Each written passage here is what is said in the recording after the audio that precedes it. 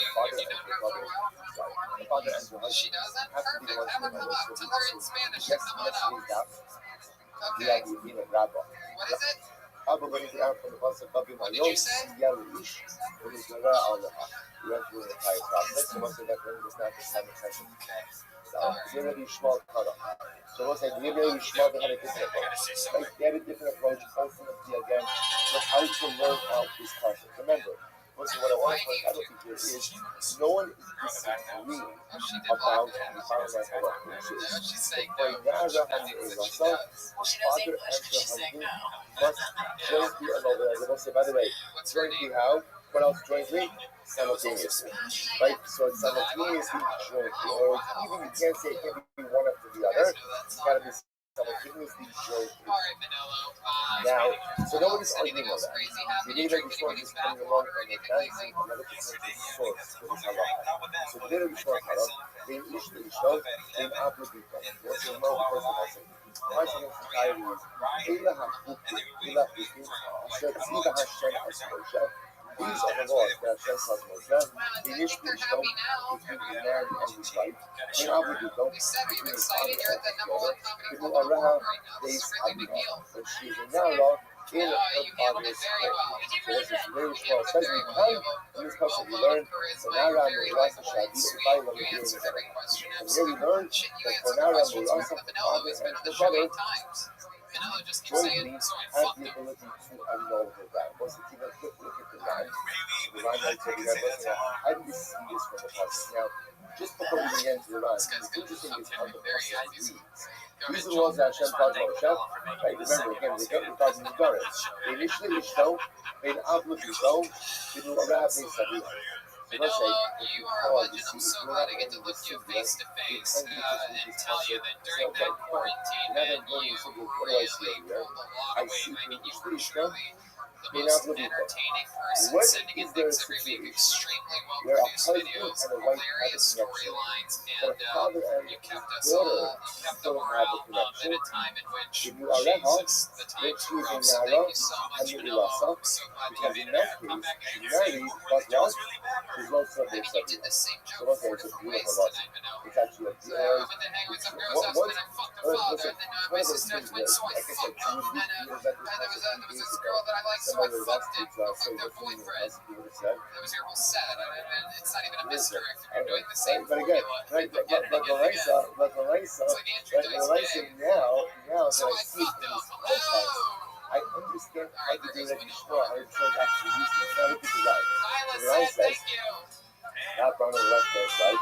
Today we saw time in each of the upper people becoming out on the left shall be at the Bible the things they are. The national rate is a Naga on the Rasa Ivy. I will say the possible must be talking about an Naga on the Rasa. Why? Because it's simple who crawl, but you are out with Savia. So I will say, here's what's interesting here. In all seriousness, before you see this tomorrow, you listen to we're talking about different things. Being Ishto is one case. Being Ablabito is a different case. And when you are at Beis Savila, sounds like a third case. You know, it's all one case. It's all one case. There's a case being Ishto, being Ablabito. So there's a girl who is married to someone, but she's still married to her father. Right? Furthermore, Sinwara, she's a Nara, and therefore she's still a Beis Savila. What's the piece in the 20 all together? There's someone Ablabito, the Hadish, Marsha, the Ablabito, the Funeral. So we'll say this is the case of Naga and Rasa, and the pasuk itself pretty explicitly will say, by the way, this pasuk, the Shmuel's pasuk, is much more concrete. The very short pasuk is much more explicit than Rabbi's pasuk, teaching us ultimately again that for Naga and Rasa, the father and her husband must jointly annul the we'll say, by the way, I'm going to find out some people as I was reading back yesterday. And it's all of these Gemaras. So if you notice, you have like an enlargement, the Torah or Hashem.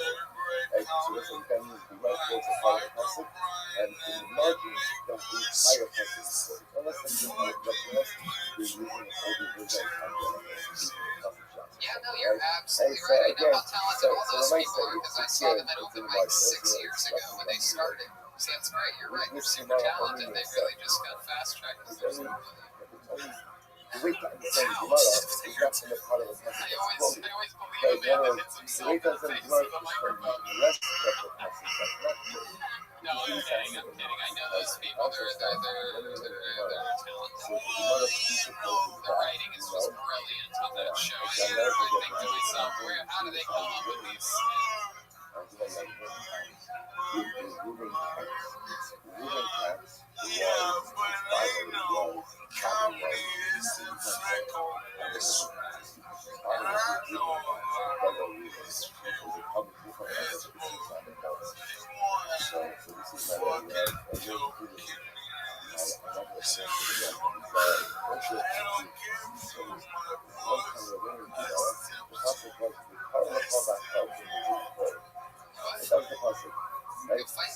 Where's the puzzle?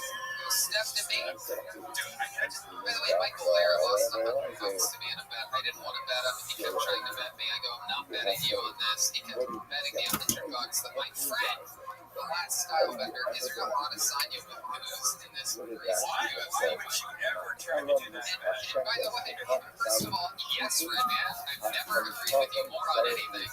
And second of all, even though technically to the outside perspective, it was a tough fight for Adesanya, look what happened. I mean, it perhaps was the most one-sided main event in years. What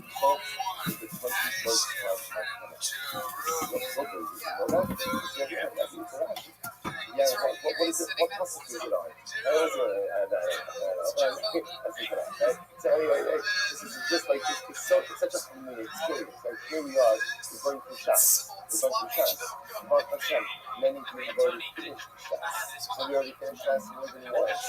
And it's so comforting sometimes. And when I was running through shots, I'm like, okay, I think when I put those stuff out there, I don't know. You won some money because when it happened, you predicted it almost exactly how it happened. You told me exactly what would go down, and that's what went down. That's exactly right. I told Michael the same thing, and then he decided to bet me $100. Did you get that money? Yeah, what's funny is I told him this earlier. Michael is such a gentleman that I got that Venmo while Israel Adesanya was still break dancing. He literally spun around his opponent. It really is hilarious, and he's still going. I don't know if anybody is following this on the internet, but Israel Adesanya, usually very sportsmanlike, but this guy wanted to become the champion and talk so much shit. He made sketches. Did you see the sketch? He knocked him after he knocked him out. Yeah, but his opponent Paulo Costa actually made videos where he had in his training camp there was a skinny tall black man. And so they made this video where he's chasing around the tall, skinny black man shaped like Style Bender, and the guy's running away, and he runs out of the octagon. So today, it's Style Bender was just hilarious. And then there's this guy over here, the one in the back. The amazing part is it sounds like a lot, but it's not. It's you know that if I wanted to, at any point, I was thinking I did, maybe I did. I could text Joe Rogan anytime I want. Like some people would go, if I was friends with Joe Rogan, maybe I would text him. Well, I sort of text him so rarely that when I think that at all, like, hey, maybe I want to place a bet on this, maybe I should text Joe. I just can't, and then I do. And it's like getting insider information by a man that has been right next to the octagon since the beginning of the start. And again, as I always say, just one time, but it wasn't an embarrassment. 100% of events that we have against each other. That's another way of putting it.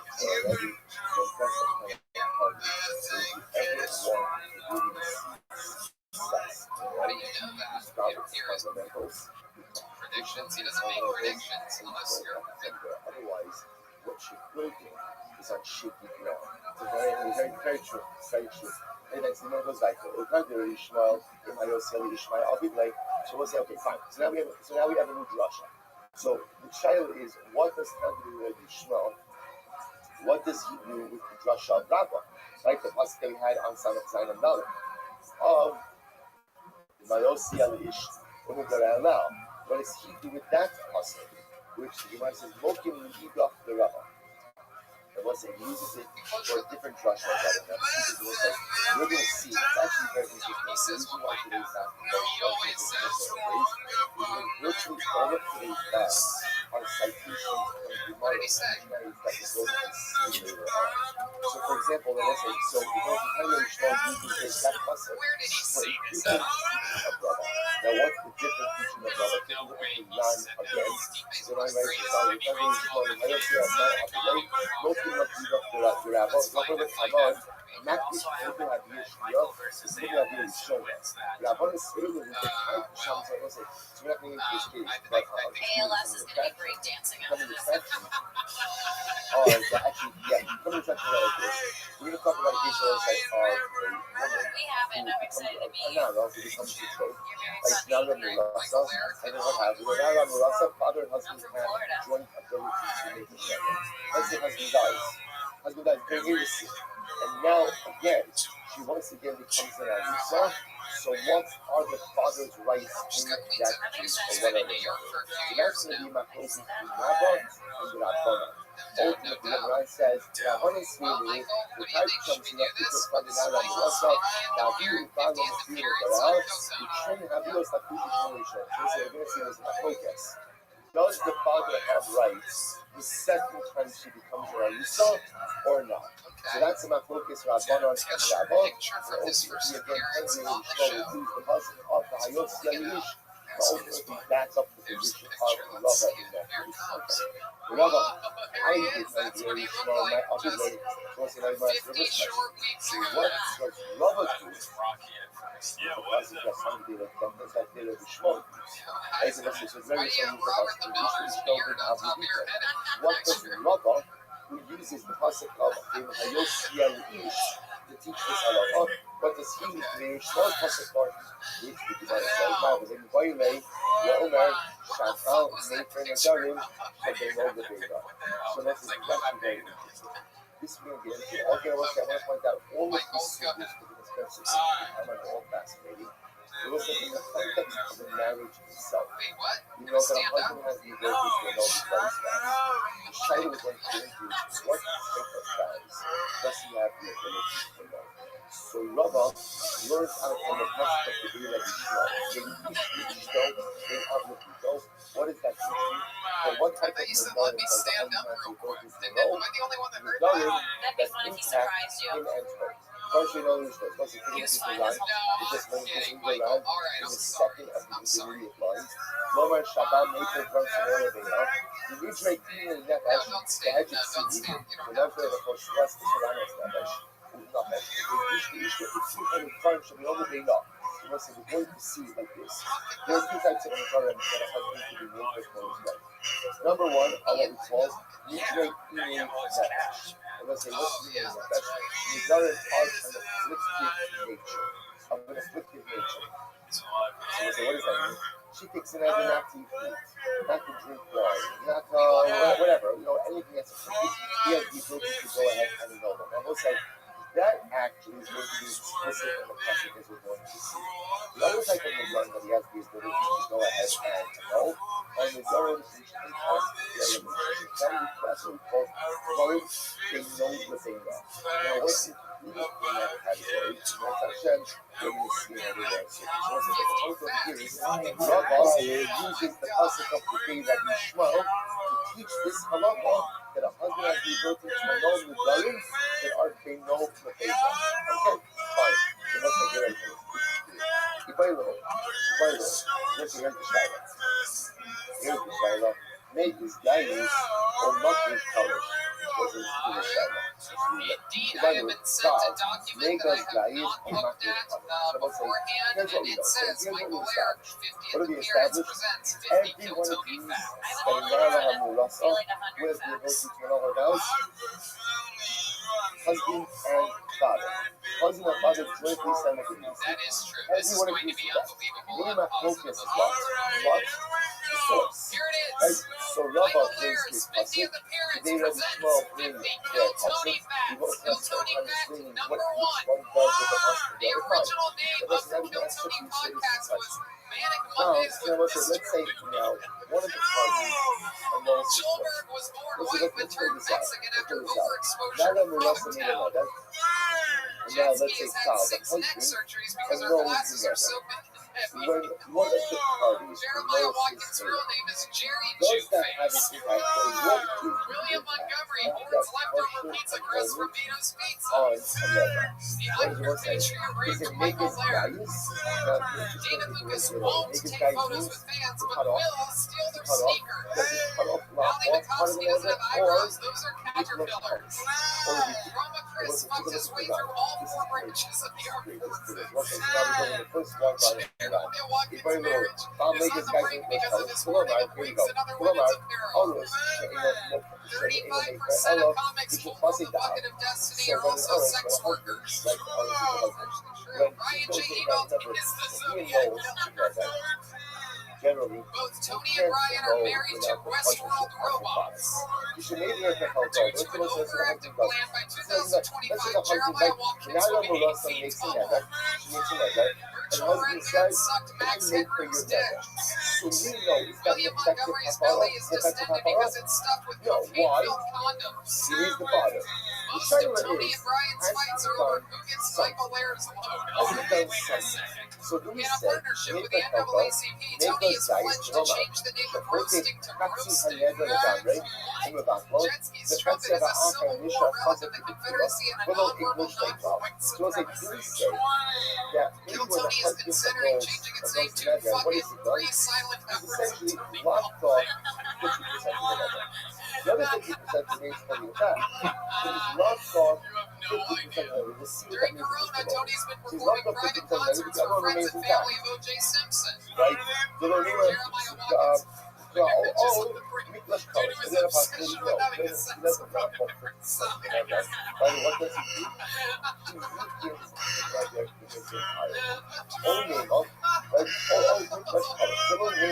the Comedy Store keeps having to buy bigger chairs because of the alarming growth of West Hollywood butts. That man is known as the Podfather, but he's also fathered enough Asian babies to form an Olympic ping pong team. Joel calls his hair because a former Kill Tony sponsor, Monster Energy Shield. No one is arguing on for that. 26, the bucket of destiny was both stolen from and made by a There's child. only one way to make that method, and There's only one rule in the Comedy the Store: joint don't talk shit about simultaneous them. apparel of the husband and the father. I would agree with that. William Montgomery is a 6-foot-tall Jenga game made out of leftover Vito's pizza crusts. What's happened to the other? Do we view that as if he's locked off 50% of the other?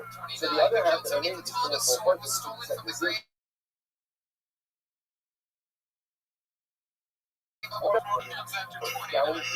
Thanks to Kill Tony legend Manolo, Kill Tony is the #1 podcast about Mexican narcos.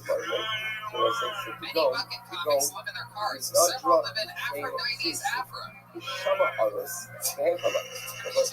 Jeremiah Watkins' marriage is on the brink because his wife just wants to get crunked and kiss the sky motherfucker. She said, like 2 hours. She says, I would like to see her about 2 hours. Virtual Red Man has warrants out for arrest in 4 states. And ultimately, what does he do? He does make his portion. So I say, now what happens? What does she do?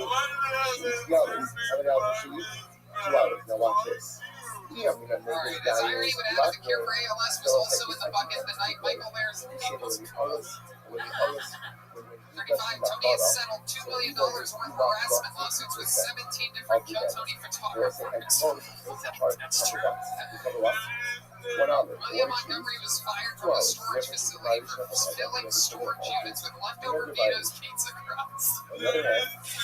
Schulberg operates the drone pedal with his anaconda of a mechanic team. Jimmy Lucas and Michael Laird push out each other's a normal size one of them ultimately downgrades the character of the and act natural, but Ryan J. Evo really is the Zodiac Killer.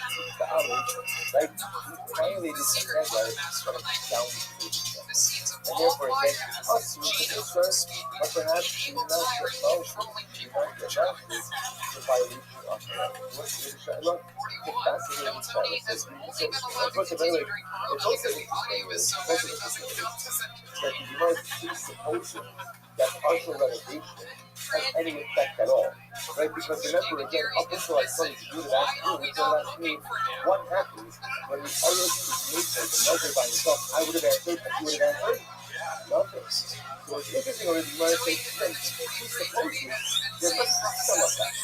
There must be some effect, ultimately, again, of the artist is our Shai, doesn't matter who deals with it. The Shai is, what's the effect? Maybe diet, there's a lot of occurs. I'm the husband, I can lop off my freedom, right? I can lop off 50%. You can't really 50%. What you can do is downgrade the sincerity of the mother so that it does translate to the looks like somebody. So that's what it is.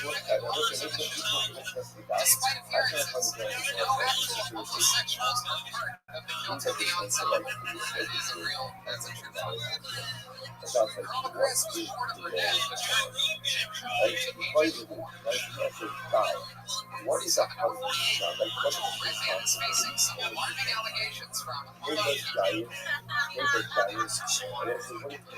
If the world talked to Michael Lair like the world talks to Brian Redband, Michael Lair would shoot up all the schools. Number 15, episode 500 of Kiltoni, Gareth Pursehouse returns to tell his side of the story. It could happen. Or It could happen. And Michael Lair does it again. An extremely well produced. It did. You know what? It felt like 49 to me. It felt like 49 fun facts. Have a big hand for Michael Lair, everybody. Unbelievable job, Michael. And congratulations on your 50th appearance on Kiltoni. Without a doubt, you can put me on this forever. 50 of my favorite appearances by anyone in the show's history. I absolutely love you, and you know this. I tell you every day. You text and talk. I have this,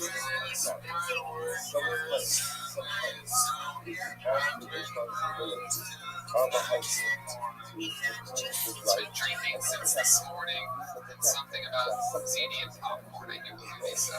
MichaelLairCompany.com for all of his amazing merch and videos. Follow on social media. Let's check out tonight's drawing from Ryan J. Emote, everybody. Here it comes. Wow, look at that. Oh, it's incredible. London is in it. That is awesome. He is donkey strong. Wow. That is an incredible one. The great Ryan J. Emote. He's not really the Zodiac Killer, people. He might be. I'm starting to put together the puzzle in my head. But RyanJEmote.com for all his incredible prints. How about a hand for the great Tim Condon, everyone? Plug something. Oh yeah, you guys can follow me on Twitter at Kimberly Condon, on Instagram at Kim Condon, and check out my podcast, Broad Topics. Look at this athleticism, folks. YouTube, Spotify, and also on the Gas Digital Network. Use promo code Topics for a 14-day free trial. Absolutely. His new 1 hour special family reunion is available for pre-order now at JeremiahWatkins.com. It comes out December, everybody. It's Jeremiah Watkins. The host of Jeremiah Wonders. What else, Jeremiah? Some new shirts and sex ads over at JeremiahWatkins.com, where you can get the Instagram at Jeremiah Stand. Appreciate the love for Jeremiah Watkins. Love you guys. Thank you. Jeremiah Watkins does it again. Hey, look, Roma Chris was here all night. Roma, what do you think about tonight's episode? We really raised the roof, Tony. What else? Yeah, you can also scroll over to that War James YouTube page, and you'll probably see the promo video of me shot and directed by Rick Nelson. Amazing. I fucking love it. And here he is, old Vodka Gravis back there, everybody. The old fucking Jack of Smirnoff back there. Joel Jimenez, everyone. Can I talk now? Really picked this moment tonight. Go ahead, Joel. Sometimes it's just fun to watch stuff burn, Mostly sorry, Pod. I love you guys. I love you too, Tony. I'll kiss you after this. I don't care about the ending. Thank you, Joel. He always rebuilt it. That's right. Absolutely. When do we say that 1,000 dies? Full What else, repertory Redman? Check out my virtual Red Band like full podcast. repertory powers. ultimately go back to the husband, to their father. So I say, when is that? So Eva say, when do we say that the husband dies?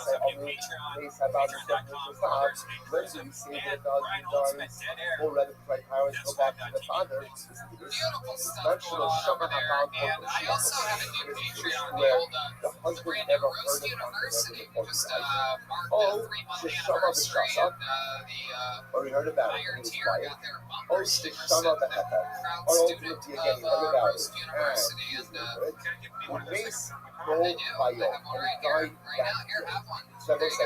So just understand what's happening over in this case. Essentially, when do we say that I would put it on my card, but my card's full filled with revenue Trump 2020 bumper stickers, so, when husband and key marks, so, no. But yeah, go over to patreon.com/hinchclip and find out more about that. Either he died Yeah. ultimately again, he died, he never knew about the nether, right? Or he heard about the nether, but he was quiet. He heard about the nether and he revoked it on that day. So let's remember again, a husband's ability to go and revoke his wife's nether is only when? Yom Shav'o, on the day that he heard it. So either he heard about it and he was quiet on that day, he heard about it and he annulled it on that day. So essentially what's happening over in this case is the husband didn't do anything to undermine the revocation of the nether. That's a case where if the husband dies, only revocatory powers go back to the father. Go back to the father. That was like, take a look, by the way. Take a look at the last rush on the page. Sorry, at the last post. You actually going to look at the rush and posts. Let's start with the rush on the right hand side of the page. Like all the way across the last line, right? The rush and the closest. So rush first, right hand side. כמו אדם המרק סקו וניתן לקבלו, כמה שבסכינתו נשאר ריקון, בהורש לאף חוסר שלו. So let's say, so lush, by the way, this rokna is like an empty rush, like an empty.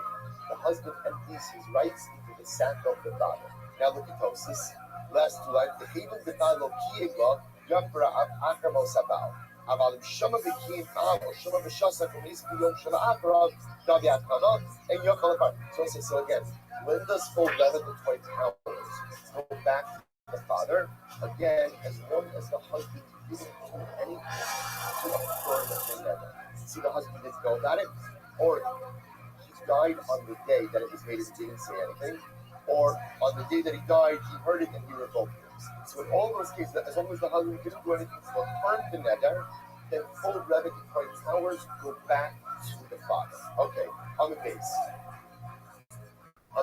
Good. Next case. Aval. Here we go. Aval. In Shama Habal, kid. Well, we'll say the husband heard about the nether, and he affirmed the nether. Oh, Shama B'Shasa, or he heard about it and he was quiet. Now listen, I remember again in this case what happened. The husband heard about the nether. What did he do? Nothing. When did he die? The next day. Now listen, what happens if a husband hears about his wife's nether and doesn't say anything for a day? It's automatic affirmation. So we'll say, so these are cases where the husband heard about the nether, either actively affirmed it or passively. In that case, when the husband dies, ultimately again, revocatory power does not go back to the father, and in the father does not have the ability to revoke the back. Wait, what's the next case? Shama Abi of the Hacker. Let's say, here we go. So let's say these are all Nara Murasa cases. What happened? Nara Murasa made an edda. Shama Abi. The father heard it to have a loss, and ultimately again, now the Shmoa. Now the husband never heard of that. Until actually until the father passed away. So again, my wife wrote that Nara Murasa made an edda. Father heard about it. Ultimately again, father dies, and then afterwards again the husband heard about the nether. So he said, he was very long.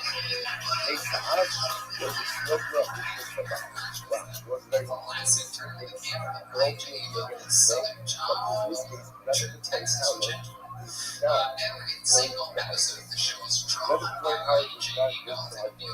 Never say, think of it as the land wise law of the life. Shama idea of Eberlo. So when we speak about the Shmoa Ad Shemei Sa'av, Joy Sheshanim is Sa'av and the So again, reverse the first case. So this case over here, now that we're listening to Nether, father heard it, father annulled it, father died, husband cares about any after the death of the father, husband does not have genetic right power. God says, as you need to become my life, so shall the others deny, but the list is about that, but for the thing that's up, but for the son,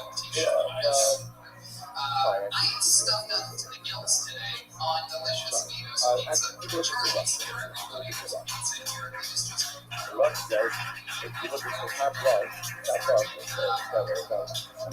or 60, or you're not going to have it outside. You know, so think about, he makes so let's say, so why doesn't the husband have people to know this person? So I guess I'm reading the left-hand side. Think about, he makes Shahad, Heber, Felto, Lama, Lo, Yofa, Abba, Felto, since the father knows this portion, why can't the husband know this portion? Now, we don't let El, Lisa, Abu, Shlomo, about. Anyway, but the law is Ahab, but there are others who have common as a rule in your race. About Hilchot, if my Emperor Ahab has told, Lama, you your car, about the Lisa, was the rest of that story for the father of this portion, the wife doesn't have to go to the other point power, to know this portion is so much people to the leader, I guess it really does. People of Israel are part of the Kaya Ahab, is back of that Hafara Ahab, who saw it to the Hafara Ahab. Wow. So let's say, half of the is covered. Now let's say, like I said, this is background. We're going to shoot this thing out of the door. This is not really secret at all. It's a performance of transaction. I just wanted to show you this. So let's say, the Russians less than you. Hey y'all, I'm gonna tell you right now, I have been smelling like a goddamn angel thanks to the amazing products that I got from Hawthorne. I took a quiz that is on their website. Some of the questions that, they ask you what kind of scents you're into, what kind of things that you like, and what's your life like. And literally, from this very special quiz that they ask, they send you deodorant, shampoo, body wash, face cleanser, lotion, and this stuff was unbelievable. If you want to upgrade your self-care routine, Hawthorne is a fun, convenient way to get super high-quality products tailored specifically for your needs. Hawthorne even takes the risk out of it by giving you free shipping on your orders and returns. If you don't like the products, they will even retailer them for you based on your feedback. I'm telling you, man, my favorite thing's the body wash. I always bought a fancy body wash, I still got it, and I got love it because I haven't been using it because the Hawthorne body wash came and it blew my freaking mind. I like their face lotion. I used to always just put any kind of lotion on my face and it would like clog my pores. They sent you this face lotion tailored to your face. It's amazing. I use it every morning when I wake up. Absolutely, dude. Do what I do. Take Hawthorne's quiz today. Father heard about it, Started on right? you. When we speak about Shmuel Akshanim Sakal, so we should this is what you learn. Ace Habal, this is Jokna, That's this is Sahab. H-A-W-T-H-O-R-N-E-W. This is what you learn. And the husband dies, ultimately what? Full leviticatory power goes back to goes back to the father. Fine. Shama Baila the Hafala is the next case. So again, right now I'm also paying that. Husband cares about it. And no, so the first thing I have to throw out actions.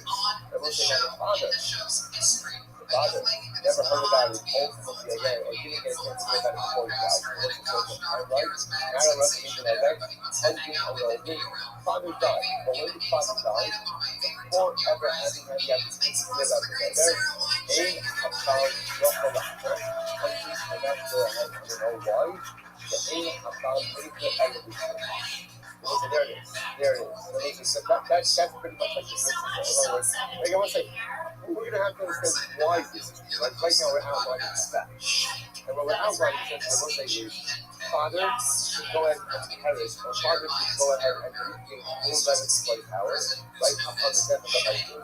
Husband cannot go ahead and gain full legislative power upon the death of the father. Why? The that last one. So the only way a husband, and remember again, it's very specific, which husband is this, which husband innocent. Right? Innocent husband can only revoke vows to shake person with the father. Good. Now let's here we go. Top of class. Let's finish off the sugya. Let's go over everything this. Let's go back. Shamadia, so here we go. Shamadia, her father heard the nether. So again, next case. Right now, we're also making the nether. Shamadia, the after law, and ultimately again, and open nether. What is the about? Yishkoa ad shemitz. Which was just now. Timeline. Now we're also making the nether. She made the nether. Then what happened? Father heard it. Father annulled it. Right? Ultimately again, husband didn't get a chance. We speak about Yishkoa ad shemitz. Husband never even heard about the nether before he died. Husband died, right? Never heard about it. What's the law? Those that have will make her help Husband has child. Father has the ability to go ahead and annul the portion of the husband. Another portion of the husband. What's the interesting wording over there? So that I was going to point out. Teachers are not redundant. Right? Each of these teachers has a nuance different. We're going to see the prayer and come with all of the back to the income. We want to get to the resolution of the question we have. So again, when we get into all of this, so in this case, just to be clear. So what happened? Now around the rest of the nether. Father heard it. What did father do? Annulled it. Husband died without ever even having known about the nether. Now what does the Gemara say? Ultimately, father has the ability to make her help survive. Interesting word. Father has the ability to revoke the portion of the now deceased husband. Okay, here it is. I'm Rabbi Nosson. Rabbi Nosson says, hey, what's that? His ability for the father to go ahead and revoke the portion of the now deceased husband. That's the thing of the Shema. That's the Shema. Let's take a quick look at the line. Runs on the left hand side about 4 lines into the fourth line. I'm Rabbi Nosson. Hey, the Shema. Because some is Yachal Abba Haber. If he had gotten up, the Bacharas Kalkol Shal Abba Rothschild. Between Bacharas, the Ashki, and the Romains, Lo Abaki. So listen, this is the Shema. He says that the father has the ability to go ahead and annul the portion of the now deceased husband. However, it's other omen in Yochanan.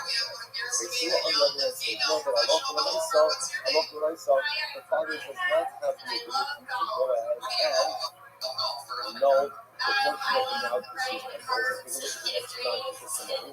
About the Surah on the Yochanan cloud, he would close the relation of the because someone saying, now what's the someone saying something about holding the Shema. So they tell me so. Here we go.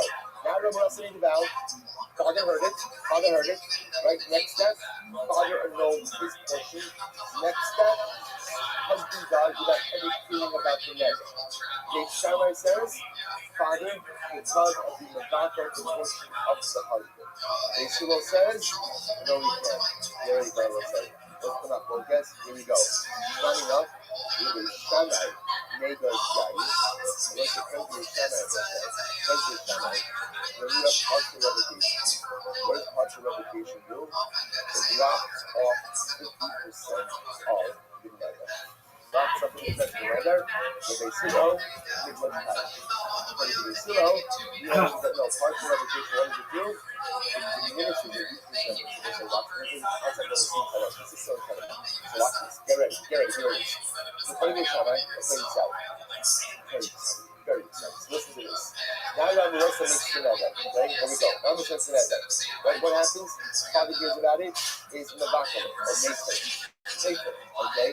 Husband dies. You have everything about the nether. I'm pretty good Shammai will say. What happens when father knows his portion? What happens? Megas dies. He locked off 50% of the nether. Which means if there is put 50% of the nether outstanding. That will say, according to the Shammai, 50% of the nether outstanding is a significant price. Because it's a significant price, and because it's an inheritable right, the father is going to inherit it from the husband, and to therefore go ahead and annul the rest of the right. According to the Shammai, on the other hand, partial revocation of what's like red was. Partial revocation, Nicholas colors. Given it to so the father does his part, the husband still has his part. So let's say the husband's right is a what we'll call negligible right. It's not significant. So because it's not significant when the husband dies, therefore what? It's not inheritable. So because it's not inheritable, therefore the father's cousin cannot be from the absolutely correct. So let's say, so the Lord is saying, and the reason you say why is insignificant, the Lord says, think about it, really, like 50% is a quantifiable measure of the right. In other words, I was saying, when the Shammai, neighbor's died, father at 50%, husband at 50%. Husband died, that 50% is significant.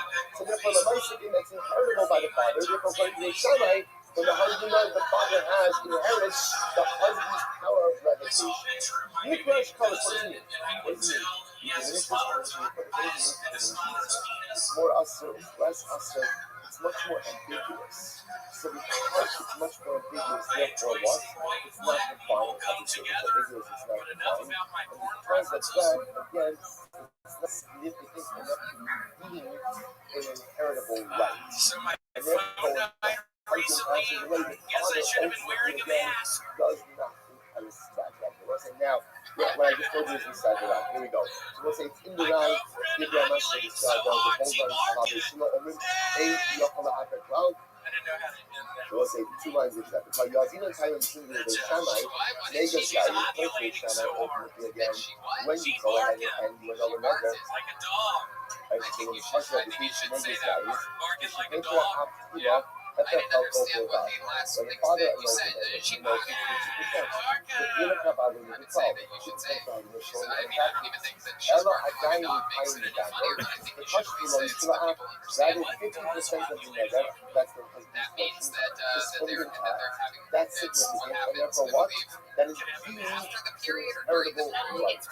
The zero, Midrash covers. So the zero on the other hand, ultimately what happens when a husband is partial education, it diminishes this Midrash covers.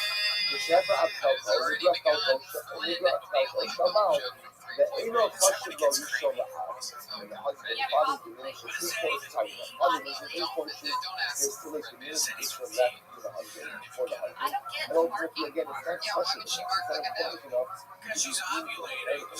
Even the Abakat, Sheafar, as you say, Lo Bakati Nodja B'Kirish Katai. And when the college say Kalko Shabal, then that's a great thing. So let's say it's really incredible. So the Gemara wants to suggest, so let's say therefore again, now we come full circle. So it's like, so what is the halakha? When there is partial revocation, at the end of the day, what does partial revocation do? Is it Niklash Kolish? I should say, is it Megas Gaius? Is partial revocation lops off 50% of the nether? Or Niklash Kolish? Does it simply downgrade the Islam? Then what's the answer? Not focus. The Shammai holds Megas Gaius, like the Sinai holds ultimately again Niklash Kolish, which the Gemara says never said. Definitely halakha what I said this. Because we're not finished with the Sivir. There's so much to the Sivir. But let's say, point out. Now, the one glaring question, let's say, what's the one glaring question with this? One glaring question is, how does this fit with what we said before? Right? Which is what? Which is that halakha l'maisa, we said that in order for a husband and a father to revoke the Nezra Parana, what do you need? Joint simultaneity. So how does that fit? So I understand you have a question that's off the ground. Like, what do you mean inheritable rights? The only way it works is if they do it jointly and simultaneously. So again, that's how I know how badly you want to know. I see it on your face. I'm sorry, sometimes. You have to discipline the clock. And I'm sorry, I'm teaching a little bit of discipline. You have to hold back. So ultimately, again, we're going to hold back and run a little bit. But again, what I just want to point out is the Miklas get. So here's the conclusion. So now the Gemara asks, what's the halakha? Miklash Kolish or Miklas guy who's partial revocation? The answer is it's in the Machlokes. So listen, remember again, the Machlokes only applies to the halakha. The shloka of Baal Miklas guy, Miklash Kolish, in the type of spouse, able to protect, but also again partner, shoulder, and road. That's not something to do. really can't. That everybody agrees. Oh my goodness, how often do you watch Angel? What's Someone today? today, we see that the show. See that show, it's happened. Okay. That's a full-time job. That's a full-time job. William, how's your life going? You seem very present today. You seem Doing good. yeah. I've taken All right, Adderall folks, the past 2 good days. morning, good morning. We are continuing Eretz Hashem. 10 hours Parent trying to Yud pile on my Tes. jokes. We actually, we did it finish Friday. So as you're thinking about Parent Yud Tes, the Nefesh. Let's remember again, we're talking about the need of Hasidus. The need of Hasidus, we see what it means to be a Hasid. To be a Hasid, let's say, following along in the Hebrew version, the Hasid version, is page 105. Whatever you do, you can't get off early. Page 105. Page 105, second paragraph down. And then in the Hebrew, page 105, second paragraph down. So let's say, remember again, in Hasidus, what are we talking about? Hasidus is the focus on what it means to be a Hasid. To be a Hasid is to go above and beyond. To go above and beyond. Ultimately, when we spoke about the three levels of Hasidus, you could be a Hasid, a nice action, a Hasid ultimately, again, in the manner in which you perform those actions, and a Hasid have other intentions. You want the nice side, you want the actual Hasidus. There's two levels. In Adam Lamakom, in Adam Lachaveira. In Adam Lamakom, I understand, mitzvahs are an expression of divine intent. There you go. If you're given time, Once as a Torah we want, and we don't to go above and beyond that expectation. now on, if I tee you up, Now just what's do your whatever you're focus gonna on do. the Adam Lachaveira? So the Nefesh. Fast What forward. does it mean to go above and beyond in the comes to the Nefesh, which is so And 16 it's not the last of ready to America go Cross later in Refuge the level. episode. It But was like Tony, whatever you thanks a can do. lot. I love that. Torah sweat. What's it called? Torah sweat. I love that bread. I swear to God, I didn't even notice that. I You know, literally didn't even. I forgot you guys are golfers. quiet. They're such a Quiet. golfer. A This sense morning's of party felt pretty good. It's tranquility. just a saying. It's a Whatever you no, can do no, to no. give I a think sense of it's tranquility to awesome, but I think this Stay thing in over the really well. covered. You know what? Stay in the It's whole just shouting part letters. of Come on, my, you get to see the cover and come And on. Tony, I've been watching. Whatever Tony, you I've can been do watching for a your person. stories. You didn't say Even no. one I person went you are, to keep it quiet, Because keep it that really, when tranquility. you're Are you Makes actually them happy. going to these Makes planes or us is that? see this with us. So we'll say, oh yeah, remember, I'm taking lessons now. I Sadly, Tony, sadly, be careful. That's how you're going to die. sadly, No, That's how you're going to die. I'm One of the planes is going to going go to down. control I've had a dream. What does it I've had a dream. Plus it goes above and I've beyond. had a dream. Never but you're you running get out of happiness for oxygen. the Keep person. repeating it. Whatever, You you good? settling on the I person. just want you to be careful. I care about you. Thank you so much That's for what I'm your going to do. do you The know closer came, so now you scratch, you can assess things like that. Dumb white trash people. So but don't I be a dumb avoid white trash being person. that It's a is even 737 of Boeing Yeah, business but jet. these You are never all hear of those crashing. while It's almost some absolutely people impossible. Yeah, literally.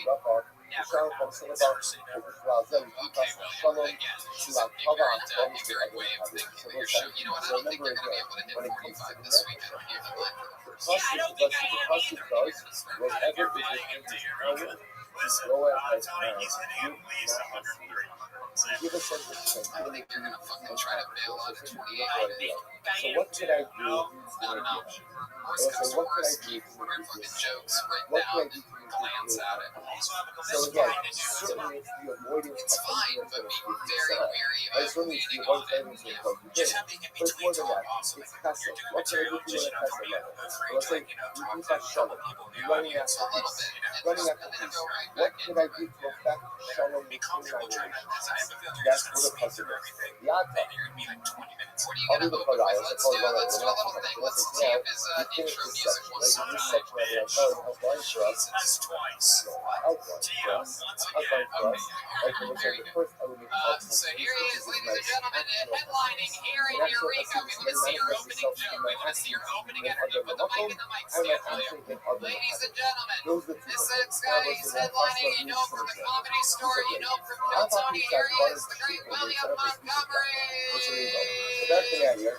Eureka! How are y'all doing? So let's say, so the truth is, these tomorrows are so beautiful. That's good. That's good. What else? Give us one more. What are you going to follow that up with? These tomorrows where students ask their Rabbi, Obviously, got first SMG and the interesting things with what whether it's black. should be your love child? Wow, okay. What Starting should straight. be your love You child? should Like, probably there maybe is go. God, I Hashem, looked up a you lot live the about long this life. place. You know, What do continue you to read think it. is your love? A little bit of your I know.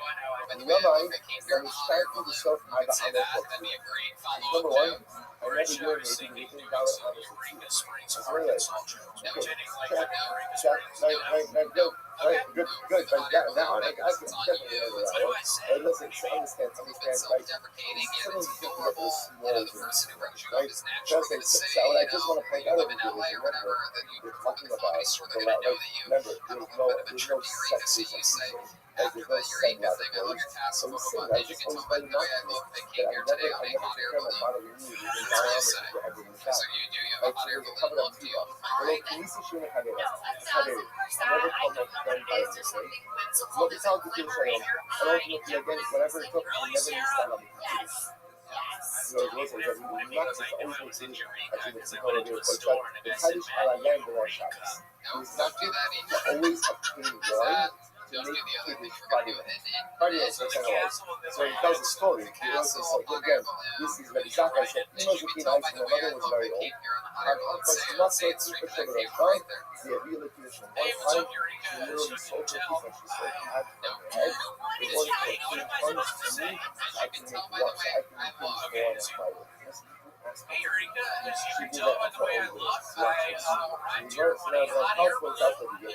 Then he says, also, so I just want to point out, as soon as Rabbi Zakkai is saying Rabbi, to what do you attribute the longevity? Number one, I was careful, ultimately I didn't die. I was not to never relieve myself of the Talarab Yeshiva. Number two, I never called someone by a nickname with my friends.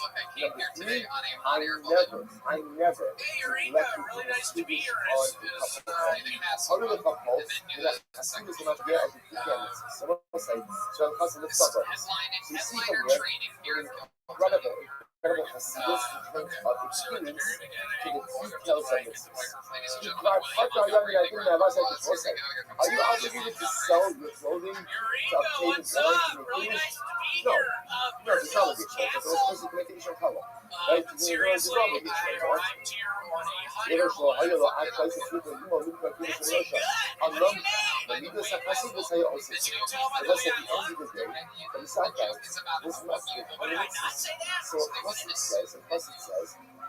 Says, I don't have to sell off clothing to go ahead and make the wish. Like what I said, the Chassid says, I want to do whatever I can so that it's powerful. So the Chassid goes above and beyond expectations and does whatever has to get done in order to serve my God in the appropriate way. Again, someone says, so that was Chassidus, and Adam Lamach. What about Chassidus and Adam Lamach? So that's the day of Kadilo. So, I think it's foolish to make sure that Moshe goes to Sham. So let's listen to this. Adam Kadilo, make sure to never call his friend by nickname. That was like, it goes without saying a nickname that's disparaging, right? We're not even talking about that. Like, this is even a nickname that's not disparaging. Still, Rabbi Zakkai is not call his friend by his nickname. Not going to use a nickname for someone. Rapula, גם כן כושר ימית, שאלו בושו, וכי שמחה הם לא ביקרו את הפיצ'ה שבשביל היצפת. Rapula sold his dough in order to obtain wine to go ahead and make it. Like, he used the weed as a belt, he sold his dough. What's another example? Now what? Is there an obligation to sell your belt in the Kiddush? Absolutely not. There was the tax ultimately, again, what the Chassid does, the Chassid exceeds expectations. There's another example of this. Shalu, Camilo is going to be I'm not feeling Rabbi, how did you marry longevity? No matter what, I never used to try on that shirt. We're going to do another. And I never trampled on the heads of the students. That was what is that? So he is amigos míos por esa clase que por aquí yo lo saw acá mis situación yo lo iba a vas a also so again everything never trampled on the students. So was I remember the students used to sit on the ground when Rabbi would give shiras. So what would happen? Rabbi Zakkai was saying, I never can relate the shir because if I can relate the shir, what would happen? I would end up kind of look like walking on top of the Talmud. So I would always not be to get there before the Talmud, so it would never have the appearance of walking on top of it. That was once again, Rabbi Elazar ben Shamua, be warranted in walking in after Talmud, of course. He was not to do fashion party here in a little bit, okay? as a slight Really? You're gonna kill it. the same Congratulations way on your that headliner is son. careful not to let anything be perceived as a slight to the kedusha of a base Knesset. It looks like this needless ועוד שם תמיד למשל התמידה, שעוד תמיד מפרסים, זה במהלך לוי. Why did you marry longevity? Oh, the head? Very good. Okay, calling it. Yamai? Came out of the bucket. Okay, William, Yamai, you I'll gonna go to the gonna get that on for us? No Okay, one here ever we got go. to the base And medrash before me. I was always the first guy in the base medrash. I never went ahead and I never led benching when there was a coin present. And I never ate from an animal, ultimately again, from which the makros kuna were not separate. I will say once again examples of midas chasidus. One more, but Amru Od, Shalu Tamim and Shabin Chunya, Hanarach and Rabbi. How did you merit longevity? Amru Lahem, Yamai, Lonis Kaparati, Bikon Kaveran. I never allowed myself to be honored in the degradation of my life. Although also on Mikasi, Kilas Highway, and I never went to sleep. all right, starting off tonight's show, ladies and gentlemen, your first comedian part of the bucket goes by the name of Camden. Rabbi was carrying a shovel. Also, that's kind of back when he was the Darmine, that's kind of back when he wanted to take the shovel from Rabbi. He felt it wasn't appropriate for Rabbi to be carrying the shovel. So Rabbi says to Arale, if you normally carry a shovel in your city, then I'll let you carry it. Low, but if you do not normally carry a shovel in your hometown, I will not have my public upheld in your degradation. That was like, this was the case ultimately again where Rav was offering to take it from the Tino. And Rav refused to allow his honor to be bolstered in the perceived degradation of another. כל חברו, הוא המשכן בלבד את חברו, כדי שעל ידי זה יהיה בקרוב.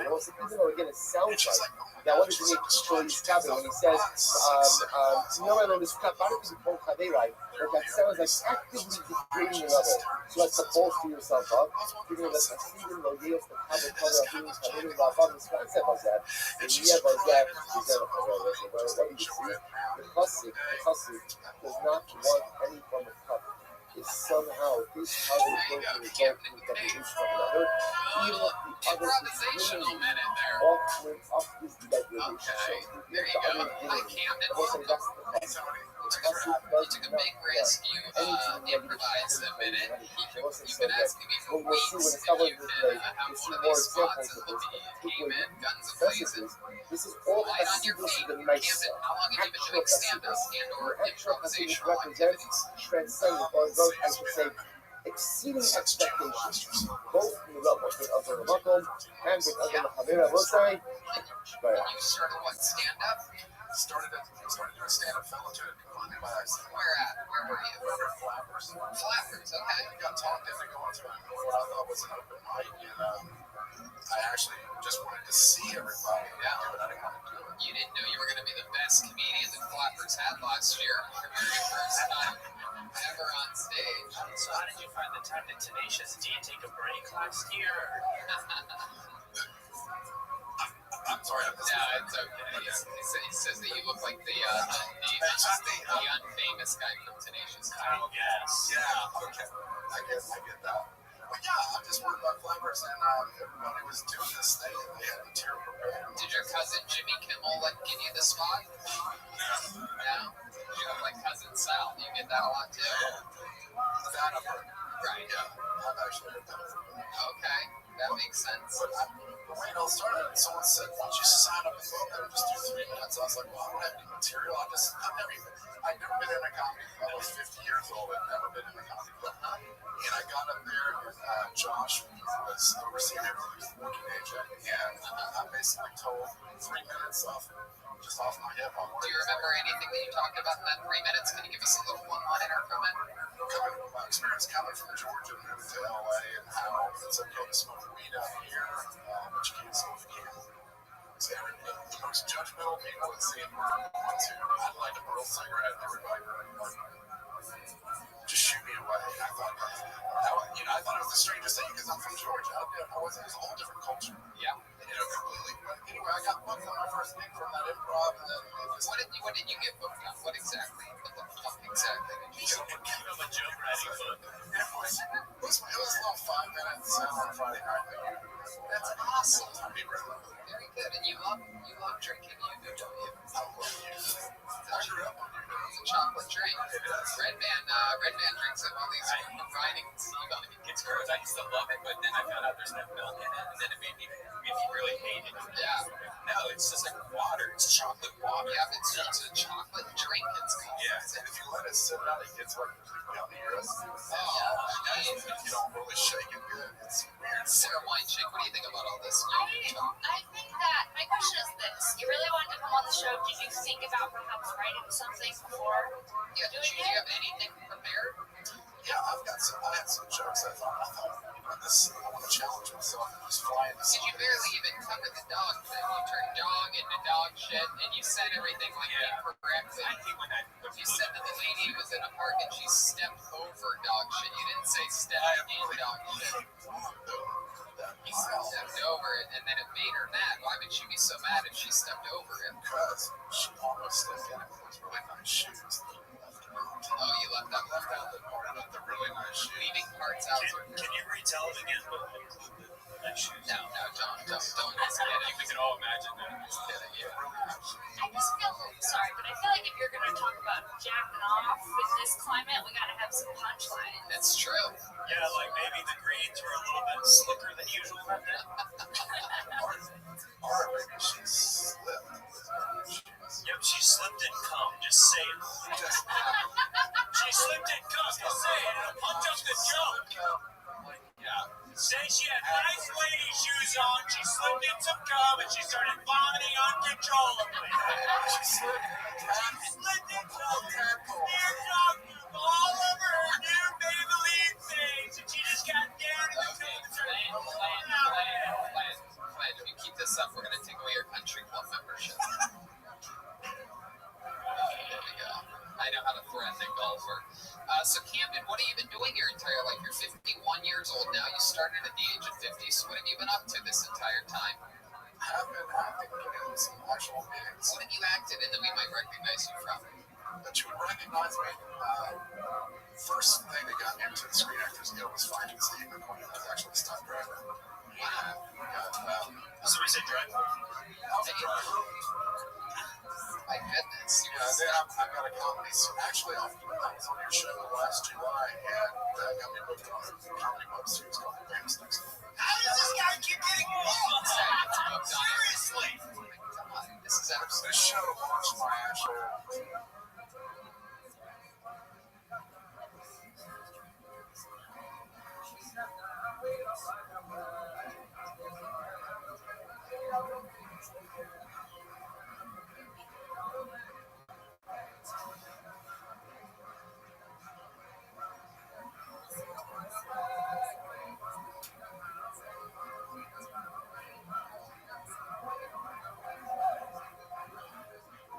Comedy acting career so far, and I've had some pretty. Got one audition just came in today, so Oh, yeah? What's that audition for? it's a feature, untitled feature film at this point. You gotta be kidding me! Let everything happen a little bit more than what you are. I'm trying to get more information from him. Keep going. Yeah, it's just a feature film where I'm playing like a dad. It's like a funny dad. He's not Do you have a take on the character already? Can we see a bit of it? and it just came in this afternoon, so I have not ordered it. Can you just say something like a drunk father would, like let's say I'm coming in late and I'm your son and you're mad at me.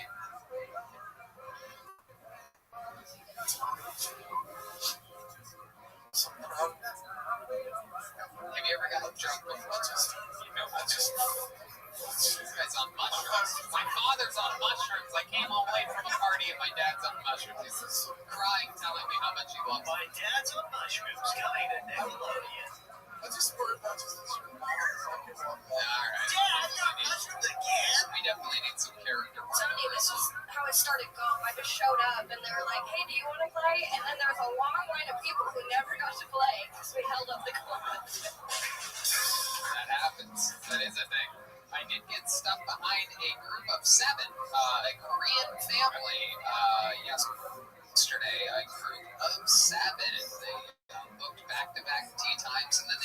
together. If you're wondering how awesome that is, it's not. So shout out to that awesome Korean family that literally held up being two unbelievably, incredibly great golfers. You know, they were very suspicious. Oh, this is the music that they were playing in their golf carts.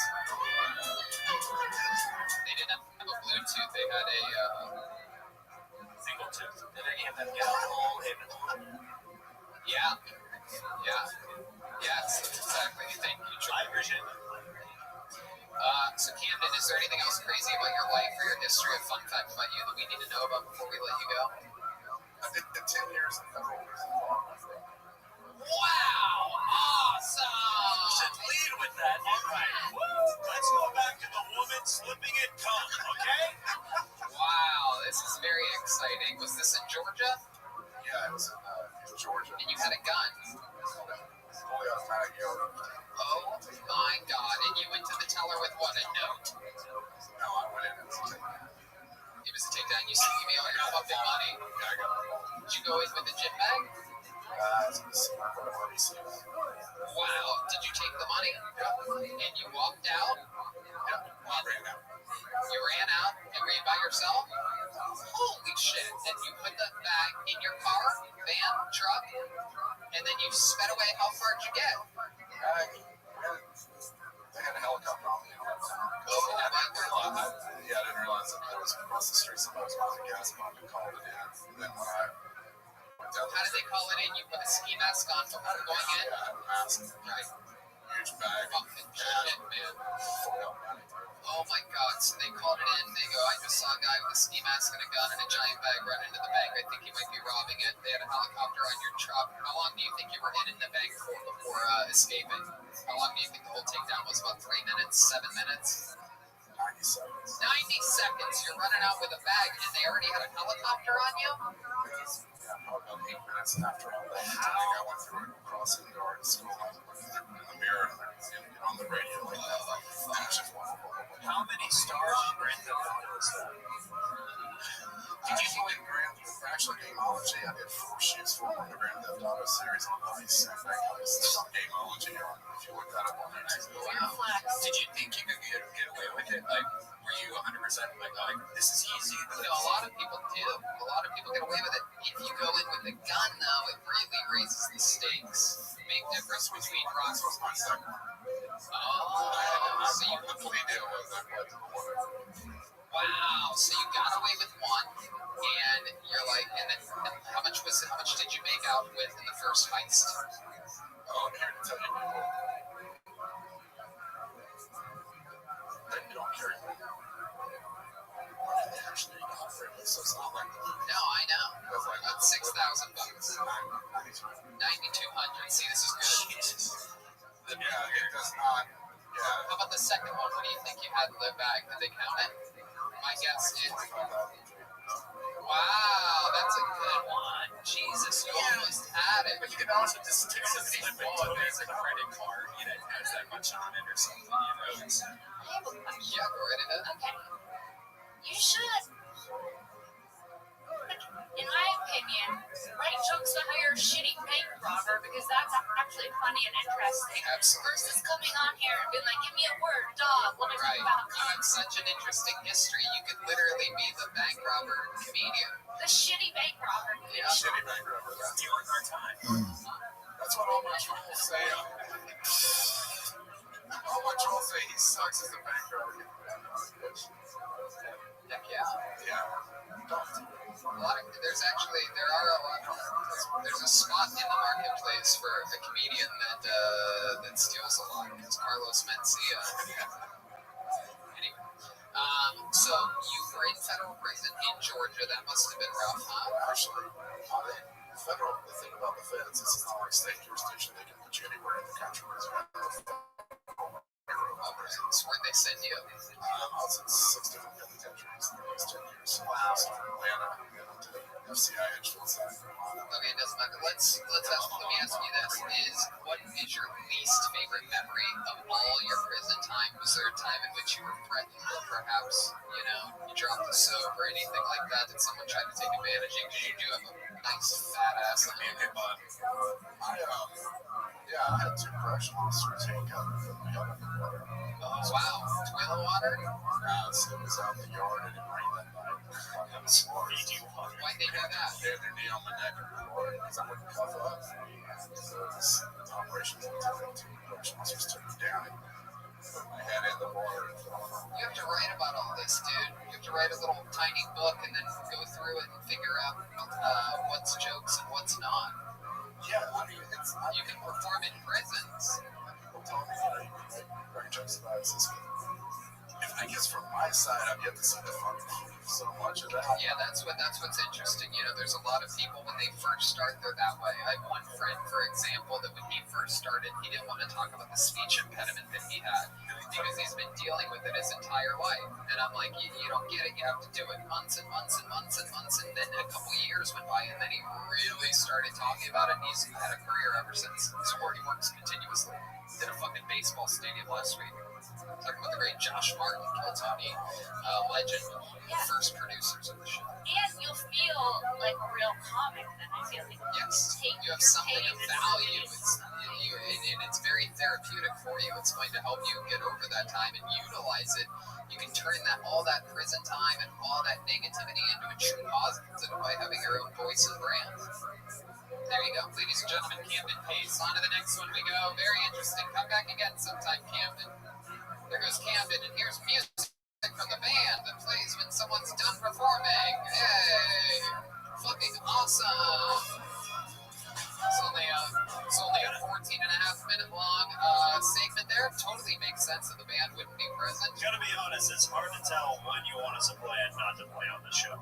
It's very, very easy to say ever since when the comedians come up and when they go down. Other than the 2 grand Unless Tony's already talking to somebody, like when William was over and he was in mid-conversation, then of course he went Now, over. during the interview part, there wouldn't be songs. There wouldn't be singing unless it's a short, quick, very funny thing. There wouldn't be musical parts then.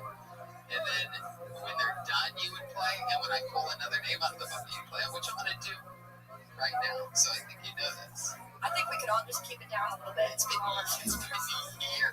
What do you mean you don't know when to play? Okay.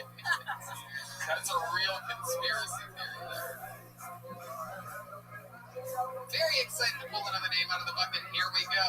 The name that I have pulled out goes by the name of Bobby Ludlow, everybody. Bobby Ludlow. Here we go. Like an eagle, let that spirit carry me. Hey, it's Bobby Ludlow. Hello, my name's Bobby. I talked to aliens, but I think they muted me. People say I sound like Mitch Hedberg. I'm not as funny as Mitch Hedberg was, but I'm funnier than he is now. All right. For $10, you can get 1 gram of weed or 40 quarters worth, depending on how you look at it. I'm writing a sitcom about a narcissistic Asian. He has a speech impediment. It's called Everything is Bomb. Rape whistles do not work underwater. I almost drowned. We need to fix this. Dolphins rape. Only the good die young. I'm sorry, Grandma. They say that you block out traumatic memories as a child. I hardly remember being told I was adopted the first time, but the second time I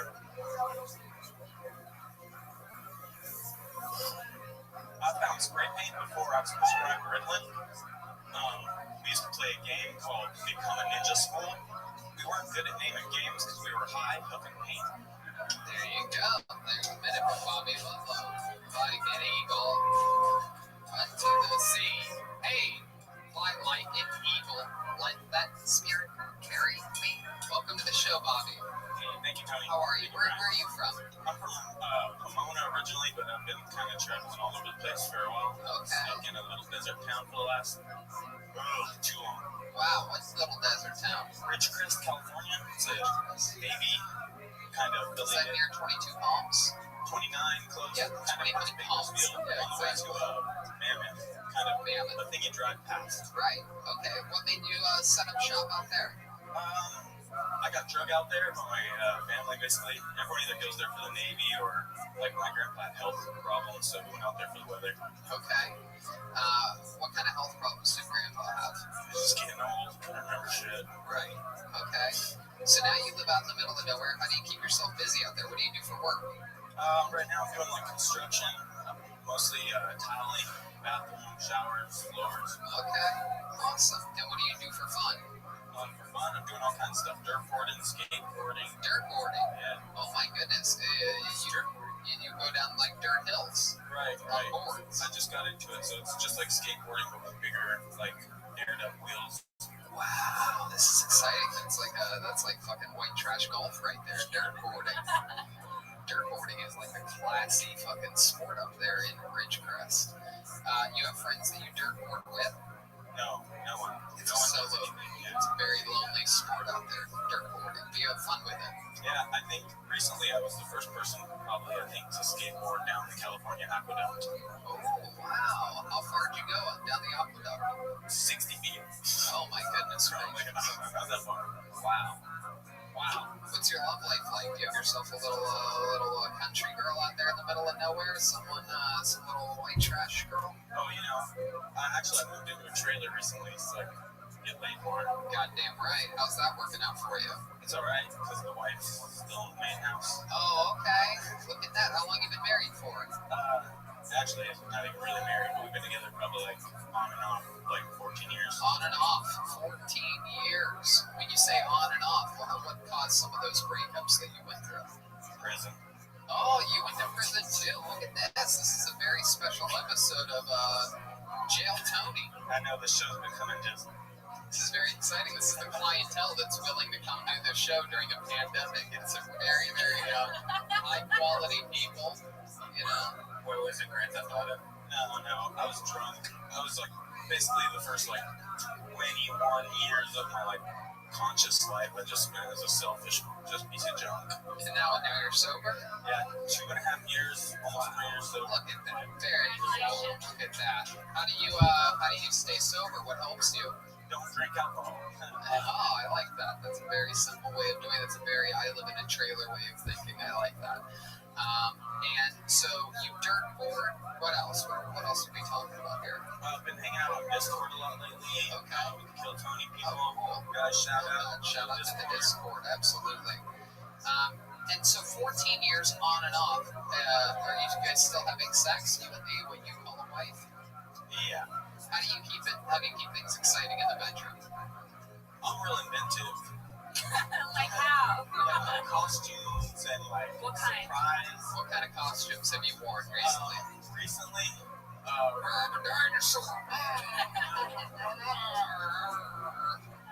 tried to do like a Will Smith. I felt bad for him after the whole Jada Pinkett. Oh shit! I tried to come in all fresh. Did blackface? Just this fun happened. I felt dirtboarding. Wait, you did roleplay as Will Smith? Yeah, just to boost his ego. Hey, just came in from a cab all the way from Philly. Oh man, did that guy smell you later? Yeah. Or was it like Men in Black?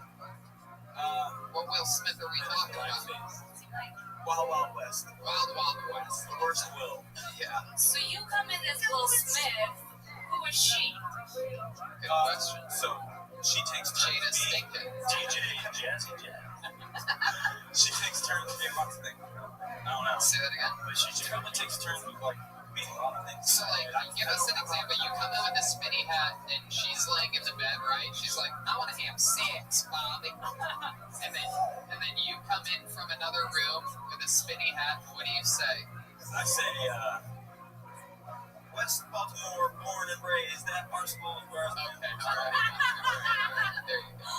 I mean, I like what he's doing. Yeah, Will Smith. What else? Give us some more examples. He's a character. So basically, just trying to surprise her with things put little notes in her bag and in her clothes, so she reads them all day with little sexy sayings. Like Aww. what? I'm gonna rip AC and roll off as soon as you come through the door or something, just little sweet things. And then you also live in the trailer, so you can fuck other bitches too? Yeah, these are jokes. Mostly jokes. Mostly jokes. Very, very Not interesting. here, but like the trailer jokes, kind of. Yeah, absolutely. What's your favorite beverage? Surge, Mountain Dew. I wish I had any beverage right now. My favorite beverage would be like anything. Anything. This lip is stuck to this tooth. Is that true? They're becoming friends. I don't like it. Wow, Ridgecrest problems. That's what we call that right there. All that dirt boarding. Oh, yeah. Oh, the PGK tour hooked me up. Look at I'm that. just kidding. Oh, shit. Brought you water and you call it the PGK tour? You woke Steven Dragon over here. He's not gonna let that slide like a dirt board. So Bobby, how long have you been doing stand-up comedy? First time. Wow, first time ever. Look at you. How old are you, Bobby? I'm 33. 33 years old. And is this something you've always wanted to do? It is. I did a little bit of improv and I did like some theater stuff a long time ago, but then What kind of theater stuff? just plays like Shakespeare. Can you be a drunk dad? I'm not drunk. I'm not drunk. Go to your room. What do you mean it's morning? I don't care. Where's mom?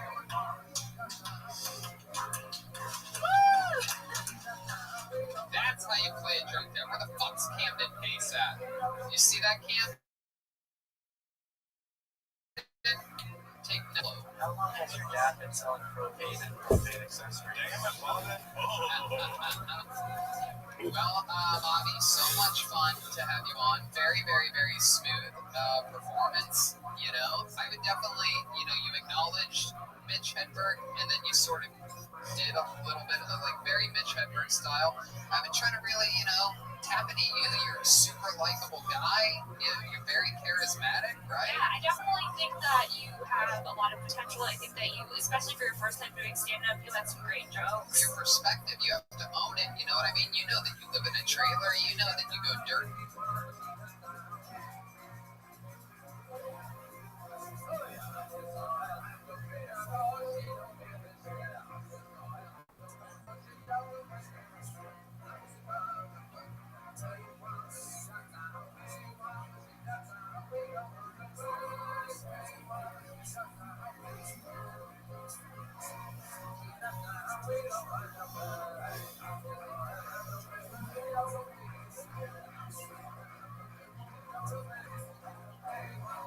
Gordon, you know who you are. Ride it out. That's not Mitch Hedberg at all. You're your own thing. Just because you're a Mitch Hedberg fan doesn't mean that you have to, write and perform along that type of pathway. Ladies and gentlemen.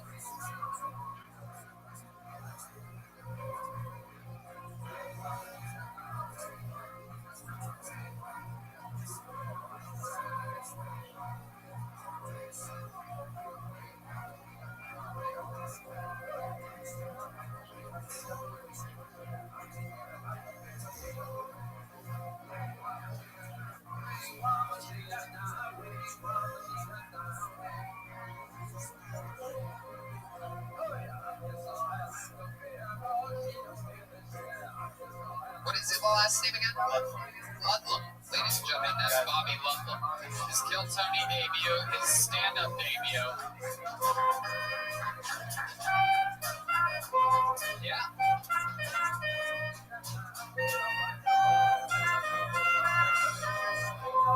Before we get to our next comedian, why don't we check in on the sensual and sexual stylings of the great William Montgomery. Let's see what his new outfit looks like. Here he comes. Where's William at? Here comes William Montgomery. Here he comes. He's coming out. Wow, look at this. There he is. Did someone order a tree stump? The tree stump delivery man is here. Okay. Dude, this guy looks like Uncle Herschel off the menu. Yeah, Uncle Herschel is one of the items at Cracker Barrel. If you know anything about Cracker Barrel, yeah, unlimited biscuits and gravy. This guy is dressed like a young caramel macchiato. Very exciting. Is that from the kid? Oh, cool. Look There's a little weed in there. My goodness, people just shipping weed. Very exciting. Oh, blood. Blood in the bag. There you go. That's not as exciting as a blunt. Look at how he's standing. William. This is a That's a power stance. This is a new segment. He's very, very sensual. He's very sensual. Oh my goodness. William is yelling. He's double D joints. William, you look like if Bigfoot had small feet. Whoa. Ryan J. emailed, I don't think I've ever seen him laugh so hard at a joke than the Bigfoot small feet joke that Joel just did. It's incredible. Loves a good Bigfoot joke. Yeah, he liked it a lot. Hey, how's the Birkenstock market this season? What size shoe do you wear, William? You sort of do have tinier feet than I would expect for a larger man like yourself. That's not a 12 and a half. You're lying. That's not a 12 and a half. Jeremiah wears a 13. Okay, I'll allow it. His toenails are the longest part of his foot. He'd wear an 11 if he trimmed his toenails. But all right, there he goes, William Montgomery, everybody. And now it's time for me to bring up his cohort in crime on the hit podcast Brothers in Cursive, the other regular on this show. Unbelievable joke writer, very, very, very strategic, surgical roast star. Ladies and gentlemen, this is David Lucas. Here he is. Here's David. If you drink White Claw, I'm convinced you'll suck a dick. White Claw is white people's Hennessy. They love that shit. Cleavage on women is sometimes better than seeing their actual titty. Like cleavage be looking so good, and then a girl take her bra off, and that shit look like it was put in a blender. What the fuck happened to your titty?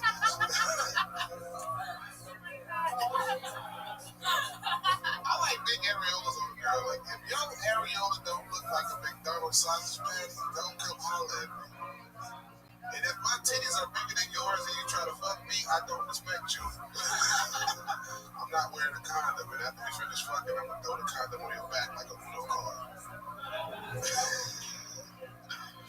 I'm convinced that women get fake titties for other women. No man gives a fuck how a titty looks. Do you know how many fucked up titties guys suck on? Like the other day, I sucked on a girl's titties. There we go. There we go. David Lucas, ladies and gentlemen.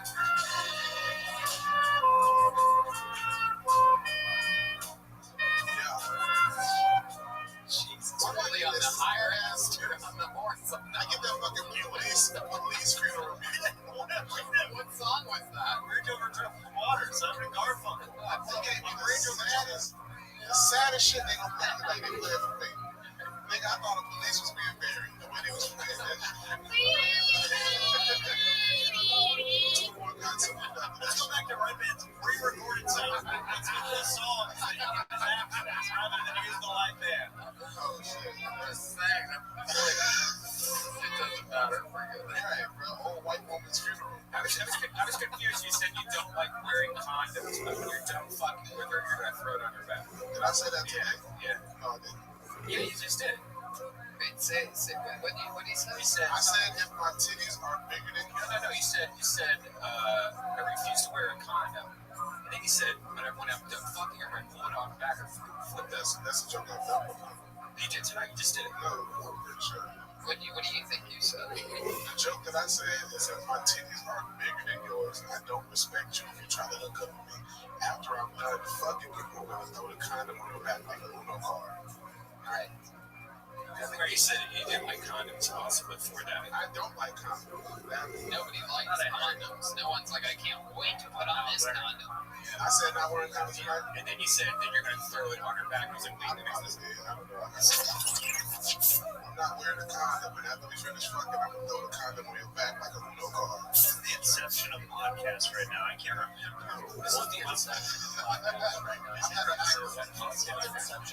had a couple of drinks. There you go. Cleavage joke was a banger. It really was, and it's very true. Sometimes you see the middle of that chest, and it's like, wow, look at the fun that's gonna be had here, and then all of a sudden it takes a turn for the worst. Sometimes the areolas, they look like a bad tie-dye T-shirt or something like that. Oh, she pulling them titties out and they hanging like a black man in 1960. Oh my God! Well, really that is your joke. I can say that. I didn't say the N-word tonight. No, that's good. That's good. That's very good. Versatile. As a woman, I will say I didn't realize that there's so many different kinds of boobs out there. Oh, it's truly unbelievable. Insane. It's unbelievable. There's many things that can go wrong with boobs. Sometimes they point different directions. Sometimes ones, And by the way, sometimes it's off. Sometimes an offset of a boob is adorable on a boob. Sometimes it's frightening. Sometimes it's perfect. Sometimes it's not so perfect. Also, real shit, bro. I like smaller titties. Yeah. Because when a girl on top, they don't be beating you up and shit. You know what I'm saying? What do you mean? You're sick of getting hit in the face by massive boobs? That's the kind of life you have? How old are the women that you're dating where they're just hitting you in the face every time they're on top of you? You get a 26-year-old that had one kid, they got some big mouth at that point. You're absolutely right. Sometimes it's not about the banger, it's about the hanger. That's what I always say. Thank God cock and ball is always perfect. Sometimes things... Never look weird. There's some weird talks. There are, right? Yeah. Out there, what's something that you've seen that scared you? Well, personally, I prefer not to deal with the foreskin. Right. There we go. Perfect. Right. Foreskin's a thing that's out there for some people. They have to deal with that. You are born with it. It's not an extra part or anything. Oh, Joel's got the foreskin, huh? You got the old fucking, you got the old, The 5 skin where I'm from. you got the old wet burrito back there, huh? Girls like that. He's got the 5 skin, the bold skin. Girls say that shit feels much better though. Thank you. They say that it feels better with foreskin. Yeah. To each their own. Like some people are pro How foreskin. can it possibly feel Because better? you got like, So you trying to come faster than you already do? Like, why would you want that? I want to cut more off my dicks, I said, What? All I'm saying is, right, next time you buy something, throw some of the parts away. Why not bad pulls around this dick? No, I'm just saying that people always said, hey, it feels better. Like, I don't need it to feel any better. It feels great as it is. Ryan's got everything. He's got every extra accessory. It's like his e-bike down there. He's got everything, extra cushions. He's got a headlight down there. like I keep saying, can't nobody fuck better than a fat dude that's in decent shape. Well, there you go. You guys are both halfway there, it seems. I'm in better shape than me. I don't know. Can you suck your own dick? Because Red Band can't. Well, pre-corona. Red Band I know for a fact Red Band can't get me a push-ups. I don't probably not. That's absolutely true. I just gave up. Is there any, Red Band, let me ask you this, is there any physical competition at all of any kind that you think you can beat David Lucas? Definitely e-bike. Oh, look at that. You don't want to race. You don't want to. I will out-foreskin all of you.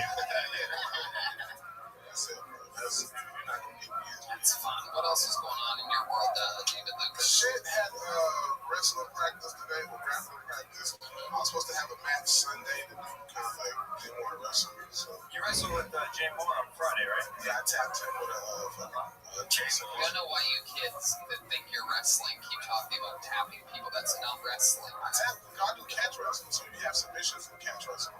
I guess so. Yeah, it's kind of like Brazilian Jiu-Jitsu. It's basically Brazilian Jiu-Jitsu. So you have submissions in catch wrestling, so you can submit Are somebody. they like rounds? Like, what are you even talking about? So When you in do a catch wrestling match, you'll probably hit wrestle like 3 people, 10-minute rounds each. 1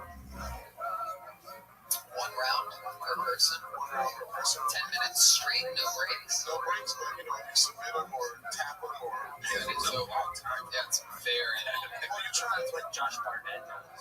you try to tap them or pin them before the 10 minutes is up. You just get 10 minutes. Sure. Yeah. I've never went to 10 minutes is a very long time. It's a long ass time. Yeah. Okay. Well, David, fun times. I'm excited that you're getting exercise.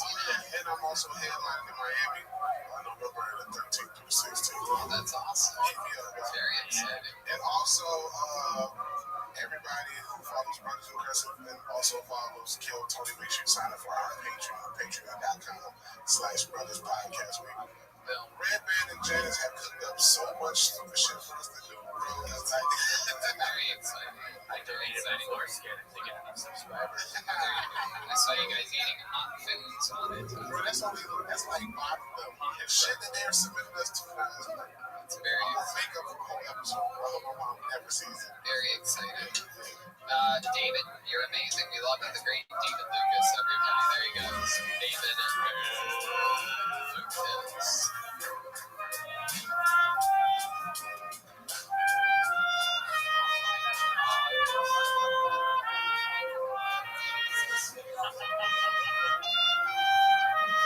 Pull another name out of the bucket.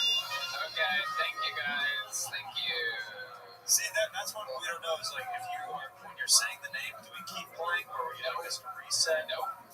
You got it. It's very, very simple, and it's been this way for years.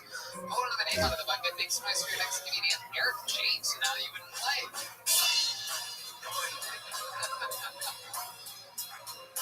Here we go with music. Okay, Eric G. Beautiful. It's great to be here for this capacity crowd here at the Comedy Store. And it's been great. I've been doing a lot of Zoom comedy. Zoom comedy. It's interesting. It's been giving comedians all across America a unique opportunity that terrorists have been wanting to do for decades. Because Zoom comedy is giving comedians the opportunity to bomb in multiple states simultaneously. But it's been entertaining. It's been entertaining to watch. But speaking of entertaining, we've been home watching a lot of TV, Netflix. We're all running out of good shows to watch.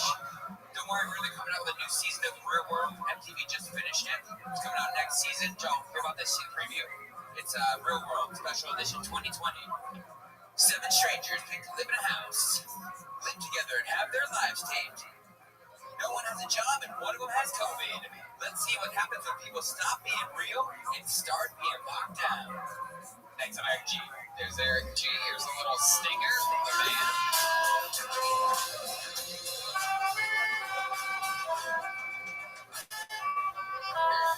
Eric G. Welcome to the show, Eric. How are you? I'm fucking awesome. I love it. Best day of my life. I love it. Well, welcome to the show. It's very exciting. We all remember you being Two-Face at the end of one of the Batman movies, and now your face is back to normal. What is that guy's name? Aaron Eckhart. Aaron Eckhart, but his character was the mayor, right? It was Harvey Dent. what was that, Ryan? District attorney, and his name was Harvey Dent. Of course, that's what I was trying to. I'll take it. Well, thank you for smoking too. You were talking for 50 seconds after the start of your sentence, trying to think of Harvey Dent that entire time, and I gosh darn couldn't. You were thinking of that the whole time I was talking. You ever get that? From a lot of people. In fact, the host of the Zoom mic that I did the first time, he goes, "Yeah, it's good to have Harvey Dent on the There Zoom you go. comedy." Yeah, you really, really, truly look like Harvey Dent. How does that make you feel? Beautiful. He's a good-looking guy. I'll take it. How old are you? Some guy outside told me, he goes, "You're too good looking to be doing comedy." I'm like, "Oh, I'll take it, bro." I can't imagine how hideous that guy must be. He's outside right now. Shout out, buddy. You're beautiful. On the outside. Yeah, you already got enough going for you. Yeah, exactly. So, Eric, tell us more about you. Where you've been all this time? So I live in San Diego, and something interesting about myself, going to ride my bicycle from Miami to San Diego in 14 months. Wow! Not an e-bike rental. You should try it. It'd be a lot easier. Yeah, people suggest that. They're like, you should get one of those electronic bikes. It'll be way easier. Or a motorcycle. Or a motorcycle. Or, hitchhiking. A lot of things. A lot of things would be easier. Really, a lot of things would be easier than a pedaling bicycle. Redman, how many times do you think you have to charge? $300. long time. For how long? How long does it take for that to charge from 0 to I 100? got a fast charger, so it takes about 20 minutes. Whoa, 20 minutes, and then you get another 100 miles. Yeah. Wow. I have 2 batteries. My goodness. Yeah, man. Wow. We got 2 batteries right here, man. My Chevrolet. Yeah. Well, are you doing it for like any reason, like a charity or something, or? So I'm on the board of a nonprofit and doing it to raise $500,000 for a medical clinic built in Haiti. Oh, very cool. Yeah, so I've done a lot of endurance sports, and then long story short, we built this medical clinic in Haiti with some friends of mine after the earthquake, and then biking and philanthropy and all these crazy ideas mixed up into one. I was like, I'm gonna ride a bicycle from Miami to San Diego. Haters gonna Haiti. Bingo. That's right. Don't hate the Haiti. Exactly. Very exciting stuff. And what's something that you've done before that it takes high endurance? Endurance. Well, so it's fun. It just something comes to mind, and part of what I speak to young people about. I used to be a super fat kid. Wow. Really? How fat are we talking? About a deuce and a half. Wow. 250. My goodness. I was a big boy, and I like to party. Look at that. So how did you party? I mean, sit at home every Friday night, eat a whole pizza to myself. Wow. Yeah, it was great. That's exciting. So I do some jokes about fat camp. I did fat camp for 4 years. You really did? You 4 years in fat camp? Oh yeah, locked up. So what does that mean exactly? What do they do at fat camp? Tell us about It means it's a lot like prison. Yeah. It's great. There's a lot of subtle similarities. It's great. And don't get me wrong, shout out Camp Shane. That's not Camp Shane. Camp Shane. Should probably change it, right? Yeah, right? It was close. People say that all the time. It's like, Billy Shane. So tell us about fat camp. It's like normal camp. I did a summer camp before that. It's like a normal camp, but literally just full of fat kids and a lot less food. Right. High walls, real high walls. Those kids are trying to escape and So shit. did people like order things or like try to sneak around? Like that's like, in rehab clinics I hear that there's a lot of drugs that go on there. There are people like sneaking, smuggling foods in, things like that. And you talk about the fucking black market. Yeah, like Oh. South Korea. African. We would say, where there's a will, there's a way, and where there's a fat kid, he will pay. Wow, that's true. So what are some of the things that you snuck into? Tell us about you snuck into fat camp. Tell us about some like binges that you went on. So I didn't fuck around with any of the big things, but I legit sold gum. That was a gum guy. Wow. What kind of them? Shredded white. So literally, I'm brand loyal. You said it was like, I say 4 to 5 dentists recommend you pay me $5 for that pack of gum. Get the fuck out of my book. no, you said it was like a prison. Was there lemon bars in the window? We wish. No, there was like, we'd search your shit occasionally or at high walls because like kids would, this is comedy if a kid would show up to fat camp. Yeah. But his parents wouldn't tell me he was going to fat camp. Oh my god. So now all of a sudden there's just this giant fat crying kid. It was like, that scene in Shawshank Redemption? Yeah, when all the new fish come in? Yeah. Exactly like that. Wow. So yeah, but no, it was great. I had a great time. Lost weight. But like prison too, it's like a system, right? You lose weight, but they don't teach you how to be healthier. Yeah, it's cool. So you just come back. Yeah. And also, They just kind of starve you for like a week or two, right? basically, you did like every 6 weeks, 9 weeks. You stayed for 4 years? I don't understand. Oh, repeat offender. I lost like 200 pounds at fat camp. Oh my god, for 4 years. But you Just gain crying. right? I gained back the weight in between, and it's just cycle to get you until you see your buddies the next year and be like, Oh my god. Now, is your diet different? Obviously, I mean, other than you riding your bikes and shit like that. Now you eat It's just open red man, and I'm like, he still eats mac and cheese and he looks good, right? No, I'm just like, no, I do a lot of vegetables. How about bacon wrap?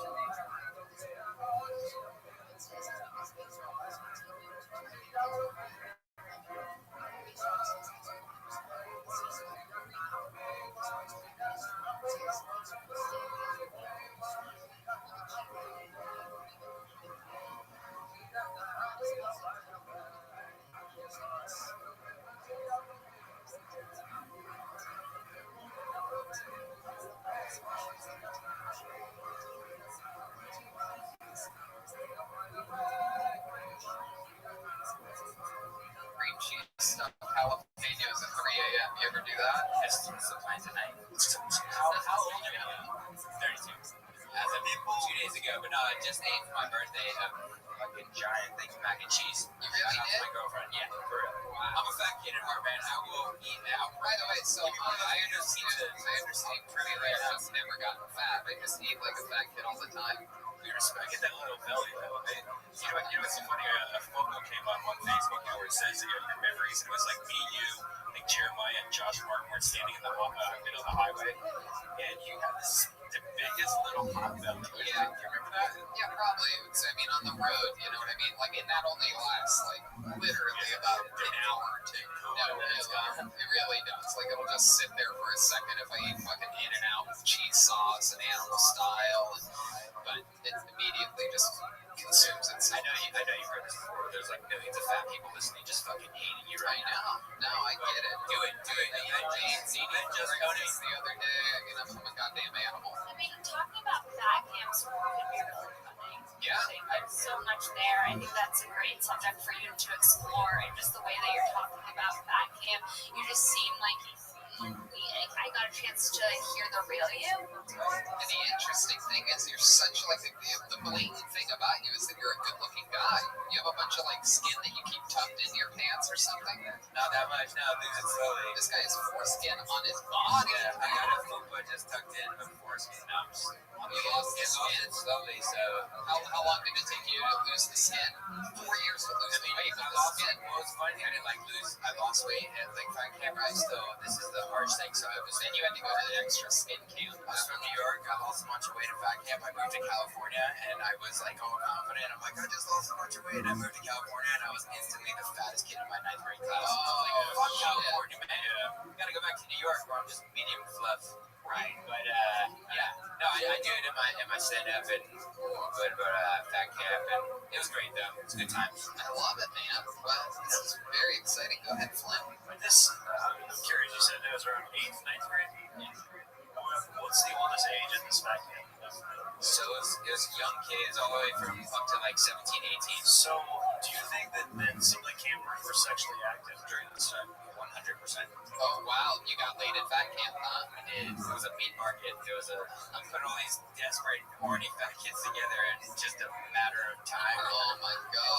Slapping skin, and it was brutal. The only thing you could eat there was pussy. Exactly. Exactly. Yeah. So it was pretty wild. Lots of Hello there. Lots of first at fat camp. Little Debbie, get over here.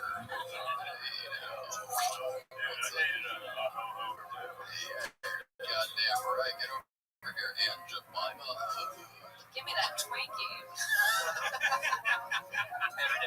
Every day. We would talk about food like you talk about sex, though. Like, oh, damn it. Yeah. Oh, what I would give Sarah lamb shakes. All right, well, this has been a lot of fun. Come back again sometime. Hey, shout out to Tony and the whole crew and being an inspiration to rising comedians everywhere. We appreciate y'all. Thank you, Eric. That's very nice. Very good. Very nice, man. Eric G, everybody.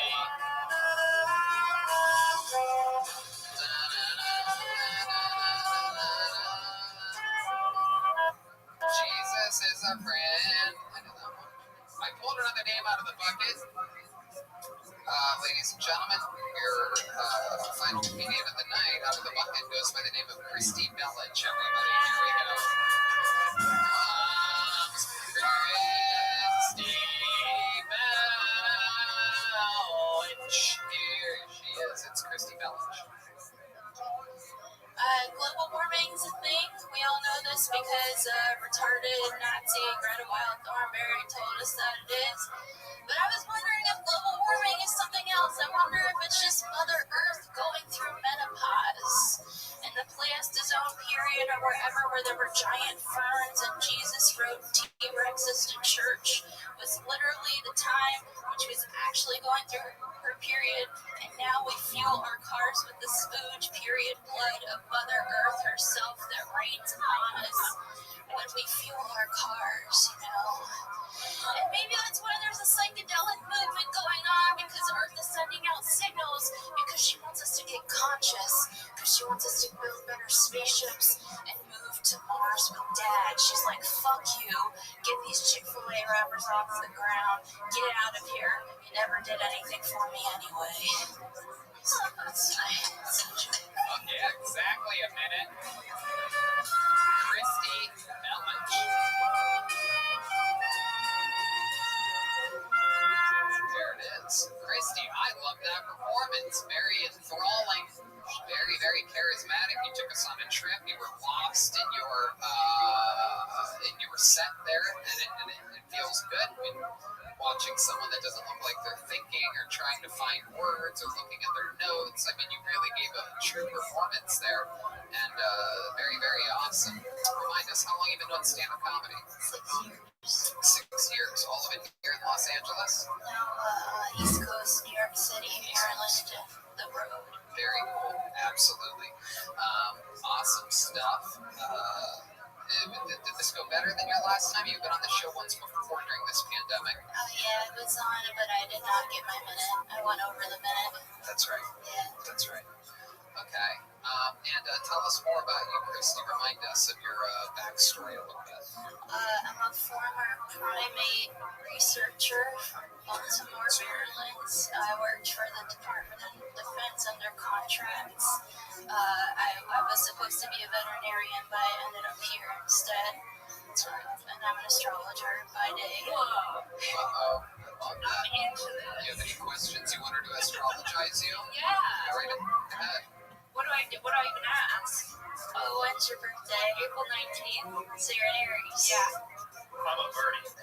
Does that mean anything to you right now? Well, I'm an Aries as well. You're a fire sign. What I feel, you're at the end of Aries, so you're probably like 20, 29 degrees of Aries. So that kind of makes you sort of Taurian as well. A cusper. Sort of, yeah. You're a cusp sign. For Aries this year, we're going through something called Mars retrograde, which will end on November the 13th. That I know. Which is going to be kind of a difficult. Keep going, it's okay. I like the music. But yeah, it's going to be a difficult time for you, but it's regarding career. Obviously, we're all going through the COVID bullshit, but for Aries this year, it's up to us to like find our warrior, or kind of like our, what is it, Xena, the princess warrior. Yeah. Okay, I'm a Gemini, June 8th. Tell me what's going on with me.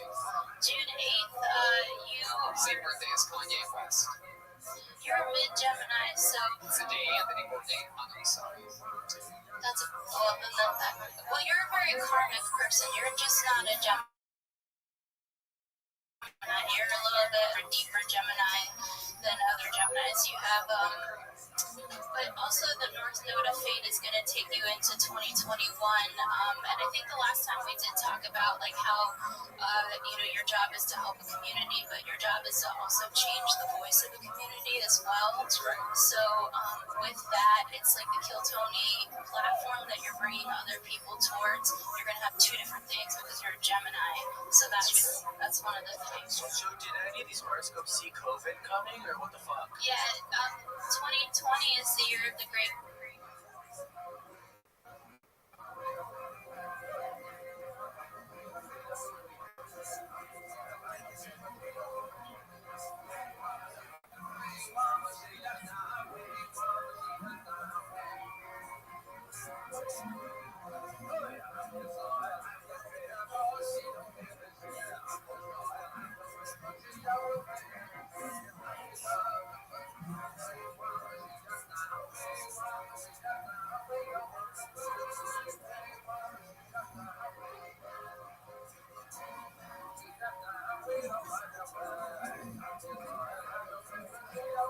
Conjunction that starts on, there's a couple of different ones, January 12th, April 4th, June 30th, and then the next one coming up is November 12th, the day before Mars goes direct. What about a vaccine? What do you have for a vaccine coming out? Okay, so this gets into conspiracies and weird stuff that I saw on, I saw that your people are going to come after me. There is no my people. We're split 50-50 here. It's a very centrist podcast. So the biotech industry is going to be pushed in the year of 2021 through 2024, but because of the biotech biotech industry, what they're going to start doing is gearing vaccines towards more genetic markers, something called mRNA markers, which so people who invest look at something called mesoblast because that's going to help you. But yeah, they're going towards more biogenetic messenger RNA markers. So I think it's like they're changing the game basically. Yes. Yeah. What about August 4th? Oh, that's my mom's birthday. It's also President Obama, the best president in the world. And also, In the whole wide world. and I think it's also the Queen of England. So you're a 7-degree Leo. 7-8 degree Leo. For you, with the compassion that you hold, the hardest part of you is having to cut away the people that sit on your back, if that makes sense. Now, that's easy for me to do now, but Like the People that sit on the back of his e-bike. Is that what you're seeing? Are you seeing it? yeah, let's go over home.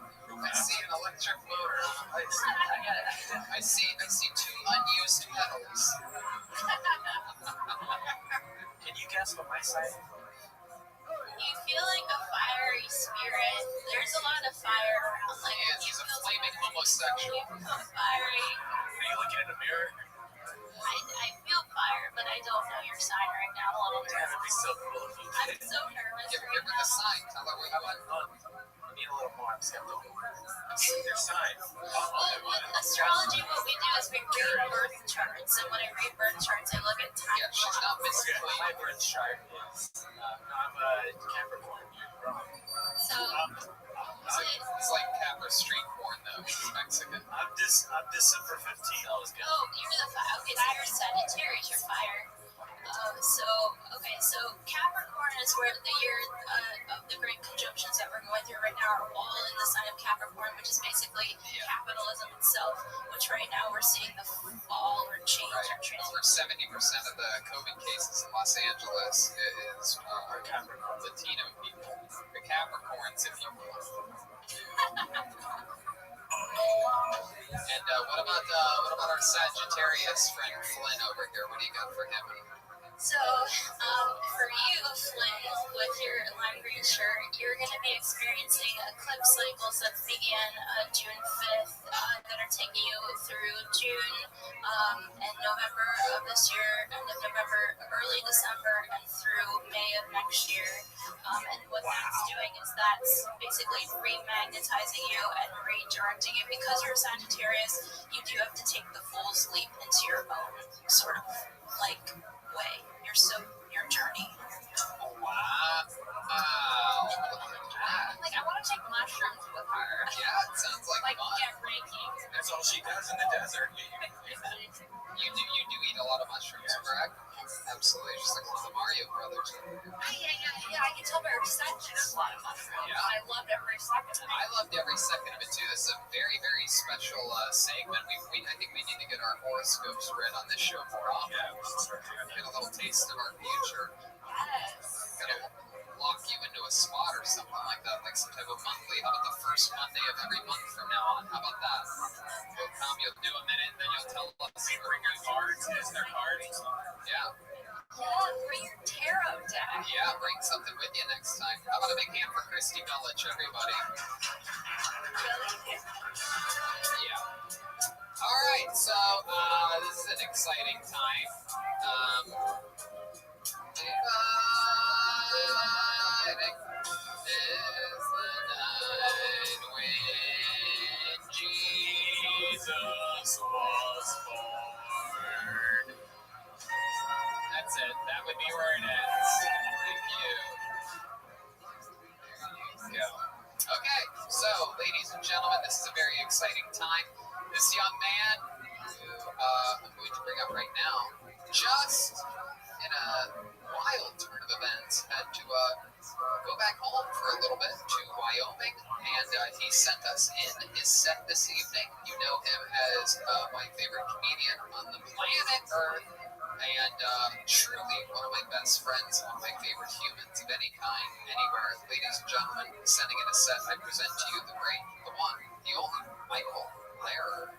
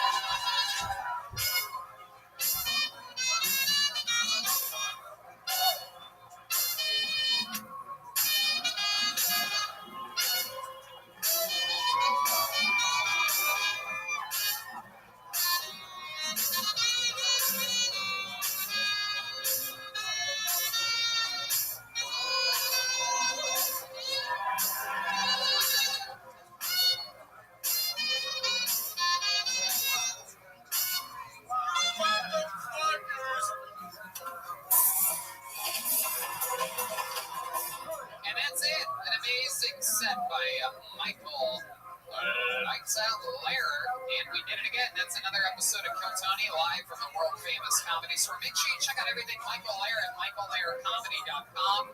He is one of our favorite humans, and he will be back with us very soon. Hey, let's check out tonight's drawing from Ryan J. Ebelt. Here it is. Wow, look at all the golf happening. You got me and my backswing there. The band is golfers. Sarah Weinshank in the front. Oh yeah, see, that's accurate. Very, very cool. Unbelievable. The complexity of these prints, I feel like you could literally watch it increase every single week. Ryan J. Ebelt, RyanJEbelt.com to check out every print, the limited edition t-shirts, and everything else that he does. He's absolutely incredible. How about a hand for Ryan J. Ebelt, everybody? And keep the applause going for the great Kill Tony legend and icon. The great Sarah Weinshank was with us all night tonight. She is the host of the podcast Shank, available absolutely everywhere. What else, Sarah? Follow me on Instagram and Twitter at Princess Shank. That's princess like normal, and then another SHENK. I post jokes, I post my podcast, all that shit. Yep. Check it out. She's a legend. Our favorites of all time. I'm going to make a hand for the leader of the band, Flynn Jeremiah Watkins. He's got Jeremiah Wonders. He's got Eating Breakfast with Jeremiah. He always has amazing guests. Dan Soder, I noticed. Yeah, Pete Holmes. Yeah, great stuff. Yeah. I have my debut 1-hour special coming out on December 8th, and you can pre-order it now on my website, JeremiahWatkins.com, through Comedy Dynamics, and it'll be available on Apple TV and Amazon and all that stuff. There you go. It's coming December 8th, the debut 1-hour special from Jeremiah Watkins. Hey, you know what I just noticed? Is that wasn't Veronica. That was Jetski Jesse Johnson the whole time. Hey, everybody, that was Jetski. She's Jetski Johnson on everything social media. She has brand new decorations. She has ornaments. I'm putting them all over my Christmas tree. I have a couple cacti that they're hanging from right now. How many have you bought? I now bought 9 of them. Wow. Yeah. It's incredible. It absolutely. Oh my goodness. You've only made 14. Wow. 24. Okay. No, that's cool.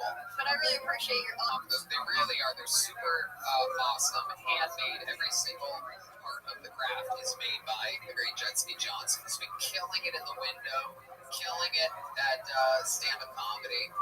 You're just so much fun and such a little positive firecracker here on Kill Tony. Speaking of firecrackers, you know who loves lighting off firecrackers are Latino people, and Joel Jimenez was on drums all night tonight. I'm going to big hand for Joel. He's mostly sorry on everything social media. He also has mostly sorry the podcast. What else, Joel? Nothing. Love you guys. Stay safe. There you go. Chroma Chris has a new music video out. Make sure you check that out. Follow him on social media and all of that good stuff. What else, Redman? Check out Brothers in Cursive on Patreon. It's Brothers Podcast. Also, I do Brian Holtzman's podcast. He's a really funny guy. Holtzman, Tony's going to actually be doing his podcast tomorrow. Check it out, Wednesday. Deswad.tv. And I have a Patreon as well. Patreon.com/Hinchclef. And a lot of fun stuff happening there. In fact, I just recorded a recent episode with the great Jeremiah Watkins. We talk about our entire history of roasting. I mean, this guy's been part of everything. Kill Tony, roast battle, historical roast, absolutely everything. Very interesting that an unbelievable character, silly comedian, has such a fluent roasting background. But that's what happens when you do all the shows, and you got your hands in all the cookie jars like this guy. Go ahead, Jeremiah. November 1st through 7th, I'll be in New York. If you want to come catch me on a rooftop show or something. There you go. And I am doing stand-up comedy in Dallas, Texas, November 13th through the 16th. Those are all stand-up comedy shows, and we're going to go spend some time in Texas, maybe look around at some special places, November 13th through the 16th. Love me some Texas. I hope everybody had fun here tonight. Have a good night, y'all.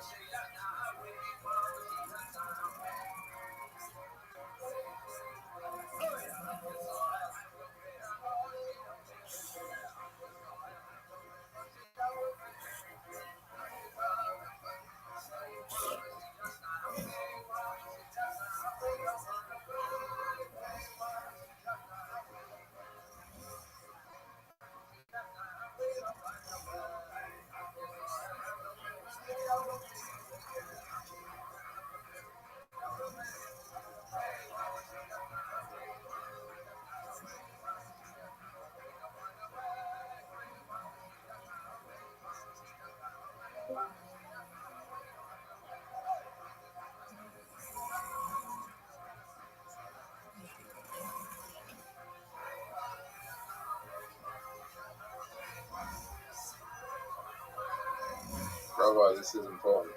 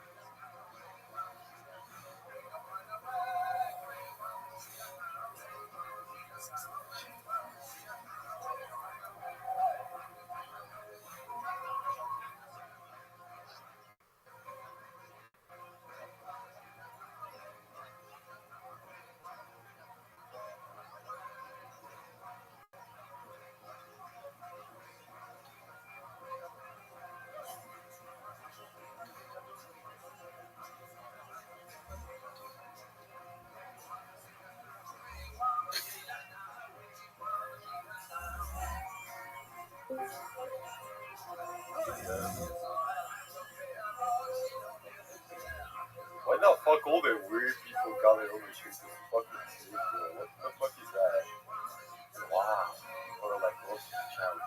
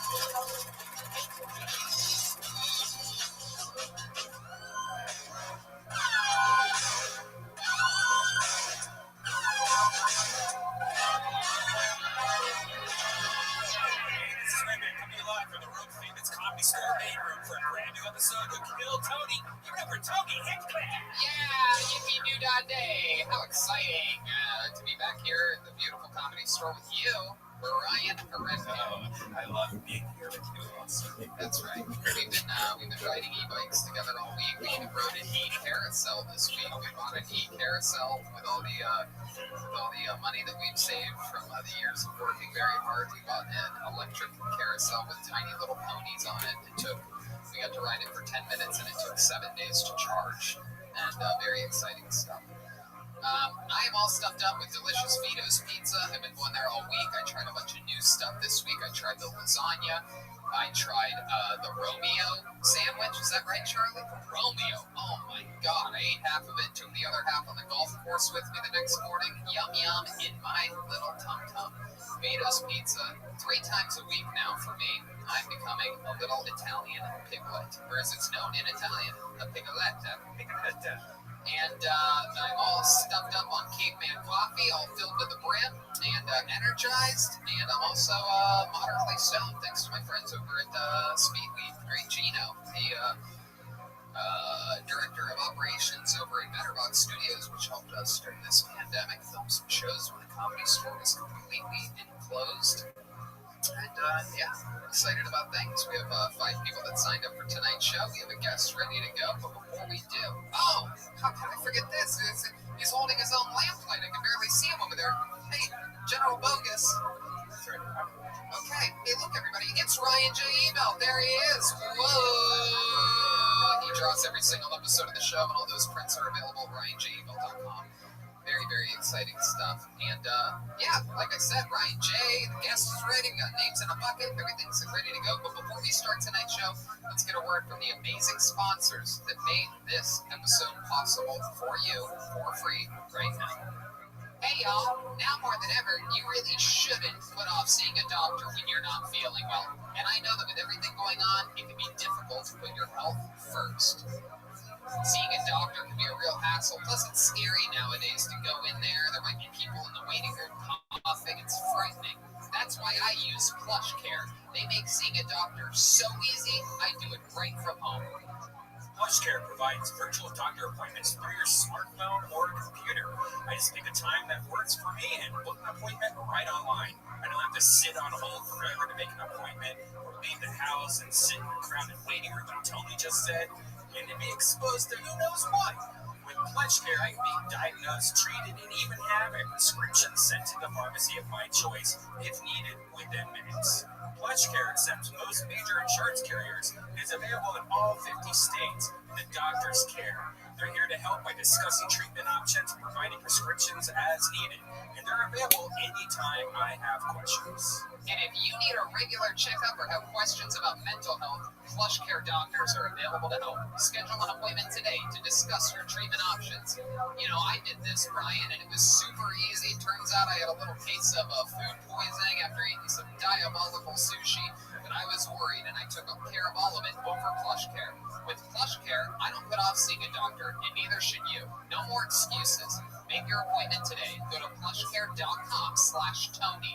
That's plushcare.com/Tony. plushcare.com/Tony. When you use the bathroom, you always close the door behind you, right? You don't want random passers-by looking in on you. So why would you let people look in on you when you go online? Using the internet without ExpressVPN is like going to the bathroom and not closing the door. Did you know that your internet service provider, say Comcast or Verizon, knows every single website you visit? And what's worse is they can sell this information to ad companies and tech giants who will use your data to target you. Yeah, it's completely legal that they do that, but also it's scary. ExpressVPN puts a stop to this. It creates a secure, encrypted tunnel between the device and the internet so that your online activity can't be seen by anyone. I use ExpressVPN on all my devices. It works on everything, phones, laptops, even routers. So everyone who shares your Wi-Fi can still be protected, even if they don't have ExpressVPN. The best part, if you're using ExpressVPN, it's as easy as closing the bathroom door. Just fire click one button and you are protected. ExpressVPN is the world's #1 rated VPN by CNET, Wired, The Verge, and countless others. So if you're like me and believe your online activity is your business, secure yourself by visiting expressvpn.com/KillTony today.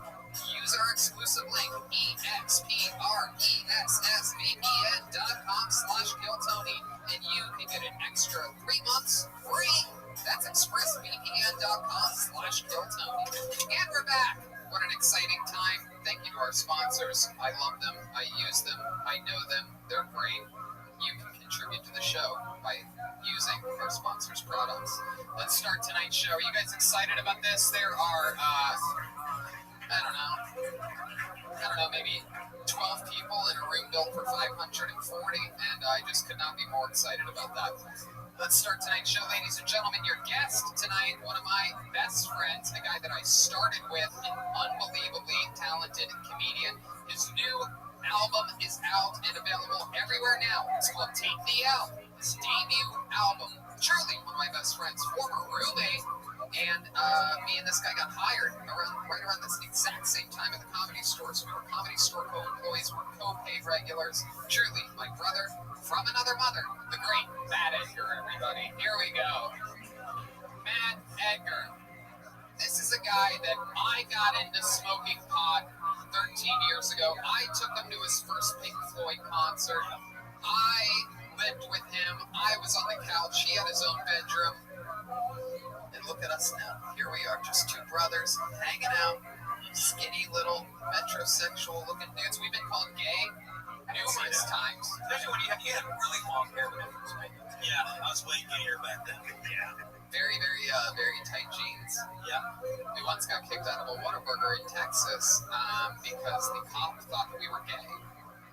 Yeah, the cop thought that we were gay our first time at a Whataburger, and the next day our buddy took a call from the chief of police of that police department to try to figure out what happened, and the chief of police goes, yeah, my guy said there were a couple faggots fighting in a Whataburger, so he had to kick them out. And we were like pro wrestling fans, so we were like goofing around, like slot boxing each other or something.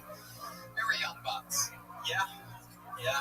One of those defining nights. A couple 23, 24-year-old little punklets out there in Texas, and we really stood out. Matt had really skinny jeans on, which basically was a crime in Texas. Yeah.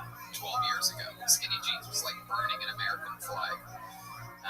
Very excited that you're here, Matt. The album Take the L is available everywhere, and very, very cool stuff. I'm excited about you. You recorded that in New York? Yes, I did at the New York Comedy Club.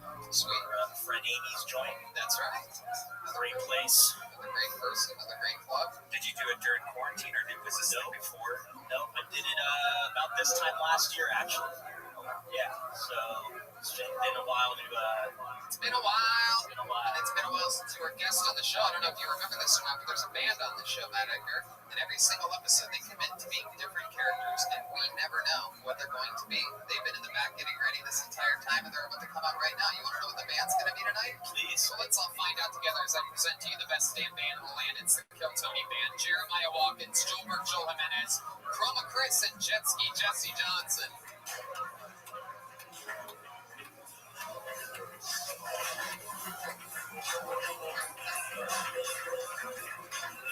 All right. Normally, this is the part where I start to figure out what they are. I don't know what they could possibly be. It appears as though Jeremiah is a homeless version of Khaleesi from Game of Thrones. What are you?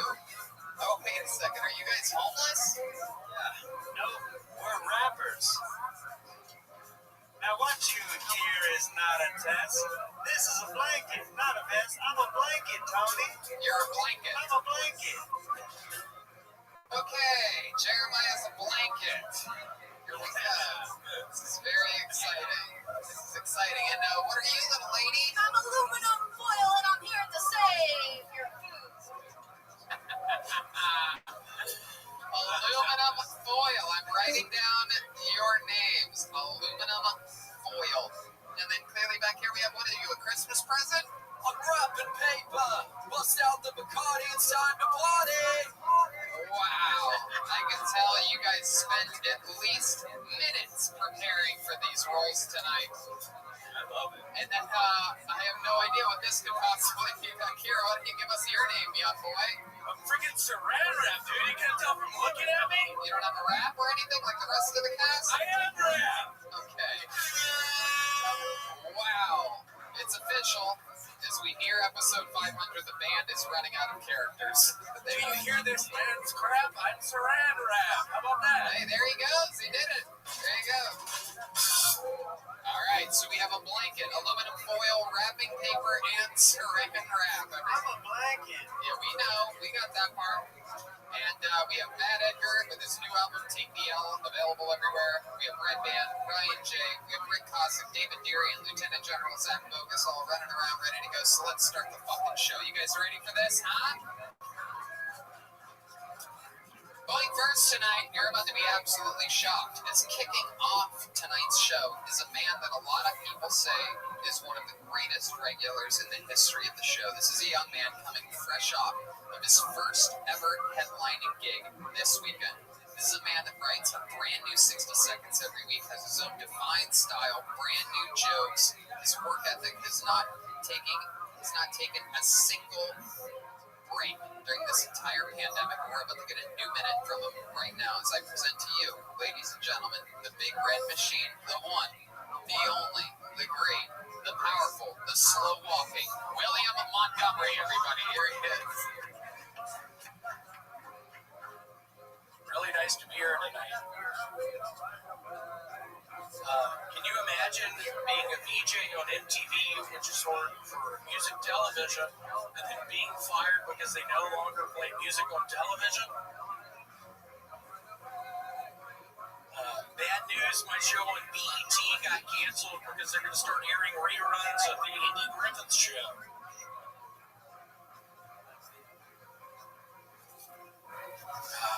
I'm so afraid of COVID, I called the cops because I think it's black.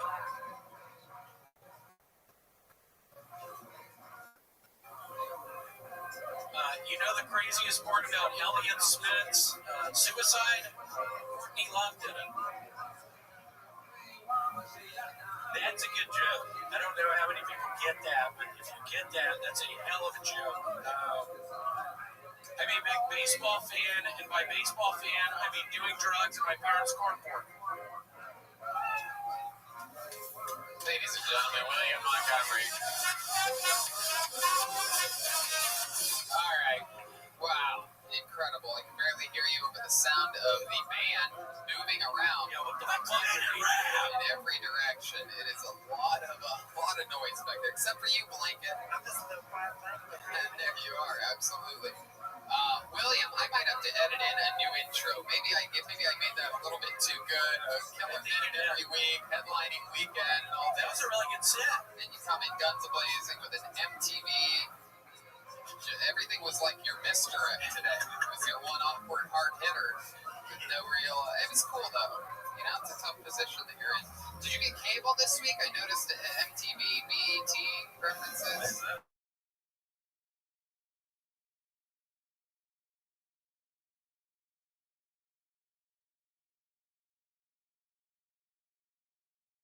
Had the headlining set in Eureka. So tell us about it. I'm sure the listeners are excited to know. They've been following your growth for years now. Your first headlining set. Tell us the truth about how it went. It was fun. I was able to managed to do 45 minutes. I brought my synthesizer, which I brought on the show before. My synthesizer was malfunctioning. I tried to make it work. It kind of worked. I want to warn y'all, nobody had masks on. I'm pretty sure it was a super spreader event. So whoever is talking after me is fucked. I've already started feeling sick. No, they changed the microphones between everything. Oh, okay. Is this outdoors or indoors? It was indoors. What? Yeah, it was nothing like LA. There were more lags in Eureka. Yeah, for sure. They're more relaxed everywhere than LA. Did you hear people coughing or perhaps having symptoms of the coronavirus during the show? Were there people sweating and taking their own temperatures? Yeah, there were a couple of black people, some really sick. Well, I don't think we can put you in the one spot. No, I mean, that's not even a joke. They seemed really sick. I like how he said he managed to get through 45 minutes. Well, one of the repeat problems is a repeat offender, William. One of the catches with him is that he tends to just do the bare minimum of time. So even on an average Kill Tony set, for some reason, he usually clocks in at about 52 What was it seconds. today? And I would be really interested. Did you record that set? It was recorded. What did you record it on your phone? No, some guy. Some guy? No, the guy who ran the bar, he recorded it on a GoPro. Have you watched it yet? I never watch any of my sets. You should watch them. Because I think what does that mean? I mean, it takes I don't want to watch them. Why? Because I think I quit comedy. Why? I don't know. Because when I go back over my notes, I think they're not that good. And I think, what am I doing out here? I need to be back in Memphis as a teacher. Is that because I think it's because he's sober when he watches sets, right? Yeah, you got to get as fucked up as usual and then watch it. No, don't do that. But he is a serious alcoholic. Yeah, I have a problem. Don't tell me that. So, William, let me ask you this. You did the set. What do you think the odds are that you actually did like 43 or 44 minutes and you're stretching it out saying 45? I think I actually did 32 minutes. There you go. I think that's I did 32 minutes. You really believe that, or are you being silly right now? No, I did 32 William, minutes. over here. Don't look that through. I did 32 minutes. 32 minutes. No, I did 45. 45 exactly. Yeah, 45, 46. Can you get the link? 40. Did they say wrap it up? All right, maybe just to regular in shot after jokes like that? No, it was fun though. It gave me a bit of confidence. I did, I think, 125 jokes. Wow, that's great. So I was reading out of my notebook. And who did you take with you to Eureka? Did you go by yourself? Did you take your girlfriend? Girlfriend. Yeah. We had fun. Did you drive her there? I drove the entire way. I was able to get Adderall. I was able to procure Adderall from a friend. So I was taking that. I got on 70s road trip on Spotify. Smoking cigs, drinking beers. You were drinking beers while driving? Blacking out. What time of the day? What time of the day did you drive there? Starting at 7 in the morning. 7 in the morning, and you took Adderall after that? Oh yeah, I was blacked out by probably 2 in the cow country, California. And then did you guys stay at a hotel in Eureka? We did. We stayed at one in Fort Bragg. Oh wow, what was that like? Went to a hell of a pizza place.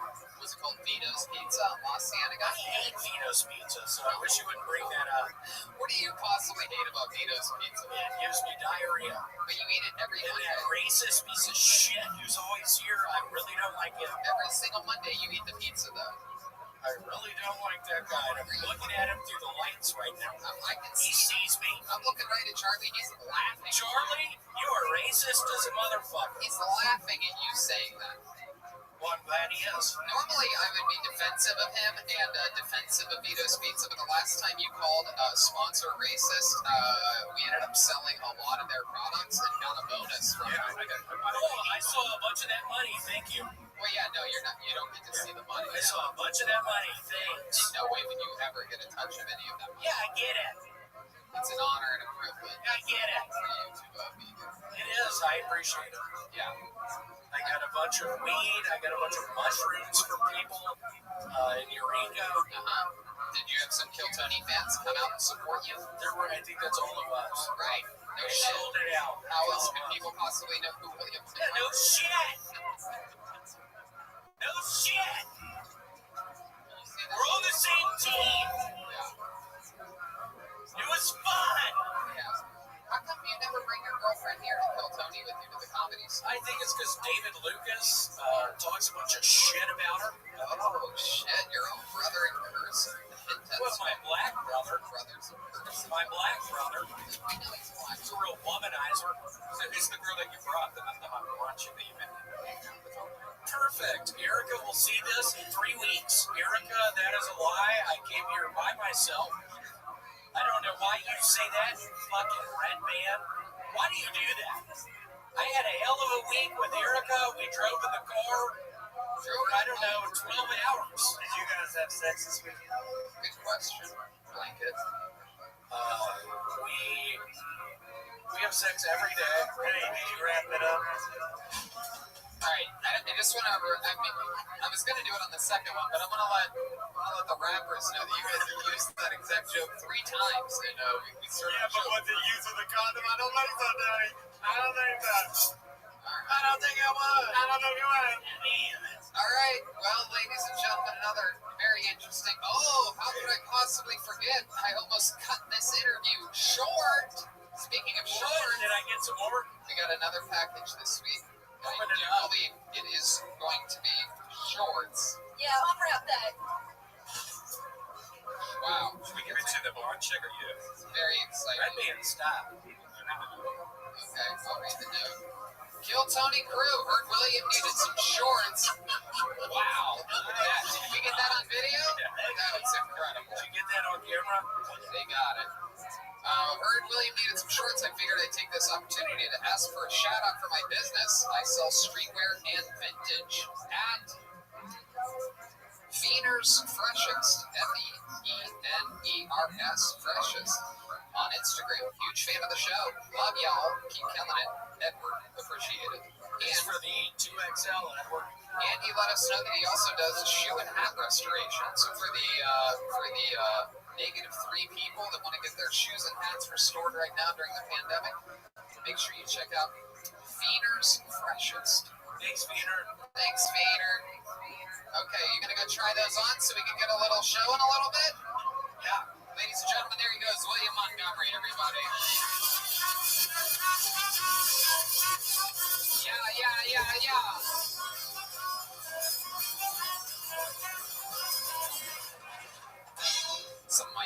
moments of that interview was watching my good friend Matt Edgar's face at the very interesting diabolical ways of William Montgomery. He's what we call an unorthodox creature. You know, for a second, I like, am I dumb? Why not? Wow, the five girl and William are fighting right now. Okay, right there. Jesus.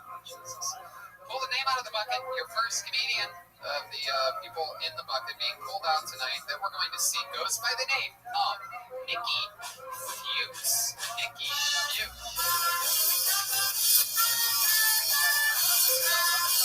Here we go. 60 seconds uninterrupted by Nikki Fuchs. Hey. Hi. So my dad is a Vietnam War veteran with PTSD, and this joke right now. Oh my god, you make me so nervous, Tony. Anyways, so the PTSD dad story. How's that supposed to go? Fuck! Oh my god, I can't believe this is happening right now. What should I do? Okay, so I'm Nikki, and this haircut is called the Peter Pan Sexual. In case you wanted it. Yeah, I don't know. This haircut's fucking gay. That's what I found out most of the time. It's so fucking gay that, guess what, bisexual people can have this haircut too, you know?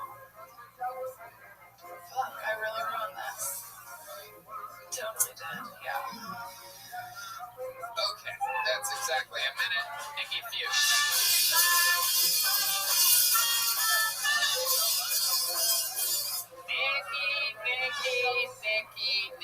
Nikki.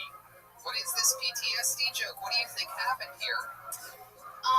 You make me nervous. How do I possibly make you nervous? Because I was like, I don't want you to be mean to me. Look what happened. You're so worried about me being mean, you fulfill your own prophecy. I know. Is this not a real story? No, it is. Then how would you not remember a real story? Because it has like, what do you think is going to be worse, the PTSD from whatever happened with your dad, or the PTSD from talking about PTSD on this show? Well, I actually also have PTSD. Yeah, Tony, she really sheet the bed. Oh shit, that's a blanket if you're wondering why that's funny. Sheet the bed from a blanket that stays on beds.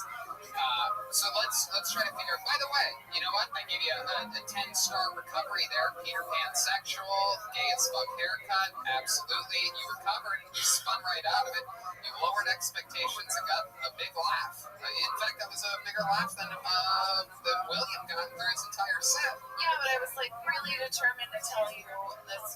Well, let's get it out of you right now. Go right ahead. You've had a moment to think. You've taken a breath. You've had months to prepare for this, perhaps years. How long have you been on stand-up? 6 years. I know. And you blanked out. No, I know. Okay, so my dad. What? Thanks, Jeremiah. Oh my God, blanket. I got this covered, blanket. All right. Blanket's just warming him up. Whoa. Okay, I do remember it. Go ahead, I Nikki. do remember it. So I have he's a Vietnam War veteran, and he has PTSD. He's my dad, like I mentioned. And honestly, having a dad with PTSD is a lot like having a regular dad. I know that sounds crazy, but like back in the day, we didn't know that shit was PTSD, so we just called him fucking weird, you know? We were just like, Dad, stop being fucking weird. Stop talking about those dead people, you know? And the deal was, when we would go to bed at night, this was like the deal with the family. If you woke up in the middle of the night, don't go downstairs and go pee, or Dad might choke you out. That was like the deal. It didn't happen to me, but I didn't realize at the time that it was just like my version of the Bradley's board game, Don't Wake Daddy. Do you remember that game? I don't. Don't wake, yeah, I ran don't the wake commercial a little bit, but I don't know anybody that ever actually played it. I kind of look like Tony a little bit if you think about it. Oh my god. And then I had a tag that somebody gave me that was just like, Goddamn, I'm not gonna let a piece of fucking saran wrap make fun of me. What do you mean it looked like Tony? Let me see this fucking thing. I mean, he was tall and skinny. What the fuck is this? Whoa! That does look like me. I'm Daddy!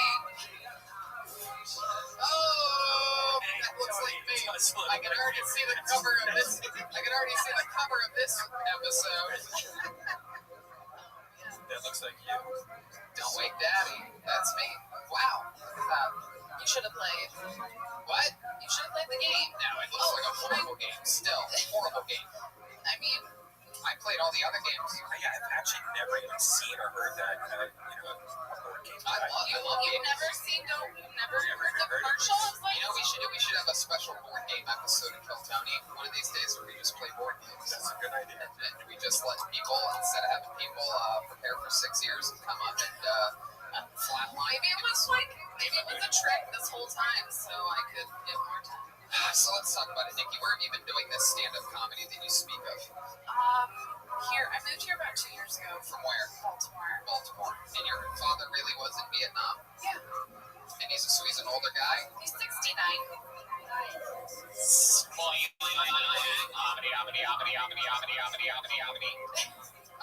Okay, so he's 69 years old. Is he still with your mother? No, my mom's dead. Whoa! Yeah. That also makes me hard when I find out that a mom's dead. No, I'm kidding. How did she die? So she actually died of a drug overdose. Wow, what kind of drugs? She mixed Valium with a cat tranquilizer, phenobarbital. Yeah. Wow. Yeah. Cat tranquilizer. She put that pussy to sleep. Hello. That's a good one.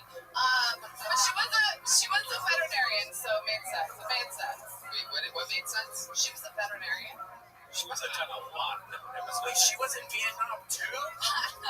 No, she was only 34 when she died. So. Oh my goodness, how old were you when that happened? 11. Wow. So do you think you have more PTSD from your Vietnam vet father or PTSD from your mom dying? Both. Equal. I found her dead, so I definitely have PTSD. You put a blanket over her? Oh my god. Don't mind him, he's a blood. No, I like making jokes about We don't like him. Does she have that dap, that dead ass pussy? Oh my god. That's actually pretty good. Was she freshly dead or was she blue or something? Yeah, she died on Valentine's Day and she didn't feel well, so we went off for our regular thing we were gonna do for Valentine's Day. And we came back and me and my brother were like, Mom, we have presents. And we went up there and she was in her bed, yeah. Jesus fucking Christ. Yeah, so don't be fucking mean to me, bitch. No, I mean, what can that actually means that I should be meaner, right? It means that you can handle it. You've been numbed by the pains of God roasting you. Yeah, that's a great way to put it. I know. All right. You two kind of look alike too. It's true. I also have been called Peter Pansexual. Oh, you have? No. But you know what? It's very interesting. 6 years. How do you make money? I'm an engineer now. Okay. Were you going to say scientist there? Yeah, I was a scientist before I moved here, but then I took a job as an engineer. What type of science were you doing? I made drugs. Oh, what kind of drugs? It's full circle. I was making biologics, but now I actually make oncology cell therapy drugs. Okay. So you're treating people's cancer. Yes. But they treat themselves. Basically, we take the cells that cure their cancer, our natural body actually does that with T cells, right? And we genetically modify those T cells to kill their cancer after they've received chemo or radiation. And it hasn't worked.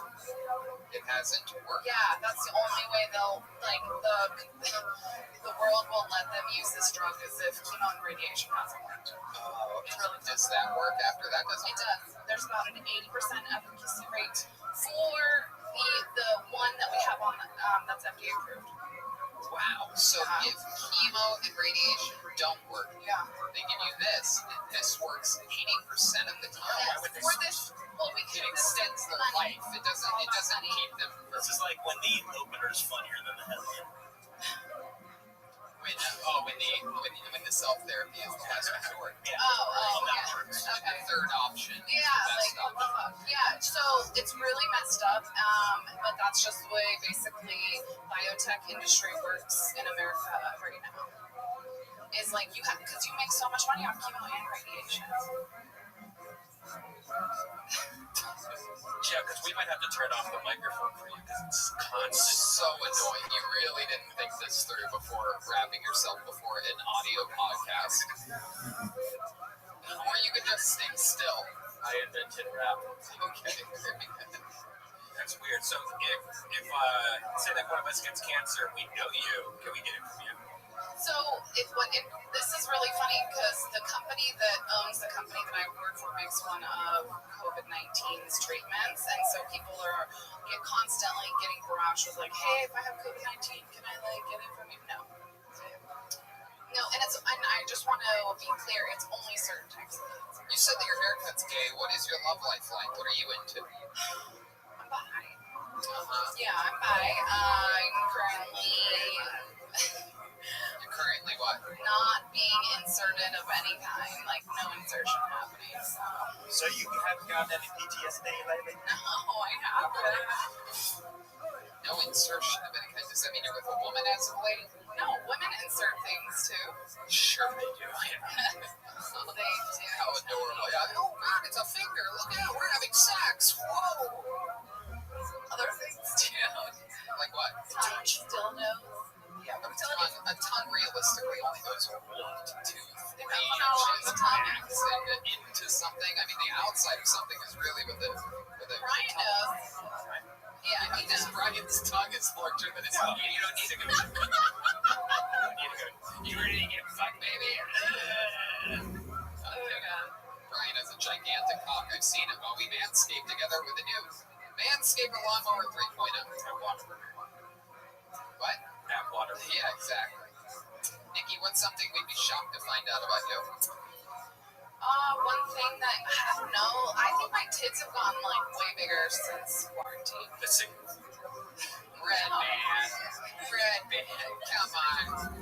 Actually, these are the biggest boobs I've ever had. Why do you think that is? I don't know. I've stopped exercising.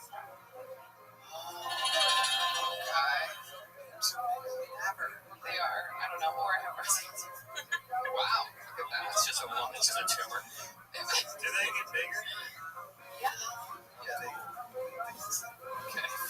Oh my god. Well, that's fun, Nikki. It was nice to meet you. Thanks for coming back on the show, and we'll see you again soon, Nikki. Thanks, everybody. There she goes.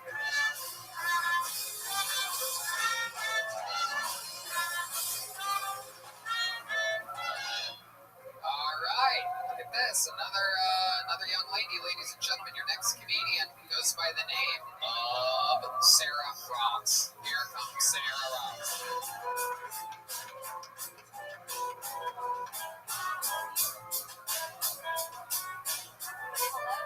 Here she is, Sarah Ross. I once worked at, or should I say, was fired from an Outback Steakhouse. If you've never been to Australia, this place is nothing like it. It's more than TGI Fridays. They just throw in the word Kookaburra every now and again. I was 18, and the 23-year-old manager brought me into the back, and he said, "We just don't think you're Outback Steakhouse material." And I said, "Thank God." To be fired hurts, but to find out what you're made of is just what really thrives in chain casual dining 20 minutes south of Oklahoma City. What's it gonna be made? The older I get, though, I feel like I understand his decision more. I maybe agree with him a little bit more. You know, being a performer is no reason to explain the bloomin' onion to a customer as a fried onion sends in a bit of shine and guilt, but giggle how many calories are in it. I want to say this, you guys, dating is hard right now. The dating men of Indiana's is harder. There it is, Sarah Ross. I had trouble hearing you there in the end. Did you say dating men in Vegas is harder? I said dating men is hard, dating men in Indiana's is harder. Is harder? Why is it harder? It's just hard to take it serious. Oh, because they wear those at Outback? Everyone just kind of, Oh, the bandanas, yeah. All right, okay, I guess so. So Outback Steakhouse, let's talk about it. How long did you work there for? like 6 months when I was 18. 6 months when you were 18. Yeah, I like Outback Steakhouse. It's one of those places where if you can squeeze in there for lunch, you know, it's a place that I would like to go to lunch at, not necessarily dinner. But, you know, it's pretty good. You have a steak, a blooming onion, a baked potato. That's pretty much what happened. Yeah. I have my first blooming onion with you there. You're goddamn motherfucking right. You had a lot of firsts with me, didn't you, Blanket? Yeah, I did. I take my blanket all over the All over the country. Yeah. That's a blanket state. What are some other things? Dang it, I will save that for later, you bitch. I've invented rap! You've been foiled.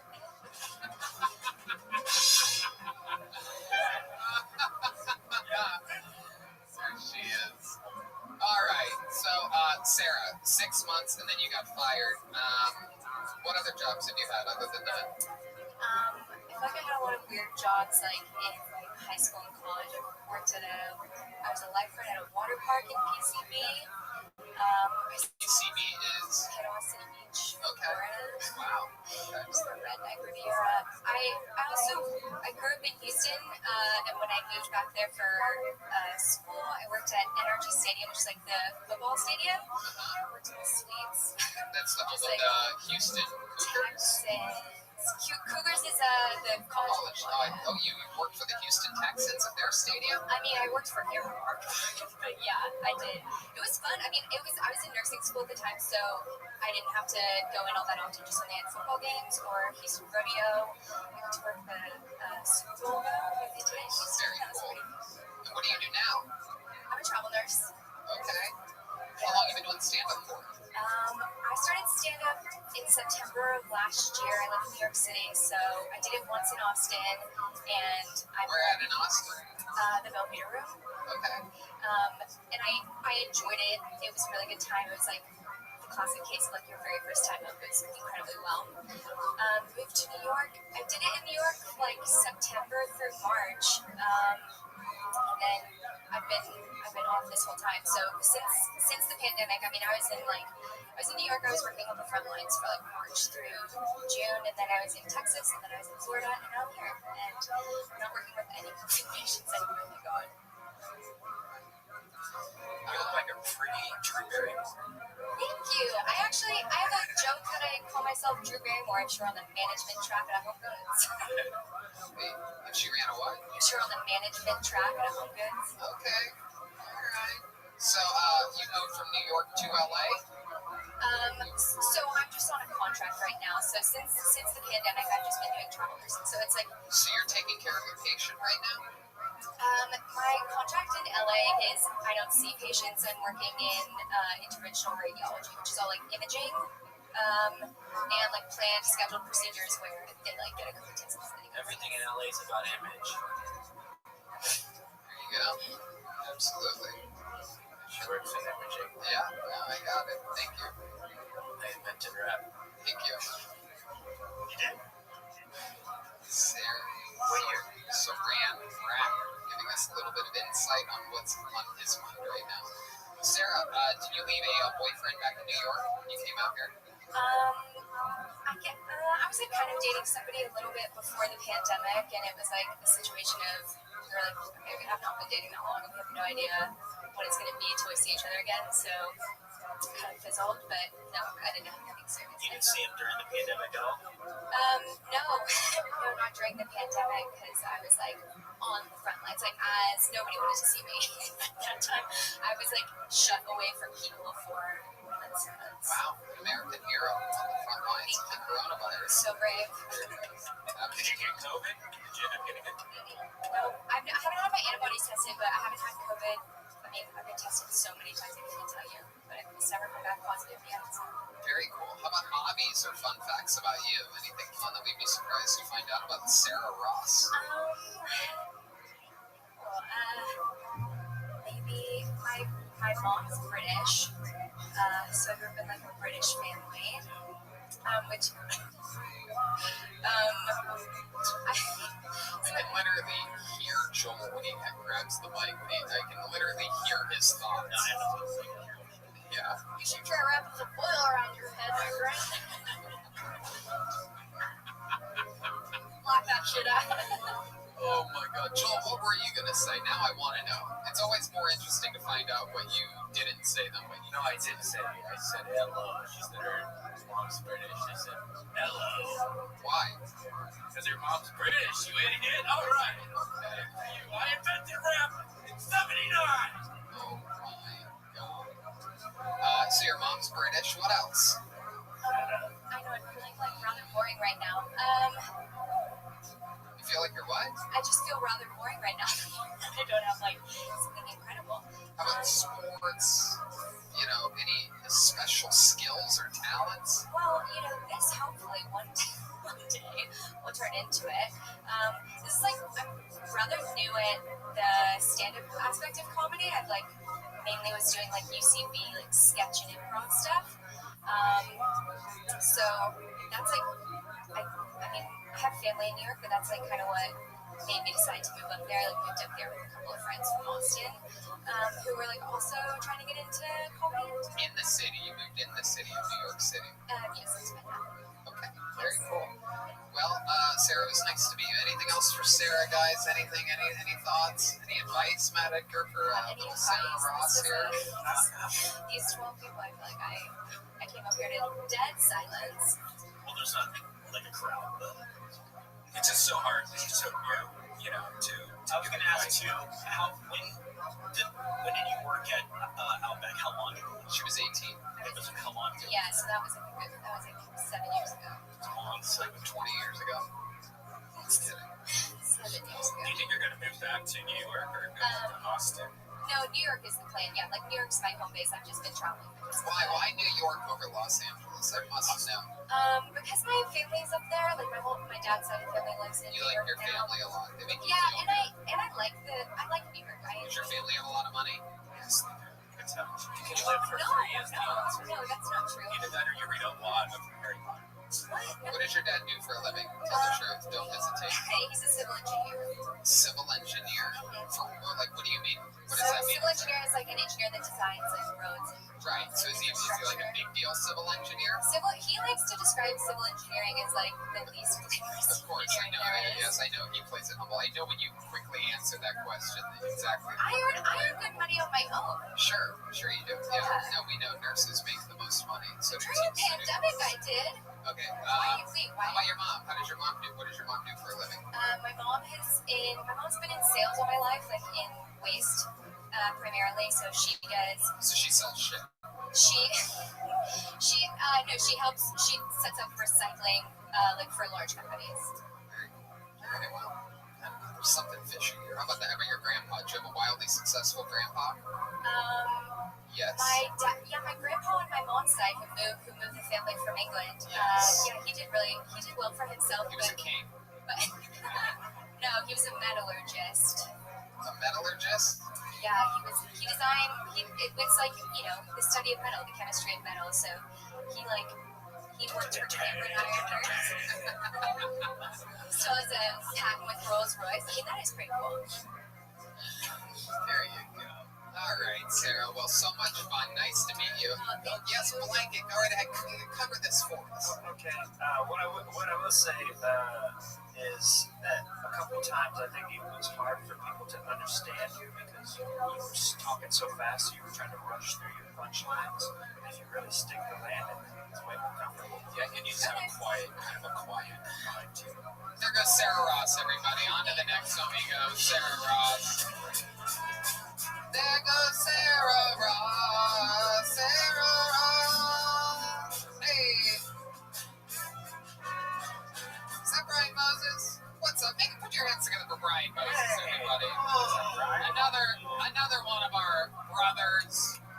Show producer, comedian, showrunner, the creator of Roast Battle, and another one of our best friends. I think I'm going deep sea fishing with you in a week or two, right? Me, you, and this guy. What's that? That's right. We're going deep sea fishing. We got to make sure one of those fish don't pull you in there, you little firecracker, you. On a diet. Speaking of on a diet, speaking of deep sea fishing, your next comedian, a regular on the show, an absolute monster, one of my favorite top young rising comedians in the world. It's the great, the powerful David Lucas.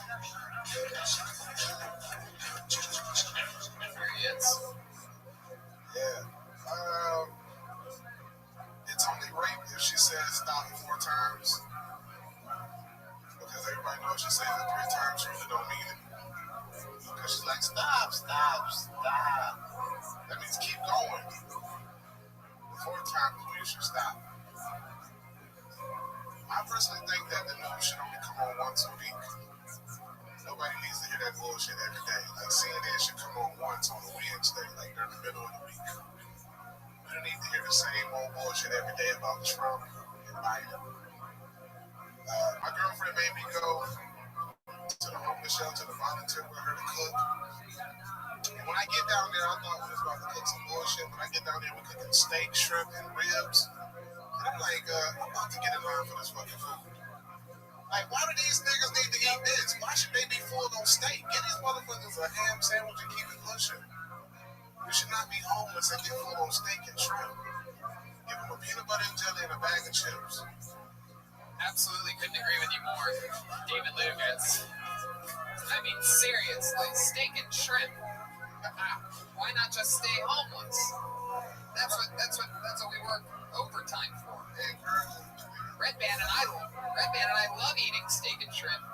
And you know how we're able to do it, Red Band? How's that? Because of the amazing work from our incredible sponsors. And let's check in and get a little bit more from them right now. Hiring can be challenging, but ZipRecruiter makes it fast and easy. One CEO, Ali, needed to hire for a multifaceted role in his wallpaper company, Walls Deepload. He was looking for someone who was the right fit for his team and culture, but his search was slow going. So he turned to ZipRecruiter. ZipRecruiter's powerful matching technology identifies the right people for your job and actively invites them to apply, which is why you should try ZipRecruiter for free at ZipRecruiter.com/KillTony. That's how Ali found Savannah Ray. Ali said Savannah's skills and experience were a great match for the role. Plus, she applied within a few days after he posted the job. Through ZipRecruiter, Ali has hired everyone from head of marketing to sales director to lead graphic designer. But Ali's not the only employer who loves ZipRecruiter. That's right. A lot of them do. 4 out of 5 employers who post on ZipRecruiter get a quality candidate within the first day. See for yourself how ZipRecruiter makes hiring faster and easier. Try it for free. That's right, free at ZipRecruiter.com/KillTony. That's ZipRecruiter.com/KILLTONY. ZipRecruiter.com/KillTony. And we're back here with the great David Lucas. We're talking steak and shrimp. He's serving up homeless people. So, did you really do that? Yeah, but, well, it happened before. Right, it's a soup kitchen. Yeah. When I went down there to cook, they had all this good shit. I'm like, damn, I thought I was going to come here and make some sandwiches. I ain't know grilling and sauteing. Well, that's probably steak and shrimp also. Yeah, It's still, though, It's mafia. that's motivation for these people to keep on striving for the bottom. There you go. There's the first N-word from Oh, shit, my bad. You're not allowed to say it. Well, we're working on it. Turns out a lot of I thought that was the funniest part of the job. was the N-word. Well, not the N word, but when you just said following it. It's a good inflection. You know Fuck. what I'm saying? Anyway, Yeah, I'm trying not to say the N-word in my jokes because we get demonetized and shit. It's a good thing probably just to do for yourself, because you know you catch yourself saying it. I know it takes a lot of work. It took me a very long time to teach myself to stop saying it in public. I And say this to my shows. mom Right? stories. Yeah. I'd be like, Mrs. Red Band, you crazy. Just like that. But instead of that last part, I would say the N-word. So, what else, David? What else in life is going on this week? I work the shift. I work 2 shifts. Here at the Comedy Store. The door guy, yeah. Back at the door. Yeah, they work the shit out of us right now. Goddamn, we got to put tables up, take tables down. You're paying dues at a time here at the Comedy Store, which is accelerated dues. The Comedy Store documentary is out. You're getting to find out a lot more about people that have worked here before, the history of the club. What do you think about that? Bro, like, I got to see Argus Young. That shit was crazy. Yeah. I remember the first time I saw Argus. He wasn't even the Duke of Abercorn yet. He was the Commissioner of Abercorn. And what I'm learning is, I thought Richard Pryor was like the first big person to be here, but it looks like it was J.J. Times. Oh, yeah. Without a doubt. Yeah, man, this documentary teaching us. Oh, yeah. Richard Pryor just popped up 40 minutes into last night's episode. You know, the club's crazy when you don't start covering Richard Pryor until an hour and 40 minutes into your history. Learned a lot about Freddie Prinze. He was 19 out here killing shit. Robin Williams. Matt Edgar. Well, he shot New album, Take Me, all available everywhere. He shot the arrows at John Travolta. Like John Travolta, so a lot, man. Because you know, like on the urban side of comedy, we don't really learn a lot of the history, but I feel like that's necessary to evolve as a comedian. Without a doubt. Without got it on. Even though Red Fox is still like my father, people consider Richard Pryor, but like Red Fox to me is the father of comedy. Yeah, I think Pryor might say the same thing. Yep, absolutely. Yep. So what have you been doing for fun as of late? Anything? Just same shit at the rap fest and shit. Yep. I ain't did nothing too exciting recently. Just chilling, working here, coming here and getting those windows. Love it. How about that dietary wise? What have you been eating? Still trying to get it right. Still pescatarian. Pescatarian that specializes. That means he eats mostly bread and potatoes. Some fish. I've been there before. I was a vegan for 4 or 5 years. Hardcore vegetarian. I still ate fish. I was a pescatarian, but I didn't eat dairy. We know you love fake meat. Well, I actually love real meat in my butthole. That's only though when dildos are not available, because dildos are my number one choice, and then meat, and then fake meat. I've shoved so many Beyond patties in my asshole, it's incredible. The weird thing is that if you shove Beyond meat into your butt, you poop it out of your mouth. Radman's getting Now, Radman's getting irritated. You remember, Radman's like the same shit every week. Booty holes and dildos. He says, unhealthy he was, though, when he was doing that. It's true, because I wasn't drinking enough water. That's why I brought this up, is because vegetarians overcompensate, and so do pescatarians. They overcompensate for the lack of protein and energy that they're getting from their food by eating bread and starch and fucking carbohydrates. Would you agree with that? You eat a lot of bread? Not necessarily. Because, let me see, my breakfast is normally like acai bowl, bowl of Greek yogurt, with strawberries. I let a guy eat my acai bowl the other day. I'm like, hey, give me that back. That's my butthole. That's what I call bed breakfast. That's right. I say the hardest part is like, coming here, drinking too long, then getting hungry and not wanting to get home, so you stop, get some bullshit. That's the hardest part. Absolutely. I stopped that recently. I'm no longer a late night eater, and boy, oh boy, what a game changer that is. I didn't realize that was contributing to a lot of the hangovers that I was having.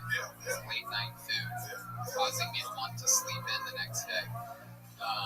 Meanwhile, now I can drink, just wake up still, 7 a.m. I wake up hungry, so you're kind of like, it kind of gets you out of bed. Not really, even if I go to bed hungry, I'll get hungry in an hour or two after waking up, but I still don't really wake up hungry. Well, that's what I'm saying, because usually, like, if I eat late midnight, I won't have coffee. You mean when you eat late?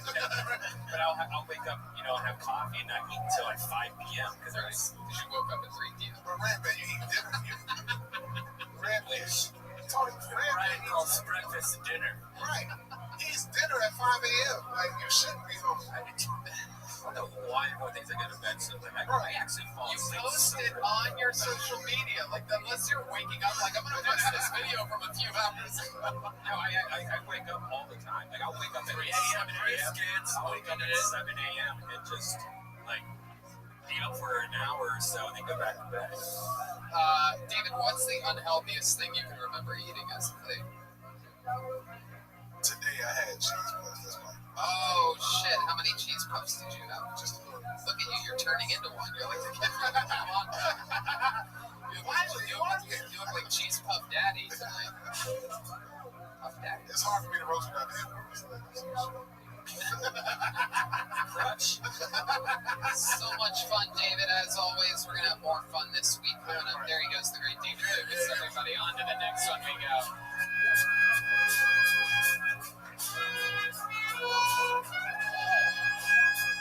Hey. I know what song that was. That was nice. That sounded nice. All right, your next comedian goes by the name of Joel Malams, everybody. Here he comes. This will be interesting. I know it.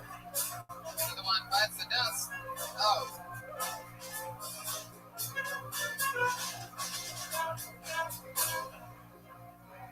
Cannonball on Ancestry.com.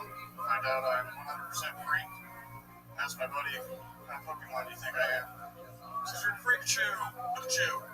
I like to think I'm more of an alien Charizard / Zapdos / Sasquatch.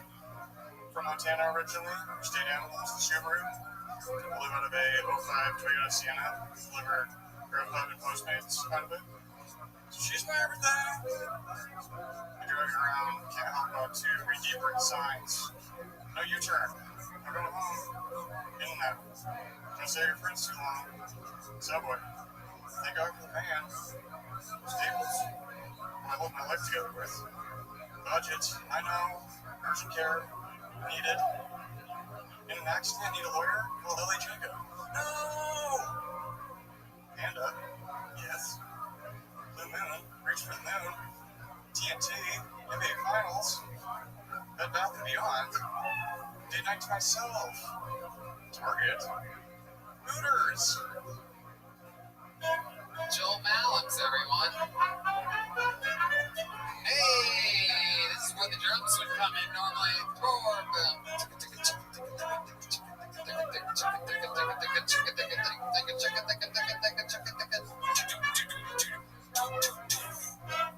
That would be it. That would have been normally. All right. There's no drummer here. Hey, Tony, I've seen this guy before. Oh, you have? Where have you seen him before? Freebasing. Freebasing. Oh, that's right. You're foil. That's right. Joel Malams, you have a very interesting, unorthodox, really everything. I mean, performance style, look, writing, delivery, everything. You look like me if I was drowning in COVID. It is an interesting look. Joel, let's talk about it. Tell us about your life. How old are you? Just turned 29 2 days ago. 29 2 days ago. Where are you from? Whitefish, Montana originally. Whitefish? Wow. All right. Delicious. Go ahead. How long have you been in LA? A little over 2 years now. What have you been doing here? Right now, delivering food. Oh my goodness. Living out of the van. Well, living in a van and you're delivering food in the van that you live in?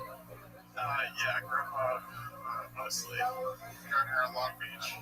Okay. Grubhub, in a van, mostly Long Beach. Have you been on the show before? Yeah. I was gonna say. Oh, yeah. Well, I mean, your hair is a little different. You got it in like pigtails or something. Yeah. Joel, so you live in a van. How long have you lived in a van? 2 years now? I don't live in a van. Yeah, 2 years out here. I lived in a year in Arizona. This guy's name is also Joel. I know you weren't here because I know for a fact you were in the back green room talking very loudly about something. Oh, it's King. It's quiet, but who were you talking to when you were peeing? William Montgomery, dude. Oh, that's right. You know what? How can I forget that William's been back there waiting this entire time? I can't believe I forgot, but now I remember, which means it is time to see a little bit of a fashion show. Here's William Montgomery. Here he comes. Here comes William. Oh my goodness, look at this guy. Yeah, play it slow. William. Yes. God, you are absolute moron. It's almost impressive. What do you mean?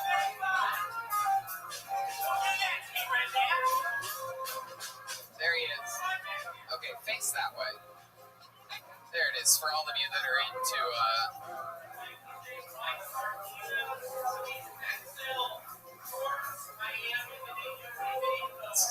this is for all you ladies.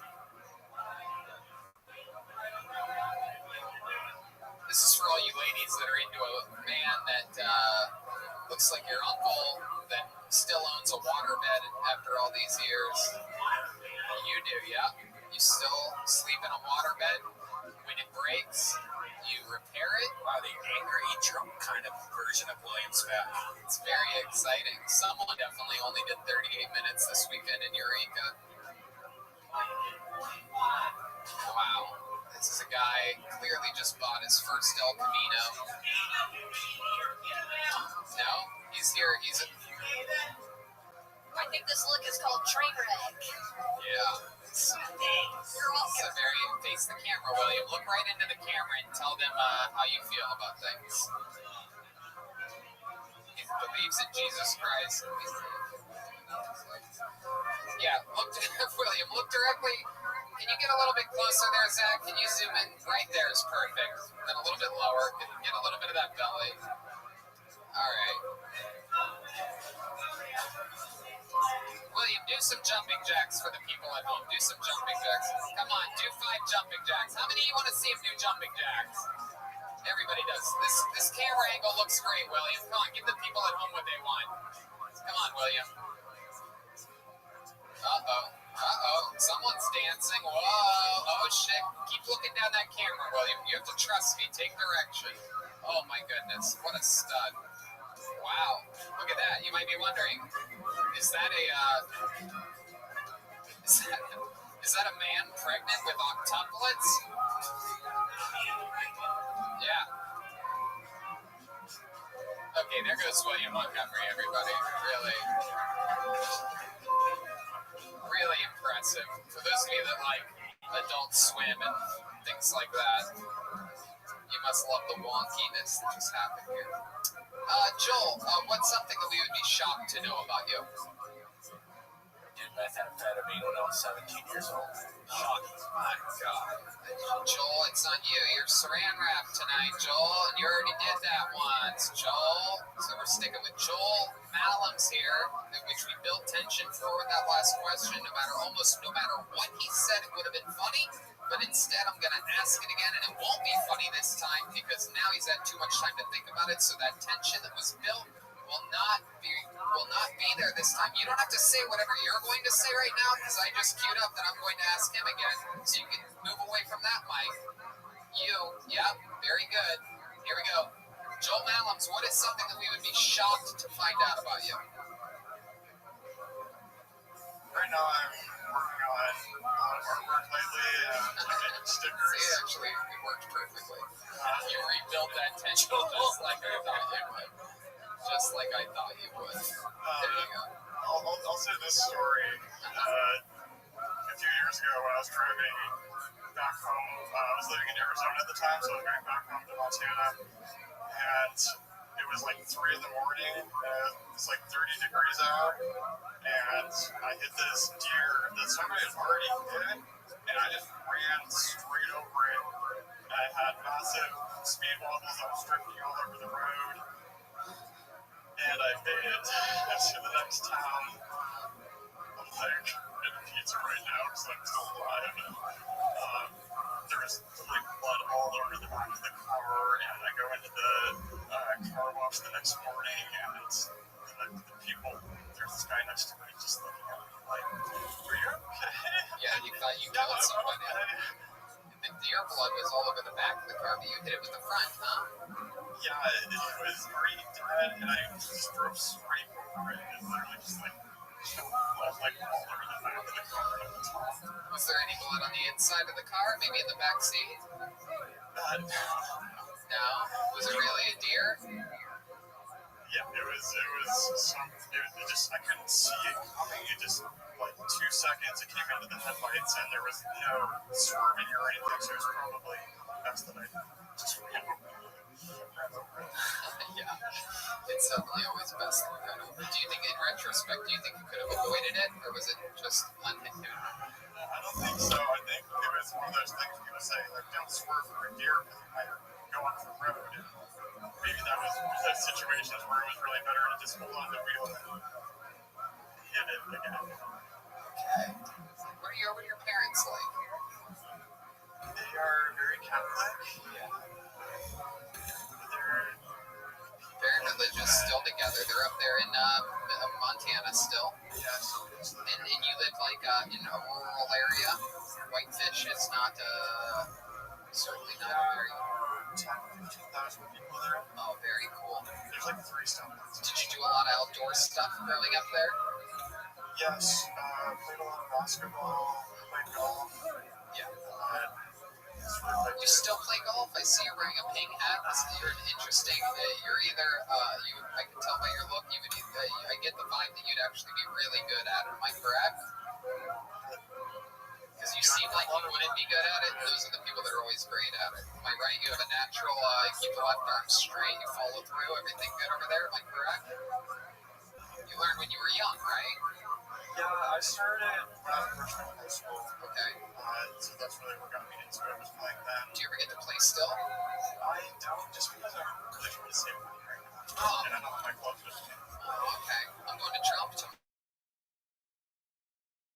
at 11 a.m. You have your bucks? You want to play? I'm just kidding. I know you don't, Joel. Why'd you take him? No chance. No, we're going for Richie's birthday, and it's not 300. It's 250. Anyway, wow. How about your love life, Joel? You ever get a girl into your Grubhub van? Your house? I have a few girls. Ooh, look at that. One in the pink, two in the sting. What? I hear you. It's so funny. Okay, go ahead. I love that the band can literally say anything this episode, and they get... And then I say something and I get you put your foot on the all the way left cymbal. Can you do that one more time? And I said, not with mine, you don't. Oh, okay. That's not the cymbal. That would be the bass drum, but you're the drummer, so you fucked that up. No, going all the way to the left. Go all the way to the left. Farther left, except I said just the pedal. That's the hi-hat. Sure. Hi-hat, low-hat. I said the pedal. Hit the pedal. No, that's still the bass drum. It's a pedal, bass pedal. Yep, and there's that pedal on the left cymbal, isn't there? Forget it, Joel. Wow, can't even, with all the direction in the world, can't even get him to do something that he did 3 seconds earlier. He's got that one like that reacher. Wow, he really does, but he doesn't really need the other dude. What, Joel? Oh my God. We are watching slow, not the first time I've seen saran wrap melt down. I don't know if you ever put it in the microwave before, but... Okay, so you got some action in the band. That's cool. Yes, a few times. When you're delivering Grubhub, are you ever like really hungry and sometimes somebody will take like only 2 or 3 minutes and you're like, fuck it, this smells good. You keep it? Okay, so a few weeks ago, this person, and I really try to be just the best person I can be, and steal or do anything like that, but this person had Sapporo sushi, and they didn't tip me, and I was looking around for their apartment for 15 minutes, and I called them multiple times, they weren't answering. Like, I'm taking this. So that you could see the tip before you even deliver it? I always thought that was afterwards. That was after. They didn't tip you because they didn't get their sushi correct.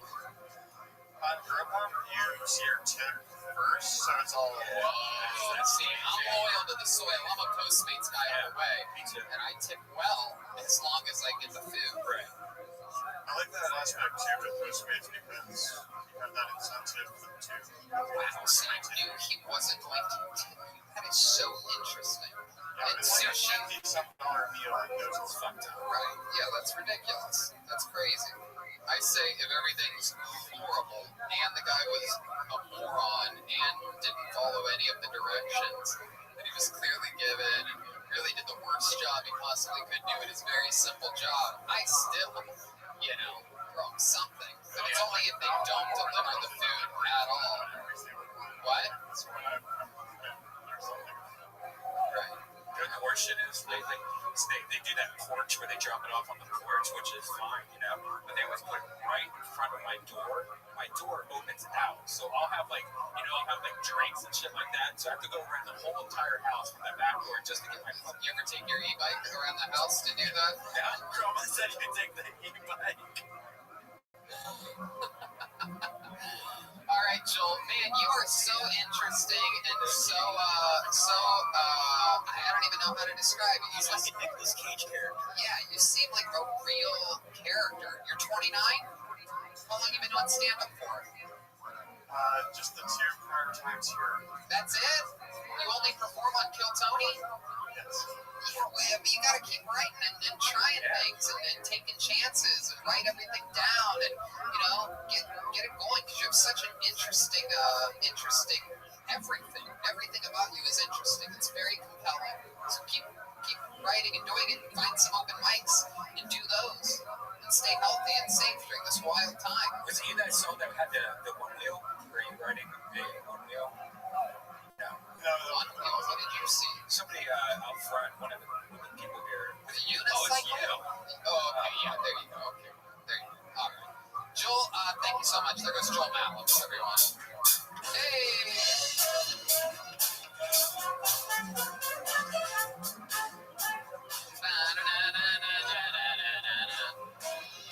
All right. This next young man, he's become quite the regular character during this pandemic. His incredible jokes, and then we found out about his incredible passionate relationship with a Latina woman, and we've been following up on. It's been a few weeks since we've seen him, and he's back here. Unbelievable joke writer and teller. Here he is with a new minute from Ryan Joseph.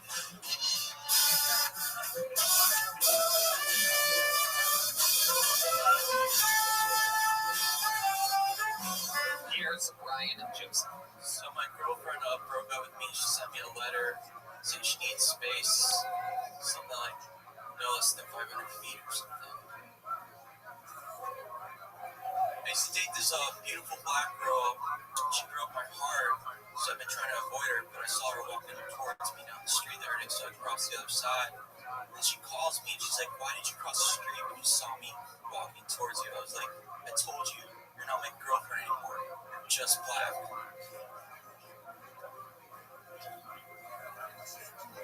Although I'm white, I know what it's like to be a minority. I went to a predominantly Hispanic and black school, and it's a horrible feeling just walking around knowing that you're like better than ever.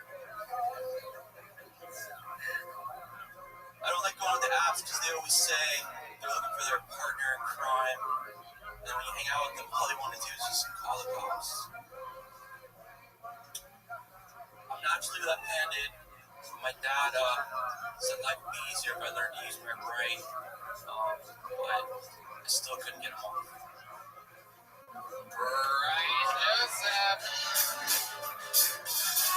Step it up. Step back from that ledge, because you are my friend. Ryan Joseph is back. Welcome back, Ryan. How are you? Doing alright. How are you? Good. Fun jokes. Good to see you again. Yeah. Ryan is a very persistent, hungry comedian. He loves his spots here on Kill Tony, takes advantage of it, writes new short jokes, memorizes all of them, remembers them when he gets pulled out of the bucket, and executes them right down the barrel. Remind us again how long you've been doing stand-up comedy. Almost 2 years. 2 years only. Damn. And already has had multiple great I appearances asked on the show. how old you are. 36. So I have this theory that people that start a little bit later kind of get a way, and there's like a head start. Yeah, You know what I'm saying? The mature thing, when we were kids, we had nothing to talk about. Right. And we would be too scared to say like the racial stuff. Indeed. Like that. But that's like really fun. It's really fun nowadays to like say the racial stuff.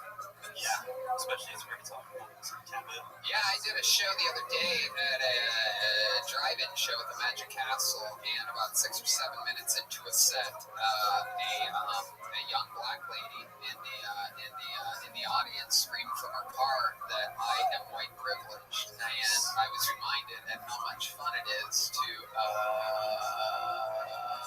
riff live in the moment. They start going after the car. Oh, you're goddamn right.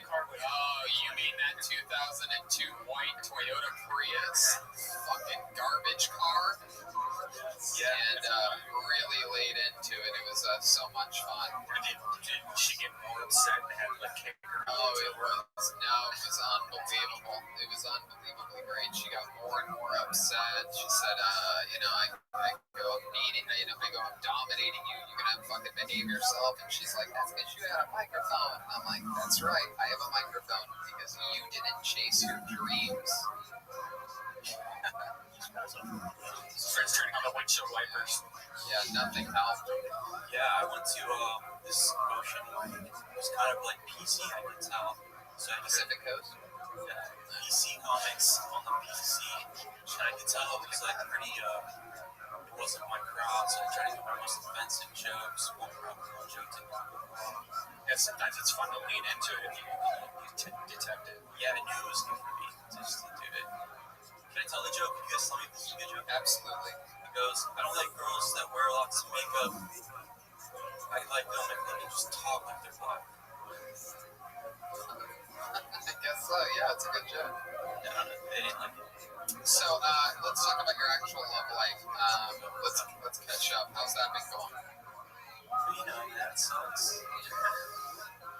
What's the new updates on it? We're broken up. Yeah, we're broken up. It's just been like off and on, fighting and all sorts of shit. But she pulls some shit that, you know, like, because I'm addicted to. I've been going to codependent anonymous meetings, taking care of myself. Really? No. Okay. But I left my journal over there the other day. Oh my god. The other day. Wow. Not the other day, but you know, like, I don't know, a couple weeks ago, she fucking read it. She called me, she's like, I'm reading your journal. And I had a list of like the pros and cons of why I should read this. Oh my god. First of all, why do you have a journal? Second of all, why did you take it to her house? Third of all, how do you forget that amongst all things? It's like I left my safety deposit box over at this girl's house who I've been fighting with for months. So you write your jokes in the same journal as you write like your diary. So you'll have a long thing about like the day, what you went through, and it's like emotional, and then something about black people. Yeah. No, I don't write like when I write, it's usually like stream of consciousness, and whatever joke pops out, then I'll write it down. But I was told by I should write pros and cons because I'm like really confused here. So, and she did not like what she saw. What were some of the cons that you had written down for her? One was, well, I read something called, like, she has a weird P? Like P, the letter P, and I think I was trying to say personality, but she thought I was saying she has a weird pussy. Oh my goodness. And so I had to convince her that her pussy's fine, But it's her personality. Right, yeah. Look, hey, it's not your pussy. she'd rather, It's your whole being. It's who you really are as a person. she's like, you promise? Wow. So she was less offended that it was her personality than her pussy. She knows she doesn't have a great personality. Or pussy. Yeah. The pussy's the only thing that keeps. That was in the bro column. Yeah, sure. Yeah, there was like straight head. That was in the pro. So you gotta consider that was first. Hell yeah. Yeah. Absolutely. But no, man, like she lied again about some shit. Like she's just like one of those people that can just look at you and lie, right, and totally be okay with it. It freaks me out. She's like sociopath. But like I didn't find out she was fucking fired until like I was already into her. So Did you get your journal back? oh yeah. Well, first she's like, I'm gonna throw it in the dumpster unless you come over. So I was like, it's over. Read my jokes. Those are my secret jokes. She's like, How you been surviving during this thing, Ryan? How do you make money again? I work from home, working for this liberal university, and teaching me that great courses on like fucking intrinsic bias and all this bullshit. And yeah, I don't believe in any of it. And I make money that way. And yeah, fucking lockdown sucks. You're gonna hate it. Needs to open up. Hate it all. I've learned to hate Democrats. Yep. There you go. I'm sorry. Love that you said it, not me on this episode. Very good. Where are you from? Originally Florida, but I started stand-up like, actually 4 years ago I did like stand-up at the Comedy Underground. Oh yeah. And I was wanting to do it again, but I didn't do it every day until I came back here like 2 years ago. So I went back to Florida to like, And you're pushing as hard as you can. yeah, even during the pandemic, man, there's been all these like so-called comics wearing their masks and jerking off on Zoom, telling, like, giving us shit because we've been performing during lockdown. Like death threats, bomb threats, like craziness. Yeah. But people are getting shit shut down. It's like, I've been reading about it. Yeah. It's absolutely ridiculous. it's like It's why it's important to vote on November 3rd. they're scared of of a virus in their skin bars. Right. 100%. What would be something, like, what's a hobby or something that you do when you're not having arguments with your girlfriend or writing stand-up comedy? Like, what else? One more thing that you're into? You cook? You do anything? I play guitar. I Oh, sing wow. horribly.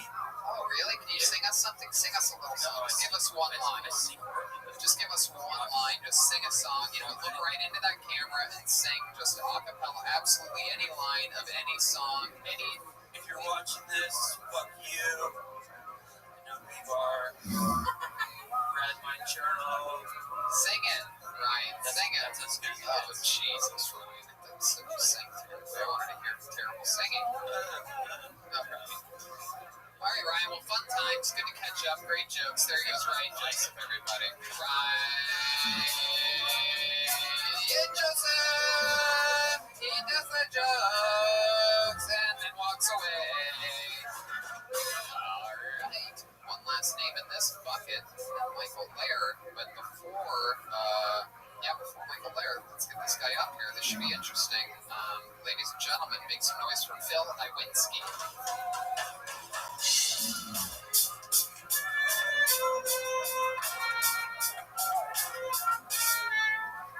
Here he is, Phil Iwinski. Hey, how's it going, everybody? Mostly here to juggle, but I just wanted to share some life-saving advice that our genius fucking governor shared with us at the end a few days ago. He said, make sure you put your mask on in between bites. Like, are you fucking kidding me? Like, no, we're not doing that. What if you're eating wings? Can you imagine, like each wing takes about 2 to 3 bites, and then, like, the mountain of paper towels is just, like, fucking blow it out your ass, dude. So we're not doing that. And it's not backed by science at all, either. Anyway, fucking Ryan, fuck it up. But let's do some juggling. Here's some juggling with Phil Iwinski. This is very exciting. Whoa! Wow! Look at that! Through the legs. Oh my goodness, that is impressive. Yeah, zoom out there, Lieutenant General Bogus. Look at that. Whoa! Whoa! This is Kill Tony during a pandemic. They said it couldn't be done. But we have a juggler here. Glow in the dark bowling pins. Hey! Look at this. Absolutely incredible. Wow. My goodness. Wow, that is some incredible juggling, Phil Iwinski. My goodness, I've never seen it. Most jugglers are ugly guys, and this is a good-looking guy. You're like the Tom Brady of jugglers. You're a good-looking guy, too. Oh, thank you, Phil. He's about to juggle your balls. I think I'm about to have a bowling pin in my ass tonight, everybody. Do you juggle on the one wheel? Oh, can we see some of that? Yeah. Oh, my goodness. Yeah, let's get some more circus music. Hey, da-da-da-da. Used to be 600 people in the room, sold out every week. We used to do massive theaters and we were popular. Now this is what it's come to. We're all sitting here watching the car. Hey, whoa! He's got the bowling pins and a unicycle. We're having fun. Whoa! Wow!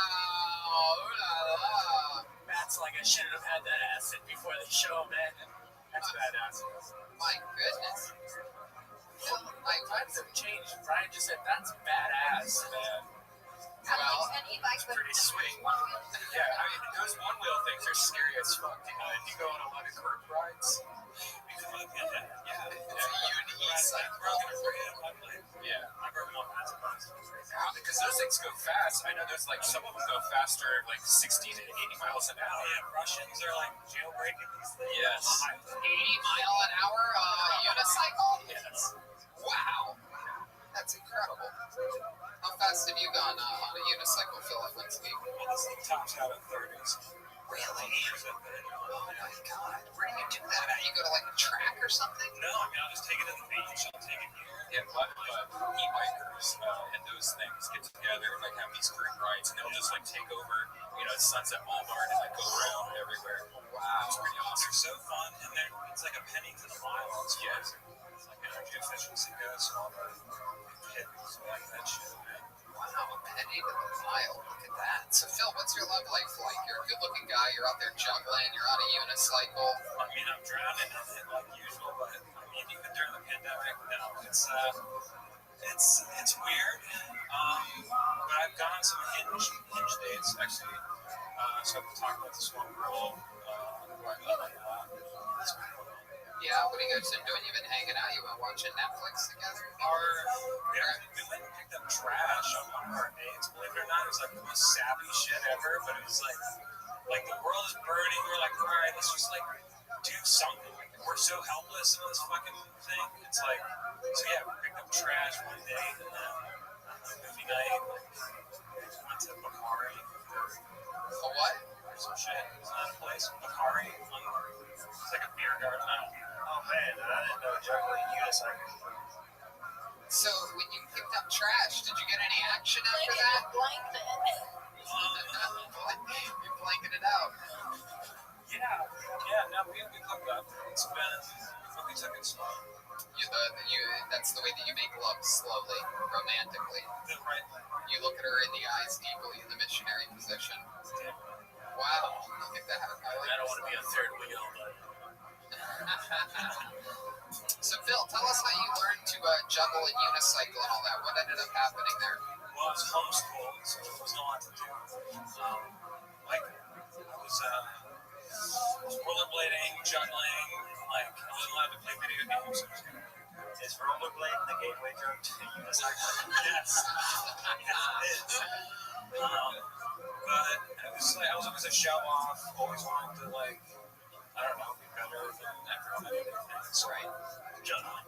So when I got stomped on in basketball, the sport of basketball was too fast for me. I was like, I gotta find something else that I can rise above. Still showcase. What else are you good at? You play any musical instruments or anything? No, music's like the only thing I didn't really down. Right. How about other sports, other things? Anything you I play all the sports. Okay. They took the rims off the hoops at campus. I know. Because they don't have a bunch of healthy basketball players. I know. That's my part. It's very, very, very disappointing what's going on over there.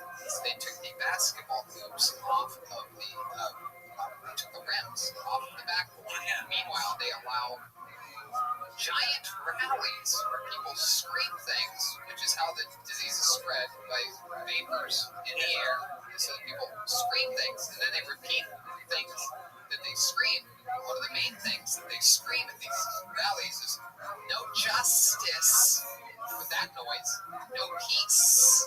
Both of these things end in sounds that create vapors, except they're yelling it. But you're not, they took the rims off of backboards so that people that exercise. Wait, in America? Can't exercise. I thought they were chanting "Go Lakers." So they chant that too. Funny enough, the same people that chant those things also chant "Go Lakers" and "Go Dodgers." Can you imagine if Arnold was still in Saudi Russia? He'd be telling people to get sunlight and eat well and be healthy. And it's like, this mask is like, the best protection from this virus is your fucking immune system. Yep. And they're like, hey, make sure you put the mask on in between bites. Are you fucking CDC just released an amazing statistic today that No News Network is talking about. My favorite news network, No News Network. That is over, I think it's 75 to 80% of all the most recent COVID cases. 75 to 80% of them are people that always wear a mask. This is Nazi Germany? What the fuck? Yeah, no, it's pretty crazy. The people that are wearing the masks always are the high majority of people getting it. Probably because they're constantly touching their mouth or, moving it. Well, yeah. No, it's also because they're probably not applying common sense, thinking that this piece of cotton will do something.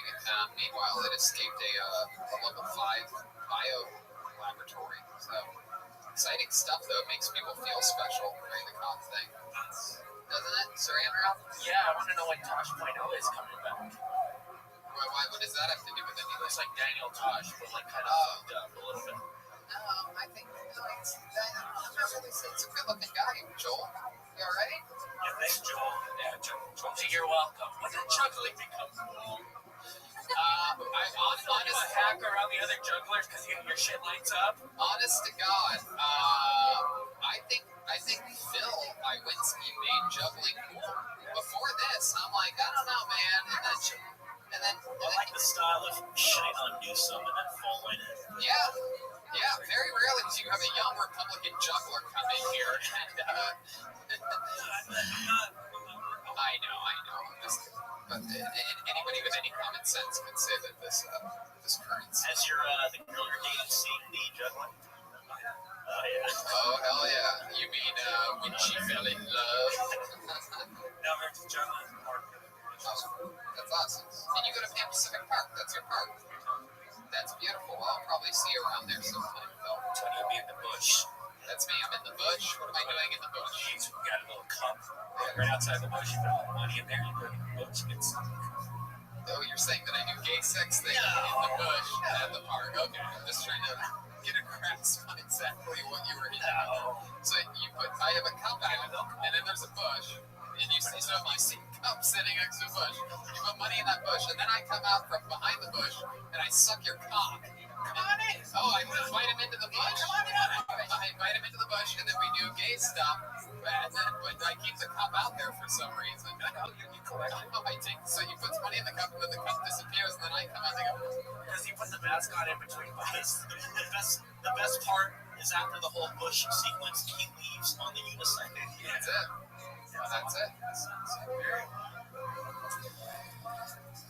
Well, Phil, I love your style. Anytime you have another minute that you want to talk about something passionately, is this your first time doing stand-up? Look at that. Absolute cherry popping fun we're having with Phil Iwinski, a juggler, a unicyclist, and any other tricks you ever want to do or talk about, come back anytime, Phil. Hey, I'll juggle knives, fire. Yep, knives and fire next. Even though you dropped 3 bowling pins in 60 seconds, let's raise the stakes. Let's go. Knives and fire here, everybody. There he goes, Phil Iwinski, everyone. There he goes. All right.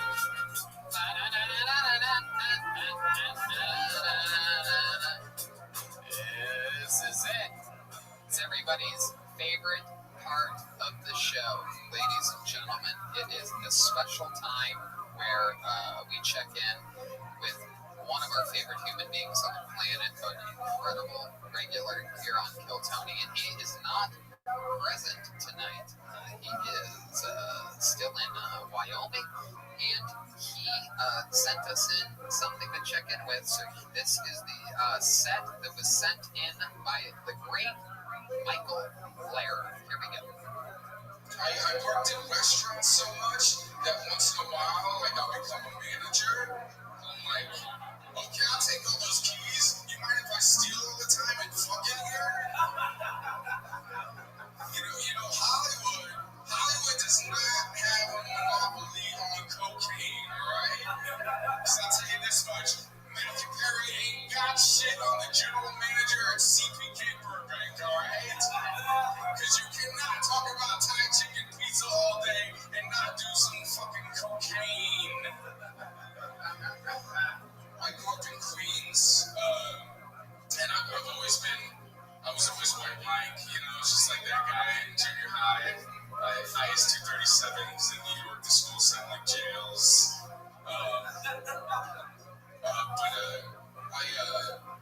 I was always into rap music. I feel like my lifelong interest in rap music made me super gluttonous and made me horny as fuck. Right? I just want to put it out there. You know, I'm in an awkward position where, you know, I don't say this to be cute or clever. I think this is a real funny joke, but like one of my favorite songs has the N-word in it. It's like, that's like, you know, it's like My Joy Is My Cage on that one. And, you know, if someone asks me, like, well, you know, what's the name of your favorite song? I'd be like, oh, yeah, it's Bobby Schroeder. So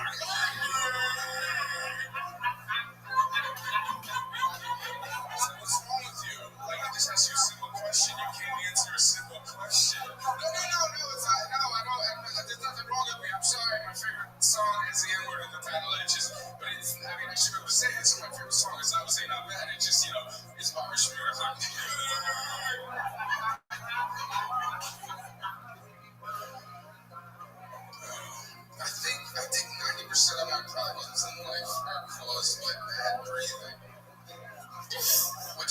sucks because it means the fucking chiropractors were right. You know? And they fucking are right about most of the shit they say, but they're so condescending. Always asking you what your shits look like. Don't judge me if you study pictures of shit all day and know what they mean. That's an Armenian birthday party catering in Glendale. The Armenian capital. Armenians are amazing. I love them so much. I never want to work for them again. But at Armenian birthday parties, they're amazing. It's family style. The table is covered in the most amazing Mediterranean spread you've ever seen. When it comes to like drinks, there's a bottle of tequila, a bottle of vodka, a bottle of whiskey, Pellegrinos, a pitcher of water, and a pitcher of Coke. So it's like Scarface and Chuck E. Cheese. And between every course, they dance. And there are no wallflowers at an Armenian birthday party. Everybody dances. Everybody, it's amazing. The band stops, the lights come up, they eat another course of meat, like all their fucking dancing never happens. Thank you, Michael Laird. Creative force, Michael Laird. Follow him at Michael Laird Comedy. Go to michaellairdcomedy.com. Check out everything on his website. Let's check in with the drawing. Tonight's drawing from Ryan J. Ebelt. Let's check it out here. What do we got here? Wow, look at that. Oh my goodness, that really looks like Matt Edgar. That looks like Red Man. That looks like me. Wow. That is a skull? Is that kind of like a... That is. That's a fucking skull, man. Ryan J. Ebelt is on a whole nother level.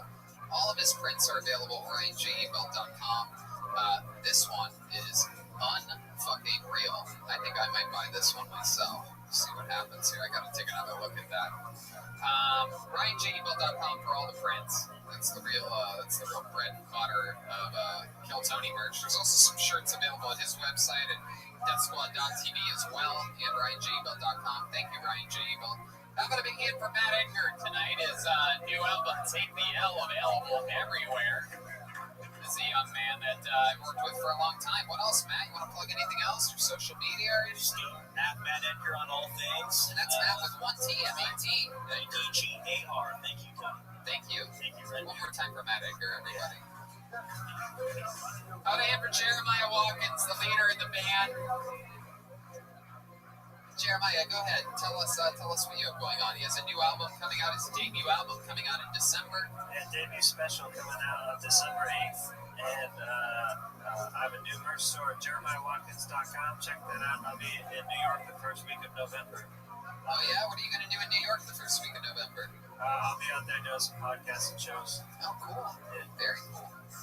All right. How about a big hand for Jet Ski Johnson, everyone? Foil. Victor moments tonight, hit grand slams, as always. What else is shaking, Jet Ski? You have ornaments for sale, available at jetskijohnson.com.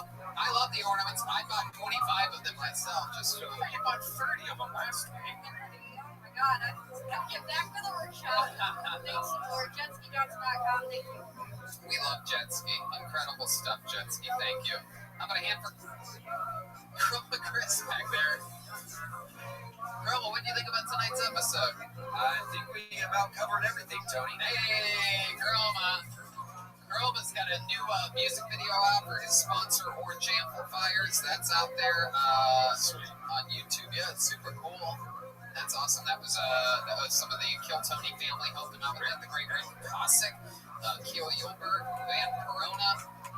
And who else? Am I missing one there? Who's the other guy? Keel and, Van Corona. And there's Joel Jimenez tonight, everybody. At times urinating while talking loudly in the main room, moving around a lot very loudly, not really picking the correct moments to speak or make jokes at all. Very awkward throughout the entire episode. What's going on, Joel? Nothing, dude. Bring back rock and roll, dude. Have fun, love each other, peace out. There he is. He's mostly sorry on social media and on the podcast and on tonight's episode. He's mostly sorry. Red Band? Check out my virtual reality podcast, Virtual Red Band, our first show. It's on youtube.com/redband. I do it about 3 or 4 times a week. Absolutely, he does. I have a Patreon. So, Roast School. Very exciting stuff. Jeremiah was on last week. Just did a crowd stream yesterday. Fun stuff's happening over there at patreon.com/hingeclub. And more fun Kill Tony stuff. It's got to get even better soon. I think good news is coming right around the corner as far as perhaps performing in front of a live audience in some capacity. I'm sure it can only get better. So stay tuned for that. Thank you, everybody. Good night.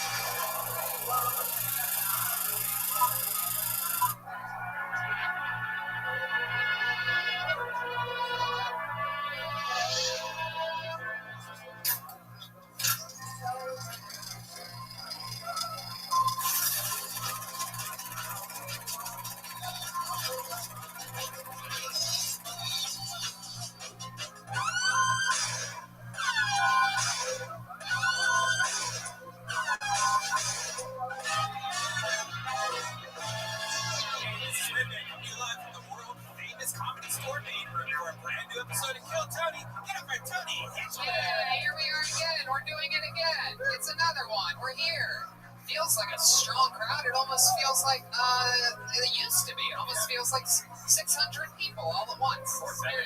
It's very exciting. We're just chasing a dragon here. It's real fun. How are you, Brian Redman? Absolutely awesome. Absolutely awesome. That's good. I'm glad that you're awesome. Very exciting stuff happening. Hey, look, everybody. It's the great Ryan J. Ebelt. He draws every single episode. Wow, look at him. There's the classic nod and point right to the camera that we love. He draws every episode of the show, every single tour poster, and a lot of the new cool designs for some cool shirts, limited edition shirts, and amazing every single episode. RyanJAbel.com for those prints. He's been doing auctions. They've been doing really well. He's absolutely killing it. And he's already, I believe, starting perhaps the outline of what could be tonight's episode. RyanJAbel.com for that. And you know what? I gotta say, I am just filled to the brim with happiness because I have pizza up to the McGillicuddies of my skull, thanks to our good friend Charlie from Vito's Pizza, everyone. What's your ZD count for the week? You know, it's funny you mention that. I'm actually at zero ziti. What? I went ziti-less. I went cold turkey instead. And by that, I mean I got the cold turkey sandwich from Vito's Pizza. I didn't. They don't have a cold turkey sandwich, but I got the Romeo. You do have a cold turkey? There we go, the Big Don. I'm going to try that next time. Is there a Vito's in Burbank? Yeah, I don't believe there is. You should try to, you should start seeing if you can get a special Postmates or something like that. I'm telling you, it is so addicting. It's absolutely incredible. And Charlie's a great guy. Grace over there, it's an incredible team. And it's one of my favorite Italian restaurants in all of LA. It actually is my favorite. It jumped everybody. So Charlie's here. The great Gino is here from LA Speedweed and Betterbox Studios, which kept us housed during the pandemic for a bit. Fun times. I think there's even a Take Fletcher somewhere around here from Caveman Coffee. No way. Where's Take Fletcher? I haven't seen him yet. Delicious Caveman Coffee. Use the promo code KILLTONY. Save 15% without a doubt. I know that. I drink it all the time. It gives me so much energy.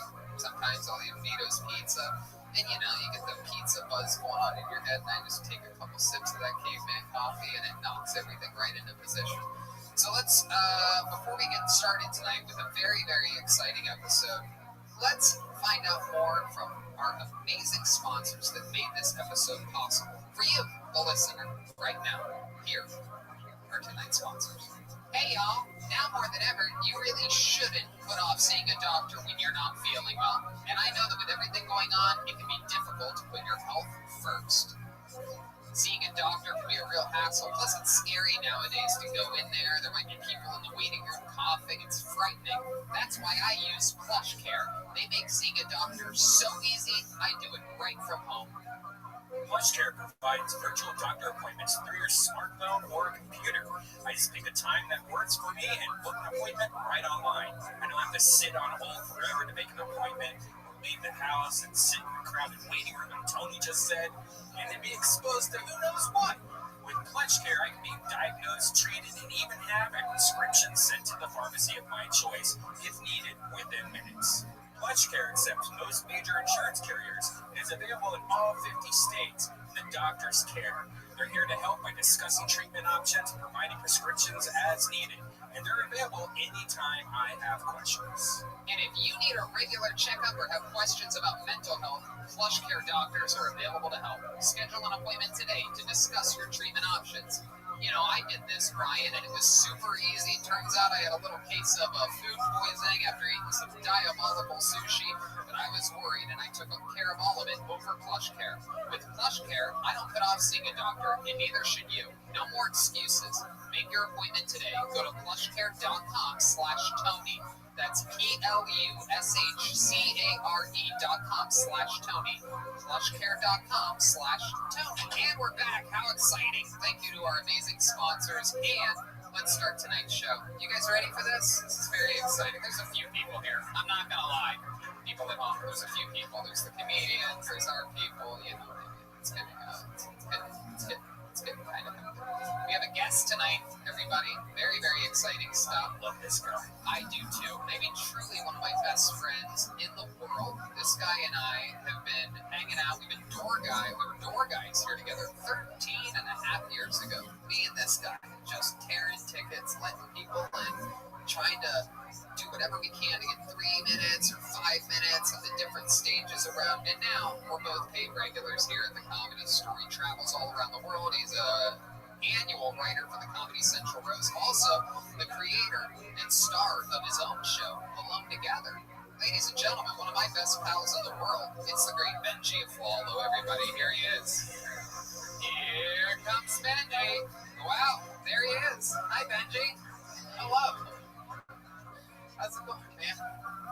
I'm so happy to be here. I know, it's exciting, right? Been here in months. I know, it feels like the old days. It feels cleaner here. It is. It feels cleaner. You can feel it. And you look so much buffer. I love that. What do you do? I lift heavy weights. Oh yeah, that's the trick. I was just telling my friend the other day, I go, the one thing that I'm missing is heavy weights. I'm losing muscle mass very, very quickly because that's the only type of lifting that I like to do. Yeah, come with me. I think a lot of reps are for the ladies. It wears down your joints too. You've been lifting a lot of these papers. That's right. That's what I have to do. I can't. All the on-it kettlebells are sold out, so I'm stuck lifting piles of paper. Okie dokie. So we have Benji, and Benji, you've been a guest on the show numerous times, and you know that there's a band on this show, correct? And you know that every single episode they commit to being different characters, and that we never know what they're going to be. They've been backstage. Oh, you saw them already? Wow, look at you, sneaky little devil. But we don't know what they're going to be, and it might be new characters that we have never seen before. It might be the return of some old classic characters. We're all going to find out together right now who the band is tonight. Ladies and gentlemen, I present to you the best stand band in the land. It's the Kill Tony Band. Jeremiah Watkins, Joelberg, Joel Jimenez, Chroma Chris, and Jesse the Jet Ski Johnson.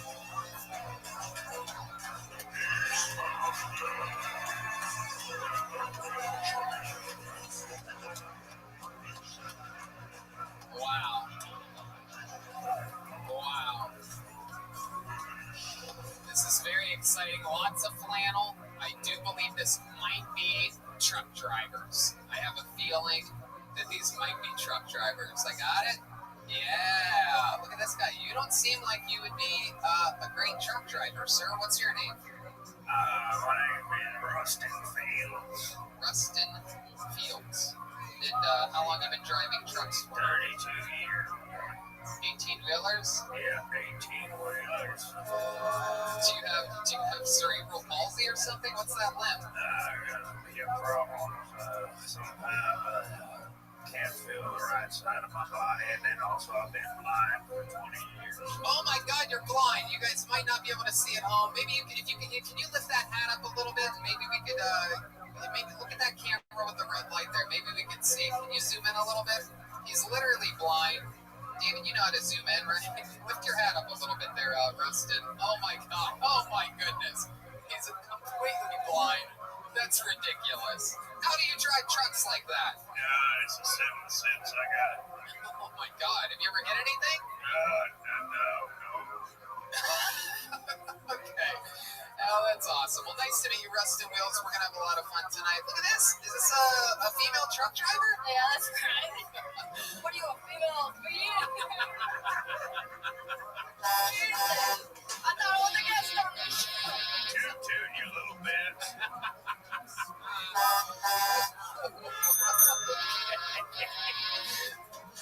Okay, all right. What's your name? Listen, they call me Whore Wheeler. And let's just say I call an oversized load of them. She's never taken a load on too big. She relax.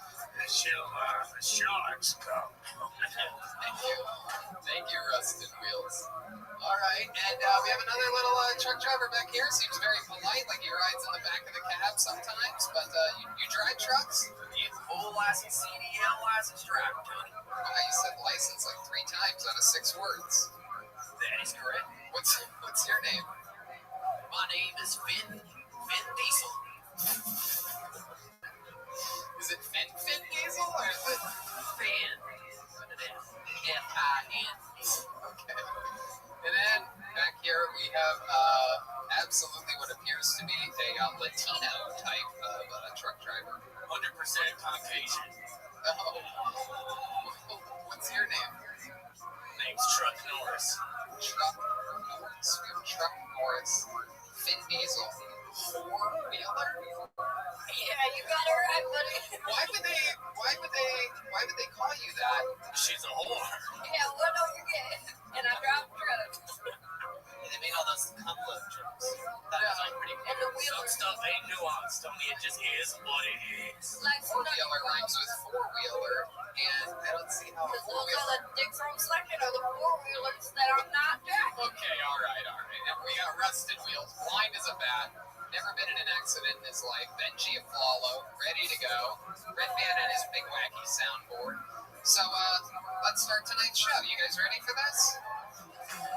I'd like to give a special shout-out to a couple people in tonight's audience, because I don't know if I got to do this last week, but I'm going to do it this week for sure. Ladies and gentlemen, here in this audience, 2 people that were at episode 1 of Kill Tony 7.5 years ago, before we traveled the world, before we started selling out the main room every Monday in an unprecedented maneuver.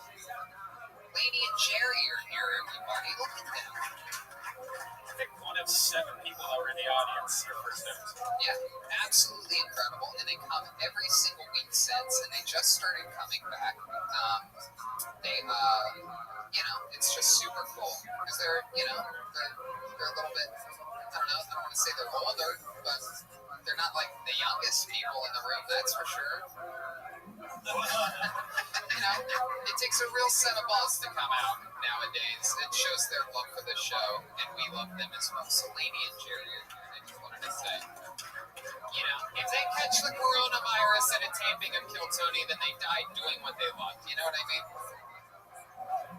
Okie dokie. Let's start the show. We have 5 more. I think we have 5 people semi-pre-selected, pre-tested, temperature check, and tested for the coronavirus. We tested all of them. Red Band takes a tube and sticks it deep up their nose and runs it.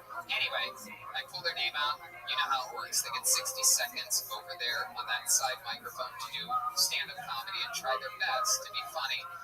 And then I interview them about anything in the world. Maybe I find out more about their personal lives. Maybe I find out about their stand-up comedy history and things like that. And everybody here is going to join me. It's a bunch of truckers and Benji Aflalo. Did you have something that you wanted to say? Rusted Wheels? Oh, I don't think he knows that he's staring at him. You're staring at him. With my eyes are over. So this is it. You guys ready to start the show? Okay.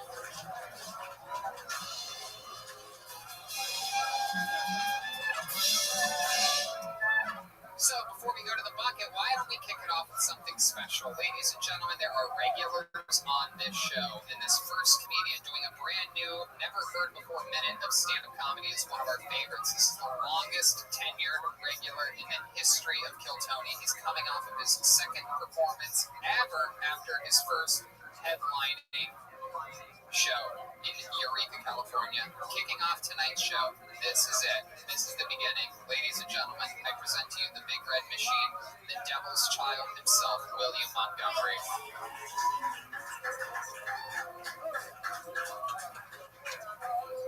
You guys like craft beer?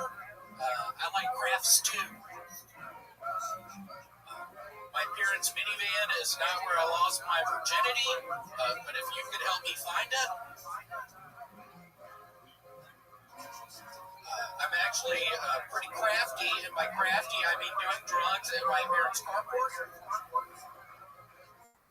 Y'all seen Blackish? I have a new TV show idea called Racist-ish. Y'all seen Blackish? I have a new TV show idea called Trans-ish.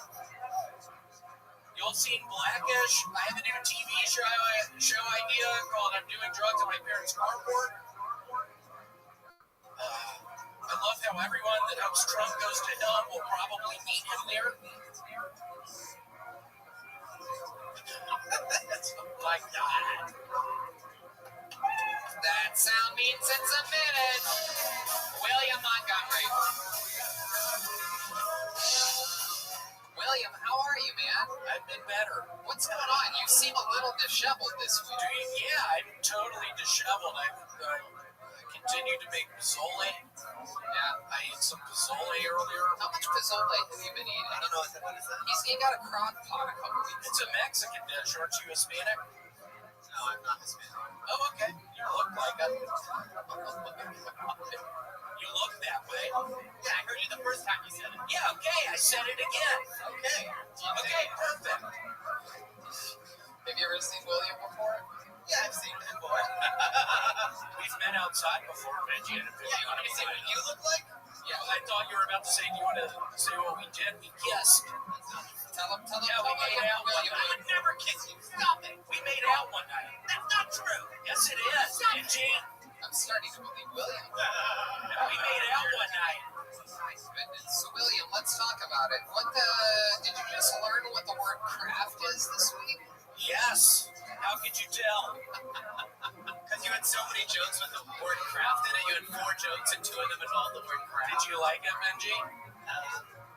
I liked it, yeah. Oh, but still, it's why it brings it up. It's a little repetitive. There's so many words in it. And you also split them up with other jokes. Yeah, that's called stand-up comedy. I think you have a craftitude problem. Craftitude? That's not a word. Have you seen the movie The Craft? Yeah. Have you ever listened to the band Craft Punk? I love Craft Punk. Yeah, what's your favorite song from them? Dance Yourself Clean. How does that sound? Sing it. That's an LCD sound system. DLC sound system. It's D.O. Hughley sound system. All right. It's getting out of control. That would be the best band! DCL sound system starting DL. I would listen to that.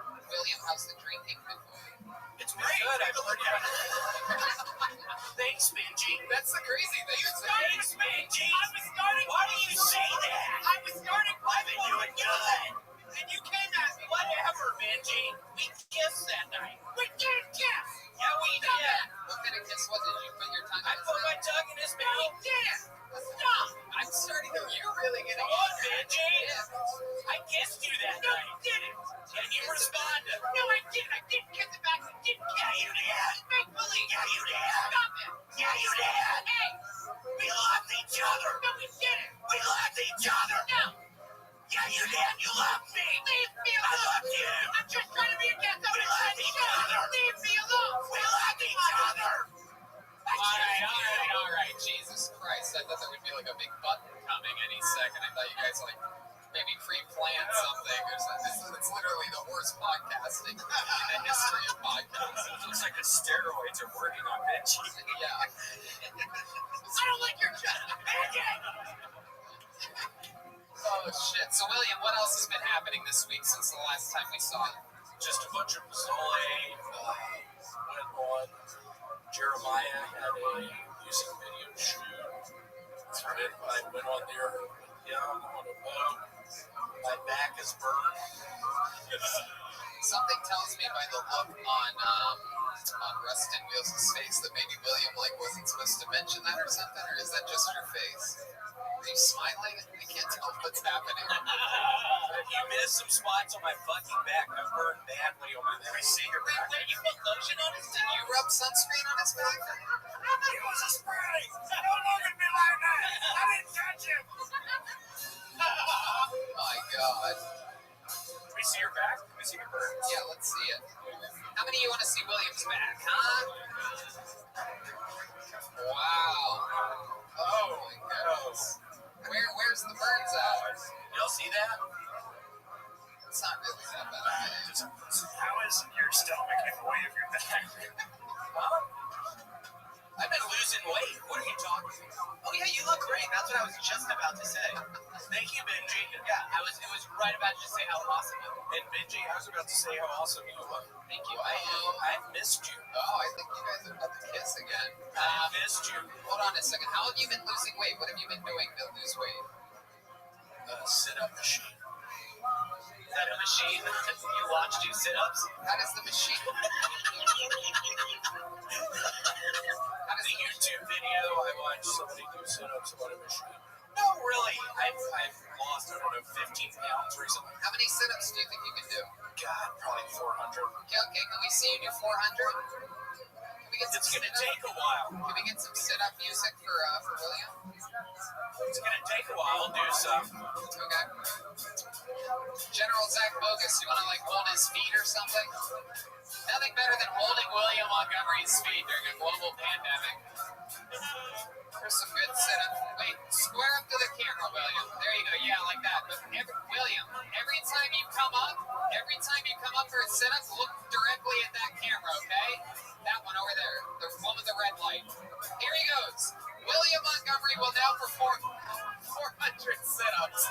Zoom in a bit. Oh, yeah. Look at that. Look at that camera. Look at the camera, William.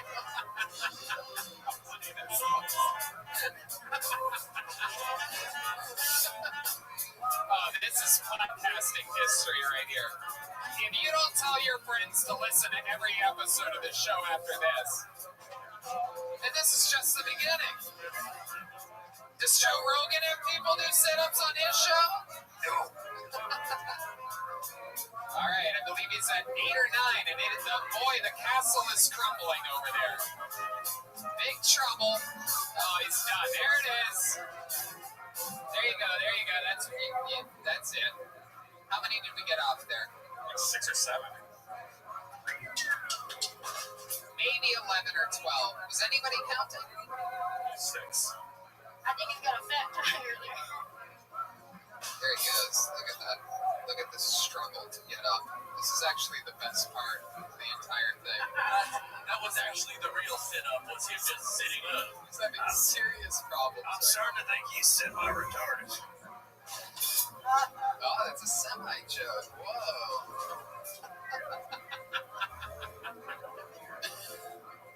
William, are you okay? He throws up a kidney. Who said that? It was your favorite lover boy, Benji. I'm kidding, Benji. I knew you were kidding. That's why I asked. Are we hanging out after this? Isn't this? Yeah, no, this is it. That was it, William. You're so goddamn charismatic, and you're so much gosh darn fun. You know that? Hey, can I add something to your jokes? Your blackest joke, the third one, you say something about the carport. You should be like carport-ish. Okay, I'll think about it, because everything was ish, and they said something like that. I'll think about it. Thank you. William, have you started drinking again? No. So you've been sober. You're the only guy that I know that gets sober and starts to look more drunk every week after that. He was drinking. I'm not drinking. I've stopped. On the boat here Saturday. Streaming on the phone. I wasn't. Are you lying? No, I wasn't. Tony, Yeah. you know last week when I was real loud in the green room? Yeah. I had brought Chris a gift of beers. Oh, come on. And William stole 2 of them. Come on. William, I paid you for that. Yeah, I know, but I just had to tell But everyone. not till you I got paid you caught. for that. Until you got caught. all right. You're supposed to drink. Like, you're supposed to. It's okay. Thank you, Benji. Like, no one wants to look at you and think you don't drink. Like, you drink. What does that mean, Benji? It means like you drinking is the way the world works. What does that mean, Benji? It means like Niagara Falls is water from one place to another. And Yeah, I love it. That was a good illustration of that. Niagara Falls. Benji's one of my smartest, funniest friends. I'm saying accept yourself. And I think he just nailed you Accept really yourself. well. If you didn't drink, I'd be even more worried than you look like that. Ladies and gentlemen, that is the comedic stylings of the great, the powerful William Montgomery. There he goes, everybody. On to the next one we go. Stand back. Now wearing a hat this week. That was weird. Yeah, bold maneuver. Showing his lump. Yeah, he's got a lump in his skull. Have you ever had that checked out by an actual doctor, William?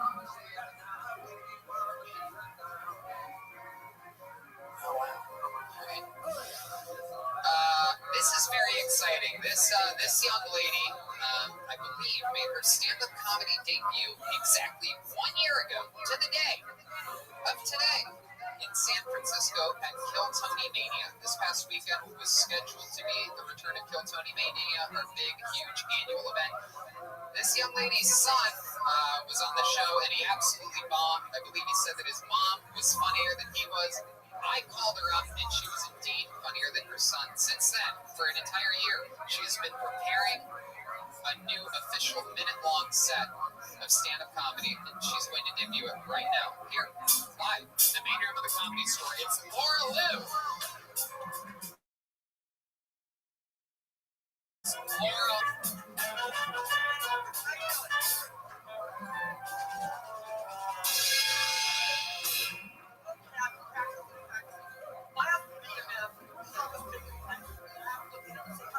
Stop, Laura. Stop. You have to talk right You have into to talk right into the tip of that microphone. It's a clean microphone. Right here? Yeah. All right, let's start it one more time. Ladies and gentlemen, Laura Liu. Here we go. Here comes Laura. Oh, and I crumble. Here's Laura Liu. Okay, my husband, bastard motherfucker, he's always making pies for me, and I have to look at him and go, bastard, are you healthy enough to have sex, make-up sex? So what's better than make-up sex? Restraining order make-up sex. So he asked me the other day, but if I knew what a mulligan was, and I said, yeah, he's the guy that keeps doing it over and over again, right? So back in the day, when you wanted to get something green to smoke, you have to go down to the trust or somewhere sketchy, so I sent him off to get me something to smoke. And he comes back and says, open your hand, and I open it up, and he drops this big green grasshopper in my hand. I looked up and said, bastard motherfucker, I said big green bug, not big green bug.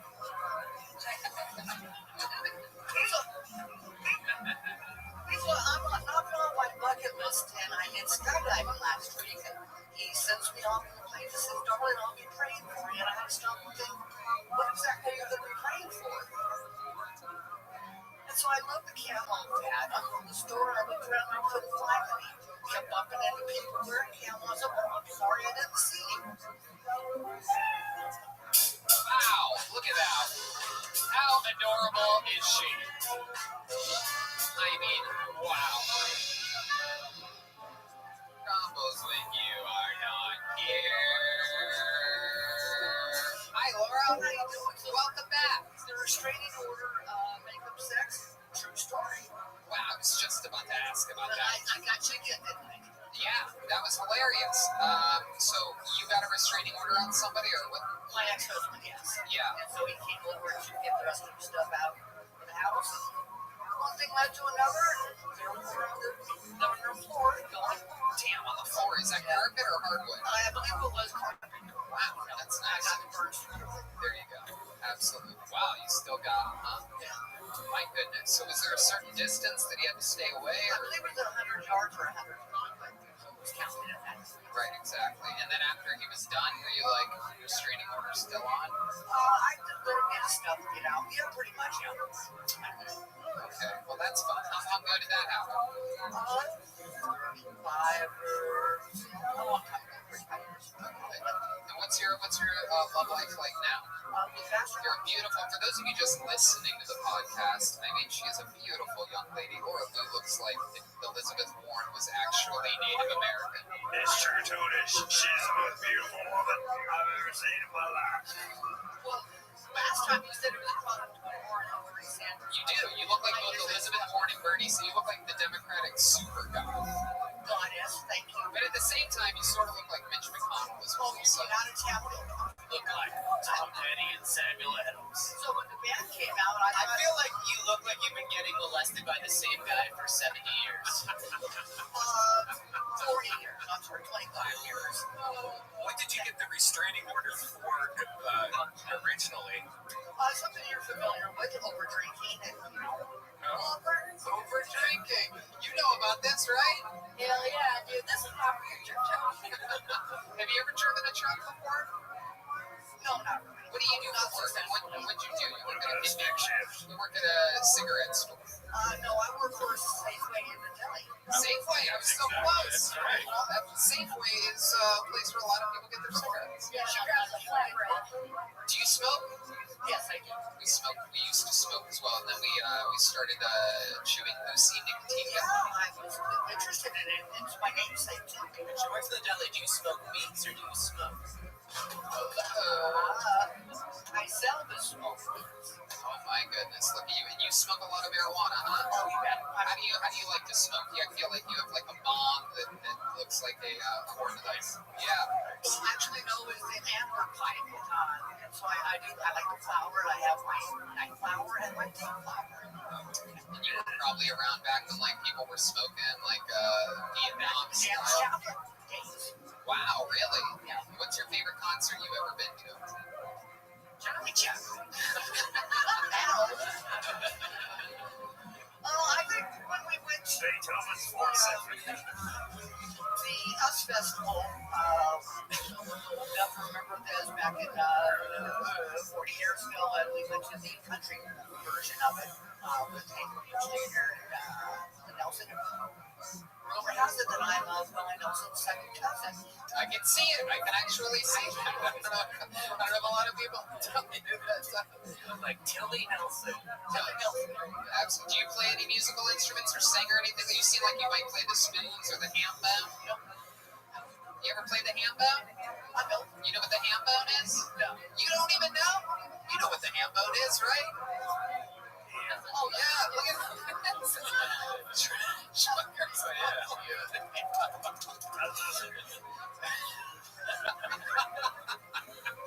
It's so stupid, but that's what it is.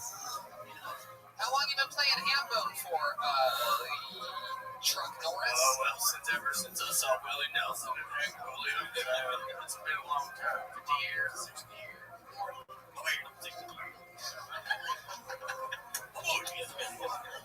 Has anybody ever told you you look like you're dressed for your first day of school? So when the band first came out, you said they were truck drivers. I thought they were trucks. Oh, shit.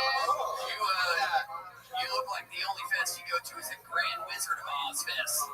Oh, my goodness. Wow. Finn Diesel trumpet bombs over Baghdad back there. My goodness. So what do you do for fun nowadays, Laura Lou? What's your favorite thing to do after smoking pot? You seem like a crossword puzzle specialist. Actually, I do a lot of puzzles online. And, The crowd used to go crazy when I would guess things like that. Yes. I don't do a whole lot anymore with this COVID thing going on. We were already 3 groups loose anyway. Hell to get back to the fuck around the house just go for a drive. So I just told Bonnie, and scared about going out. I'm surprised I'm here because I'm old. When you go to your hairstylist, do you ask for the Jar Jar Binks? Oh, please go to get a haircut. This is my lifestyle. Wait, is this another one? Is this one of Red Band's 6 impressions? Or Red Band's impression. Red Band's impressions. There's only 6 of them. Hey, you got a Jar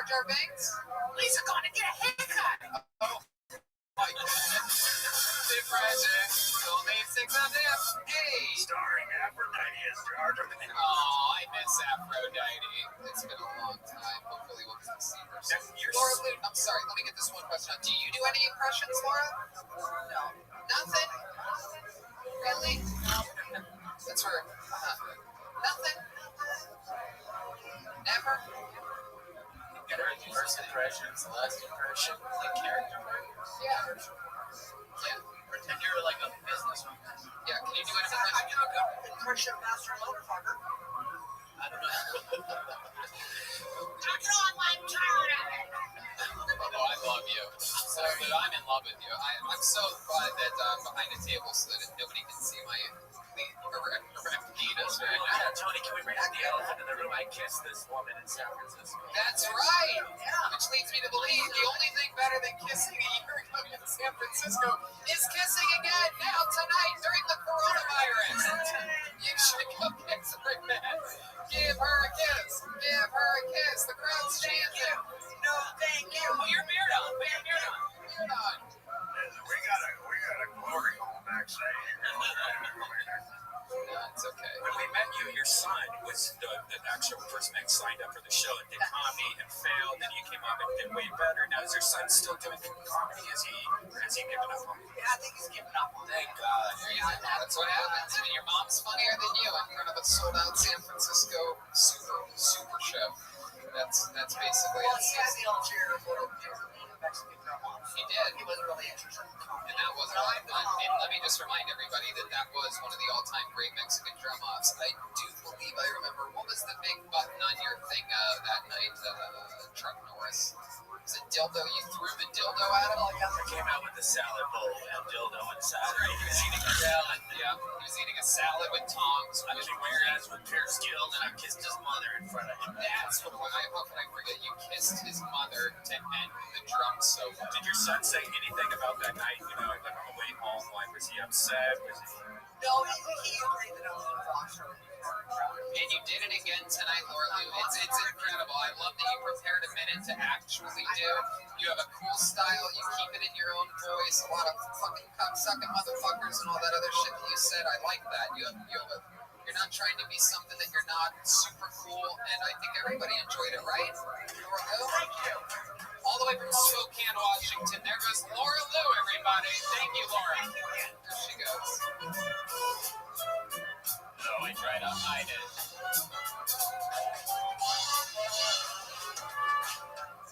How exciting is that? So exciting. Is that Jar Jar, or is that... Oh, yeah. Did we just find... Wait, is that... Was that? Oh, yeah. Yes. Okay, pull another name out of the bucket. Here we go. This is a new name, ladies and gentlemen.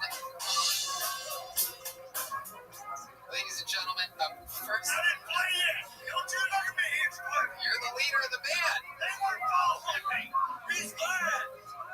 Ladies and gentlemen, I believe it is her first time ever on the show. Make some noise for Jill D'Souza, everybody. Jill D'Souza. Hey. Here we go. Jill D'Souza. Hello. Do I just start now? Oh, hi everyone. So recently I went on a vacation with my ex-boyfriend to Cuba. We were walking down the street there, everyone was yelling, Maricon, and I thought that was the name of the street. If you speak Spanish, it's definitely not the name of the street. And then I got back and I was telling my friend about it, and I was like, we were walking down the beautiful Maricon. She was like, you know Maricon means faggot, right? So don't go to Cuba with a dude that only shops at J. Crew. When I was 7, I saw nudes for the first time, but the thing is, it's also the first time me and my brother saw my mom's nudes for the first time. Yeah, it was a really big bummer. The first time he saw vagina in real life, he was probably like, fuck. So when I was a kid, I was pretty bad. My mom would literally put me on probation so that she didn't have to talk to me. Okay. You want to finish it? Yeah. Sure. So while I was missing in a cut, my probation officer Gary would be watching me and would be like, "Your mom wants to know if you're coming to Thanksgiving. She low-key doesn't want you to come though." 2, 3.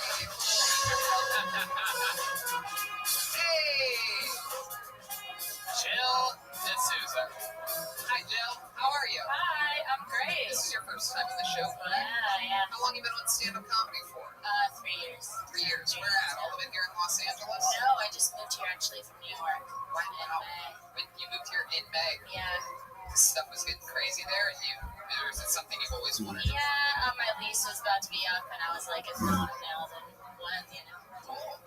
Do you have friends out here and stuff? I'm making friends. I didn't know anyone when I moved here, though. So I'm making friends, though. It's cool. I like it here. What kind of town did you decide to move to? Koreatown. Koreatown. Now, Benji, not a lot of people know this, but Benji is a real estate specialist on top of many amazing qualities. What do you think about the market of Koreatown nowadays, Benji? Everyone thinks because you're Jewish, you know everything about real estate everywhere all the time. I don't know. I don't care. Come on! My nose starts growing. I definitely know. There's a saying. One time, Benji showed me a house to Todd Phillips. He's like, you want to come over and show a house to Todd Phillips, the director of The Hangover? And I was like, oh, yeah. And that was just an average day of hanging out with Benji. No, I mean, that doesn't happen every day, but that's interesting. Benji doesn't look like a landlord to me. Thank you. What do you think he looks like? I thought he was Vinny from Jersey Shore, like when I first saw his video. Look at that. You've been confused from both a Latino and an Italian so far. I'm 11% Italian. You are? But my 23andMe on me on Francis. I can see that. What's the other 89%? You know what it is. And what's your ethnicity, Jill? I'm Guyanese. Guyanese? Yeah, half white. Wrong continent. You look like Shakira's cousin. Oh, thank you. My 7th grade bus driver used to say the same thing, actually. Is that a Shakira beat? Yeah, my hips still alive, bitch. Wait a second. I'm very interested to notice that Rustin Wheels, a blind truck driver, I think I just heard him do somewhat of a Shakira. Are you a fan of Shakira? I love Shakira. And you sing along with her songs sometimes? Yeah, me sometimes I do. What does it sound like when you do?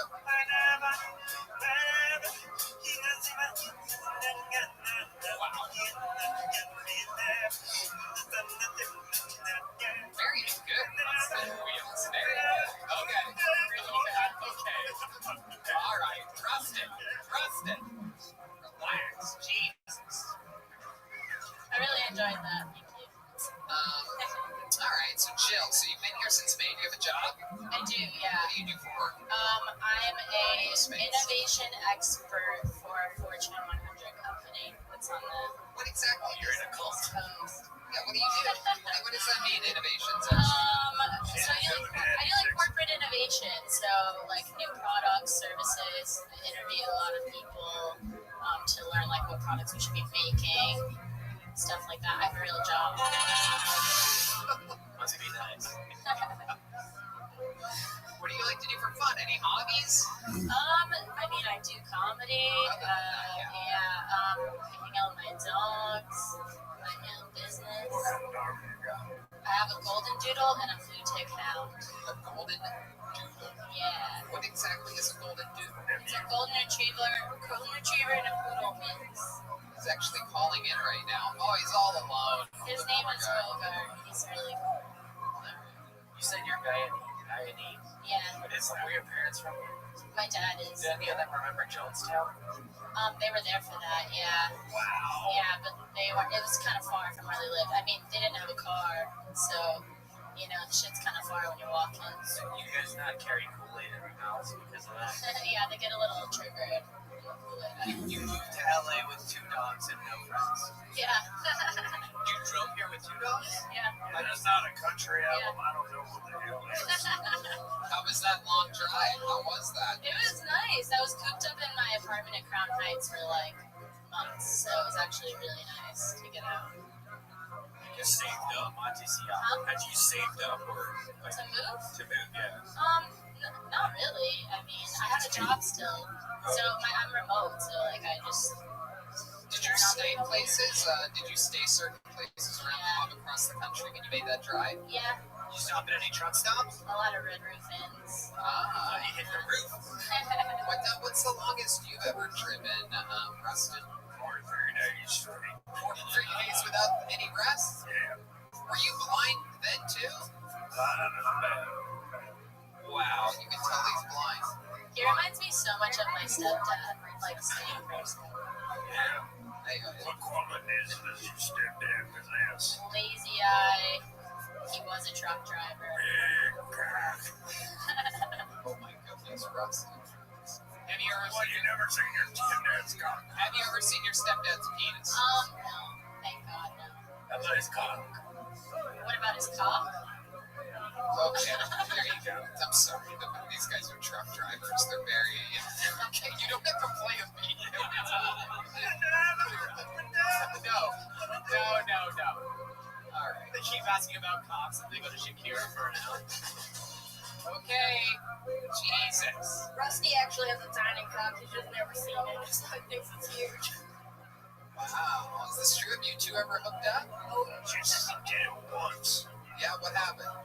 Oh, well, it was more than once. I just did a little role playing and you didn't know the difference. Wait, what? You hit me while I'm in blood? I'm a revealer, baby. Oh my God. Beautiful. She's a lot lizard. Jill, is there any other Damn, fun Red Man, facts we're about you saving that one for later. Okay. Jill, are there any wild fun facts about you that we should know? Any special skills or talents or anything that you've ever done before?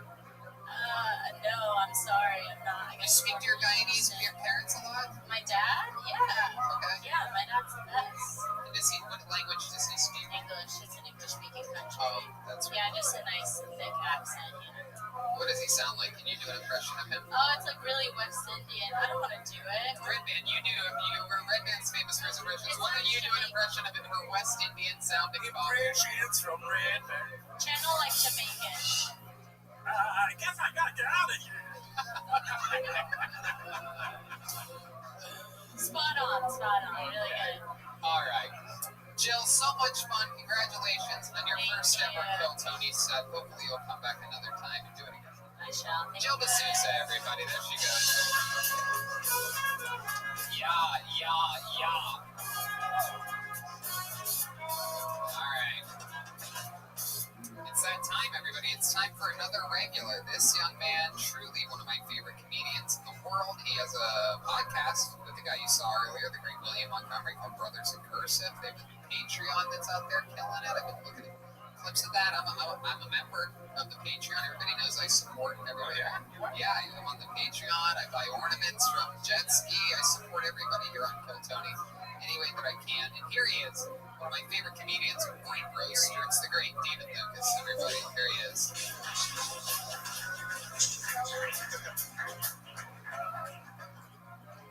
I went to a strip club in Tijuana.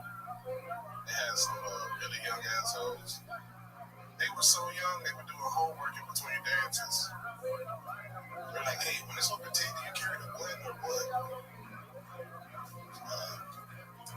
I think, I'm the only person that think Trump has a big dick. Trump has big dick energy. Nobody talks that much shit and have a small dick. When he got out of the hospital from COVID, this motherfucker got on Instagram and said, hey, America, it's your favorite president, Donald J. Trump.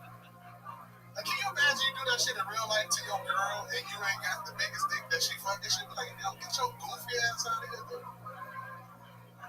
That's why I know Trump got a big dick. He really speaks by what Winston Churchill said, speak softly and carry a big stick. That's what that looks like. Absolutely. That's it. Did it again. Hey. Should I say or should I go now? Yeah. Hello. What's up, bro? That was great. I love that. I have my new party now. A party? Yeah. Like a political party? Yeah. Wow, what is it? Facts for Trump. Oh, I like that. I like that. So, just people for Trump. No facts. Trump has a few healthy supporters out there. And all them ex-Marines, you gotta do it. Goddamn right. Marines, Army, Navy. Well, yeah, ex-Marines are all doing really great. Like, anyway. I always thought it was called small dick energy. Like, that's why he's acting like No, that's people who ride e-bikes. Oh, Handkerchief, it is. This is an interesting look tonight, David got Lucas. roasted by a pocket square. Hey, man, shut your gay ass up, nigga. Fuck all of y'all. somebody melted crayons inside of a pumpkin. What you got on? You got on some scuba diving tuxedo. Show ass up out here, bro. That is, I'm actually going scuba diving. You look like a hippie jack-o'-lantern. You're doing too much with your ghetto ass. Thank you. That stupid ass Abraham Lincoln beard. Oh man, you made him sick to his stomach. Tony look like he going to the prom and get to see. That's actually what I'm doing right after this. I'm going to the prom under the sea with sandy squirrels. I have to scuba dive to get there. What is it? Where do you even find something like that? The Beverly Center, nigga. Hold on. You went to the Beverly Center? Yeah, man. That shit was like $200. Oh my god, was it that much because of all the extra material that they needed to make it? The only way you could justify it is by the price. Hold on, let Redman do his joke. It was real good. No, that's alright. That was a very good joke. I know it was good. Redman said it was a El Pollo. We're talking everybody, just like every week. This is good. This is great. What were you saying? El Pollo Loco and rapper? It was. It was good. That was great. It does. He sort of looks like, remember Chi-Chi's? Remember the wallpaper in Chi-Chi's? I used to go to Chi-Chi's all the time with my family. I love that restaurant. Chi-Chi's was like white people's Mexican. And how old were you when you found out what Chi-Chi's meant? Remember? Like my dad used to go, it means boobies. I was still breastfeeding when I found out that's what it meant. We didn't have Chi-Chi's here. I know. You had actual fucking yeah. We had Acapulco, which was fun. Acapulco. Hey, bitch, you still got that old school Mustang? I once ate mushroom juice in a Baja Fresh. Baja Fresh on mushrooms changes here. Can't eat Baja Fresh again after that. Baja Fresh straight. I was. By the way, it wasn't like a fun amount of mushrooms. It was like I just ate the mushrooms. I was starving. Best Mexican food though, for real though. Shit, I'm back up, bro. Salsa and beer. Oh, I heard that. Salsa and I've beer. got it to go. You gotta get it. Bro, they got the best Mexican food, dog. You can take a family of 5 for $100. Big portion. Oh my goodness, and that's how much you eat. So you know that exactly. Family of 5 for $100. That's great. How was the Mexican food in the children's strip club in Tijuana you went to? Oh, that shit, they had El Pollo chicken nuggets. That shit was trash. Really? That shit really happened, bro. I went up in the strip club with TJ and the host looked real young. You're not supposed to say that. I know. I mean, seriously, what was the Fisher price? I know. The Fisher price. Well, at least the strippers had You had chicken nuggets. You didn't leave. They had one of them signs that said, you must be this tall to strip on stage. You had the song. Instead of a pole dance, they were doing a monkey bar dance. Okay. They were playing tetherball with their little titties. David, what else have you been doing this Hopscotch, bitch. Shit. I did some shows in Vegas this past weekend. What round did you take? The airplane. Where'd you do Vegas? Where in Vegas? I can't think of the name of the club, but I couldn't post a flyer because they were one of them type shits. Yeah, they wouldn't let me post a flyer. Was it a good audience? Was there a good turnout? Bro, it was way too many people in there for COVID, but it was a great turnout. Wow. It was a room for about 80, and they probably had like 120 in there. Jesus. Did you feel safe? Thank you for being here Well, tonight. I stayed on the stage. You licked the mic? I stayed on the stage until they cleared the room. Yeah, because I was like, you know, meet and greet, all this international motherfucker. But yeah, it was like some of the dressing rooms until we came right. It's like this. We came right out of the dressing room, but you had to go this way to exit the club. And I was like, come get me when y'all empty that motherfucker. I know what you're talking about. Oh, you did? Do you remember when Trump was just sitting on stage and he still got going? Did y'all see the black guy in Macon, Georgia, my hometown, crowd surfing out that bit at the Trump rally? Goddamn right. Yeah, that nigga was on that bit like it was. It's the first time we swam. Hey, bro, let me tell you, black people in Macon can swim, bro.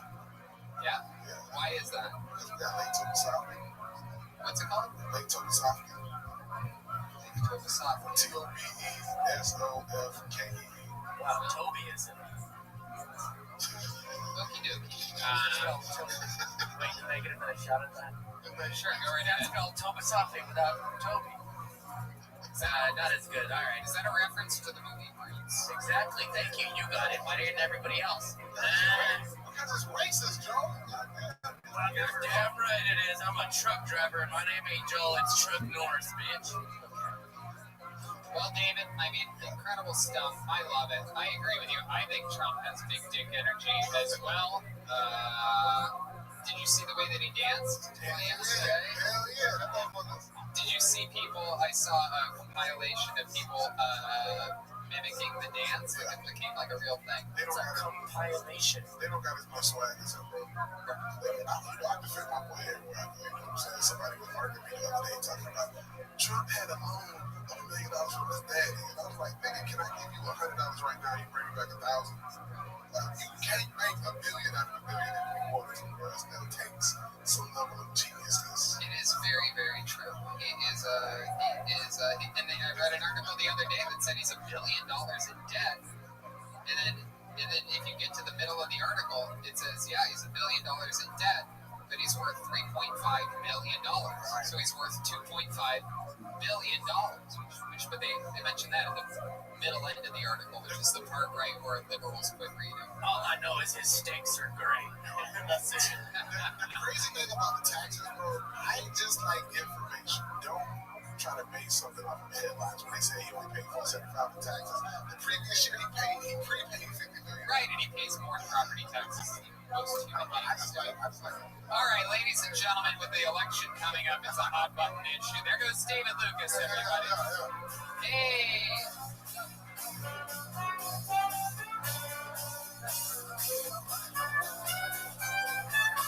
Benji, did you already vote? Are you going to vote? Yeah, I voted. You already voted? Yeah. He's riding for mine.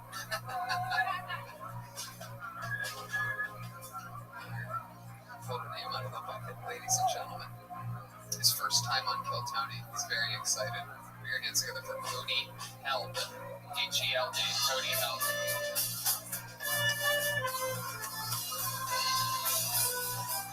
Serve you. Never gonna. Here's Cody Held, everyone. All right. What to do, boys? So we're gonna start this off with. So you guys know how all the magicians love to do disappearing acts. Well, my dad's the best magician out. That man fucking disappeared for 16 goddamn years. Still hasn't come down to this day. You know, he said he was gonna go buy cigarettes at a Walmart, but I'm pretty sure he got lost in fucking IKEA because he is still gone, man. I'm telling you. Walmart is a hell of a drug, and if you get lost in that bitch, you're just like my dad, gone forever.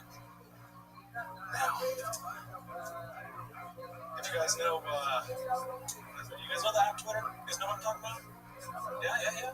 Alright, so we just talked about how Twitter's fucking users make that shit look more toxic than goddamn Chernobyl. Like, have you seen the radiation levels that fucking come out of those people's mouths? God damn, bro. My ex was like less toxic than that. Holy shit, like, and that bitch told me to fucking kill myself right now. She's fucking wild.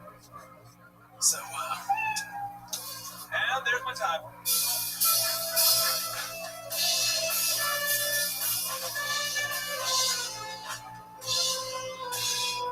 Cody, how do you think that went? Oh, fucking terrible. Why do you think it was so bad? Because he didn't grow up with a dad and like taught him how to. See, right there, just like that, bro. Daddy issues in real life. What's in your ear? Definitely not a headphone. Is that a headphone? Totally. Is somebody whispering that sent to you right now? Yeah, totally. It's the FBI agents telling me to fucking say this retarded ass shit. Cody, why do you look at the ground when you talk like that? He's blind like me. Actually, quite literally, this light is fucking killing me right now. Look directly in it. That's what you're supposed to do. That's how you get used to it. If you ever want to make it, you gotta look directly into the light. Do I look like And if you ever get in like a car accident or anything and you see a bright light, then you look directly at it and you walk towards it and you say, take me. Hey, you're gonna tell me twice now. What part of Orange County are you?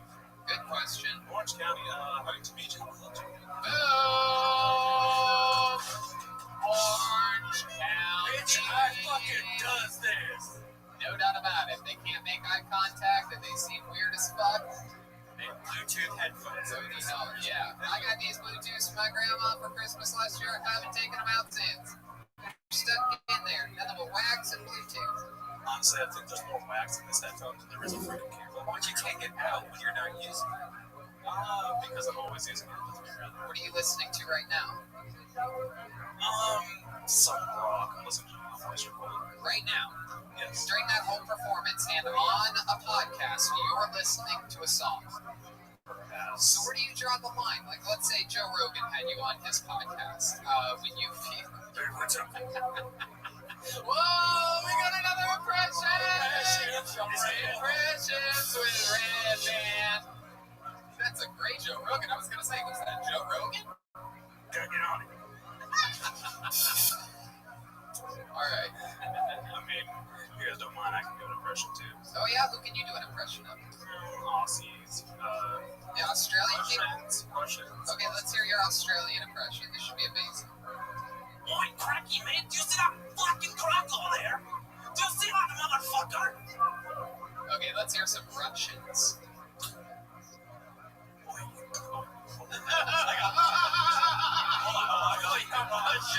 I promise. This crocodile's Russian, mate. You suck. Alright, here we go. Comrade, do you see the fucking AK over there? Fucking, that is Scotland's AK. That motherfucker has seen more wars than your fucking entire generation. That's Russian? That's Russian? Sounded Irish a little. Totally Irish. That was Scottish for sure. Scottish. All right, can you do a black guy? Go right ahead. Jump right into it as fast as you can. Boy, matey, I'm coming to get you, big brother. Boy, mate, you shouldn't fucking send you like goddamn Crocs, alright? Wait, what was that? Oh, that was fucking Aussie. That was Aussie? That sounded Russian. Alright, listen. I get my fucking racist mix more than my goddamn Crocs. Now do an impression of Ozzy Osbourne. I can't. It's Ozzy Osbourne and he was Australian. Go. You listen to music all the time. You can do this. Listen to fucking Ozzy. Actually, yes. That's this thing that he likes to say back. I know. Do I look like I? Yeah, all the things you are yes, by the way. Take a breath, close your eyes, pretend you're at Warped Tour. Warped Tour? Yeah, I've heard that name in a fucking long time. Alright, let's see.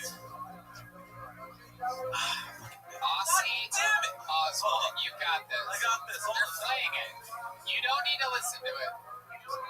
This song, bro. Alright, put on some Crazy Train. I got you. That's Crazy Train? How old are you? I'm 23, bro. 23? Wow. Goddamn free, man. Oh my goodness. And what do you do for work? I'm actually a Twitch streamer. You're a Twitch what? Twitch streamer. Yeah, play games. He's streaming Fortnite? Oh, God, no. He's streaming crack cocaine. He's just a sweeper. He said, God, He said, crack cocaine, bro. I showed the fucking kids how to do it. It's either Animal Crossing or Warzone. What is it called? It's actually CSGO. What is it? CSGO. Counter-Strike Global Offensive. Wow. That's like one of the oldest games. Oh, yeah, it's really fun. Like 90s. Yeah, I played. You live with your parents? I mean, your mom? No, I live on my own. Really? Yeah. How do you afford to live on your own? That's my job. You make a lot of money twitching? I'm not Twitch. Yes, I make just enough to live. Is that not the right terminology? What do you call it? Hey, you can call it twitching. Streaming. You call it streaming? Yeah, that's what we call it. Yeah, he just laughed in your face like you were an idiot, and I was surprised. I was like, what's the right term? I'm an old man compared to these fucking kids. Listen, I'm an idiot too. We get used to these things. No, I'm not an idiot. Old man. Don't get it twisted. Old man. He just lumped you in the same category that you didn't like that at all. Yeah, don't worry. I'm an idiot from Orange County too. What's your Twitch stream account? It's Simple Stupid. No space, no caps. Yeah, we're just a couple of simple, stupid things. Yeah, exactly. You know what I mean? Well, what do you do when you're not twitching? Do you have any fun hobbies? You skateboard or anything like that? I think cocaine. Is that true? Have you ever done drugs before? No? If we're talking about hobbies, though, I mean, games is pretty much my hobby. Music. Wildest night of your life, what was that like? Wildest night of my life. All right, I got this. So, party is about 100 people at the very least. I'm out here down in German pool class, one by one. There's at least 9 of these. By the end of the night, I have found out I fucking begged the guy support me into his house to a 90-degree angle because I thought the fucking woman was talking shit to me. Yeah, it was a fucking wild night. I was straight running into this thing. That's it? And then what happened? One time I did cocaine and jerked off to feet porn for 4 hours. Wait, is that Joel? Dude, I knew that was the trucker guy. This is the trucker guy. Definitely not Joel. No, this is is the trucker guy, man. Yo. I don't even know how Oddly specific truck. Yo, I do that. It was oddly specific. It sounded a lot like Joel. No, that ain't him. That time I did meth and joined a Christian church for 2 years. Yo, what is foot porn like for 4 hours? I mean, It's big, man. I can probably guess the size just by looking at it at this point. I'm Foot Locker's in my future, you know what I'm saying? So wait, your name on Twitch is simple is stupid spelled too. Simple, stupid. No space, no is, just simple, stupid. But is it spelled with 2 O's? Yeah, that's it. You have 238 followers. Yes, sir. And you survive making a living off that. Your most recent video has 8 views. Listen, I'm on hiatus right now, alright? You're what? I'm on a hiatus, I'm taking a mic to myself, okay? The hiatus is a break from telling the truth to people. Right. Yo, listen, alright, that is actually my job. I live on my fucking promise this. Do your parents pay your bills? My parents are dead, but yeah, totally. Both of your parents are dead? Yeah. Wow. I can't believe your dad left you and still killed himself. Dude, everyone wants to kill themselves around me. You get used to it. How did your parents die? From a car accident from what I remember. Really? Yeah. Same time or 2 different car Same accidents? time. Same time. Wow. Where were you? So your dad At home, didn't abandon you? thankfully, with my grandma. So your dad never abandoned you? I mean, if you count dying as abandonment, yeah, pretty much. No, you don't. No, I do. When he lived, You said he went and got cigarettes and never came back. You never mentioned because he killed his wife and your mother in a car accident. Now, what if he was driving to go get those cigarettes? Was he? Yes, he was. He was going to get those cigarettes and he never fucking Do you know if your parents caused the accident? What did they hit? You never found out what your parents ran into. Anything this guy says. Bro, I don't even believe what I say. I've been experienced with some wide loads, but this is a big old wide load of shit. Okay, you know what? You're right. I do look like a load of shit. I ain't gonna ask. Come on, give me some something. Give me some something. Fucking go. Well, oh shit, there it is. Well, Cody, I gotta tell you, man. How long did I ask you how long you've been on stand-up? No, you didn't. First time ever tonight, right? No, I wish. First time here. I've been doing it on and off for about a year now, but like, not too much. I mean, lately I've been fucking taking shit to myself. Yeah, it seems like it. So Cody, it was fun to meet you, man. Yeah, fun to meet you too. Do support, you know. Of If course. you ever want to do it again, do something completely different than what you did tonight. Oh, you mean come on? Talk different than you did. Just do everything different. A lot of people say be yourself, right? But I'm encouraging you, for the first time in the show's history, I'm encouraging you to not be yourself. Do anything else other than what you did tonight. Okay? All right, you know what? I'll take it. There he goes, Cody Held, everyone. Back to Orange County. Love y'all.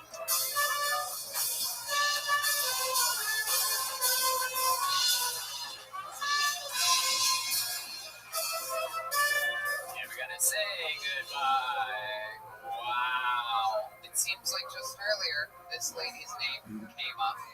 And now, I think dreams are about to come true.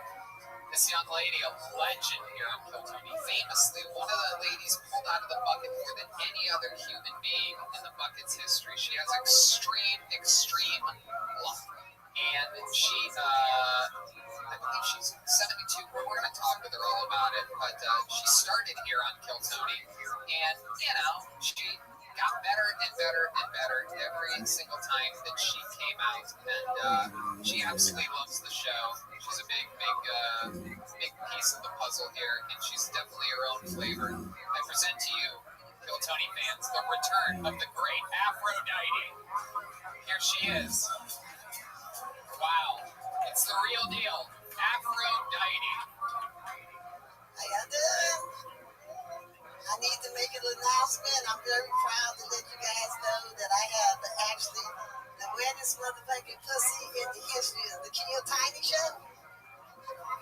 I just wet this tissue up to prove that I got a wet pussy, okay? I peed on myself in the motherfucking Lahaya 2 show. I peed on myself.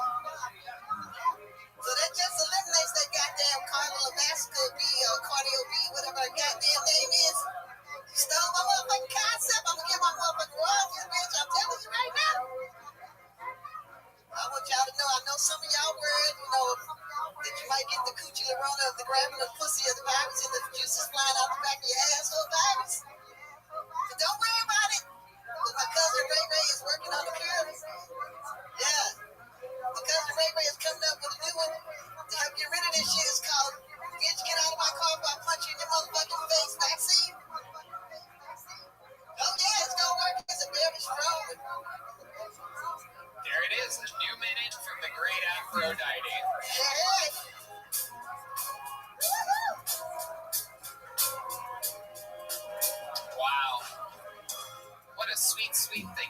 so glad to see you again. How are you?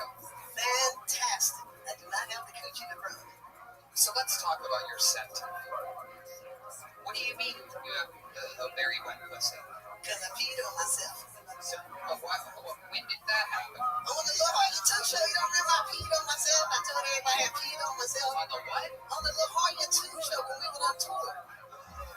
Remember the second set? I peed on myself.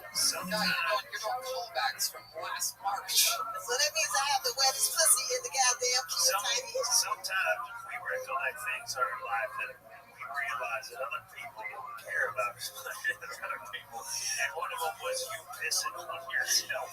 I don't hold that as a near and dear Aphrodite memory. I've got others I just want to that give you some wet ass pussy in the goddamn show history.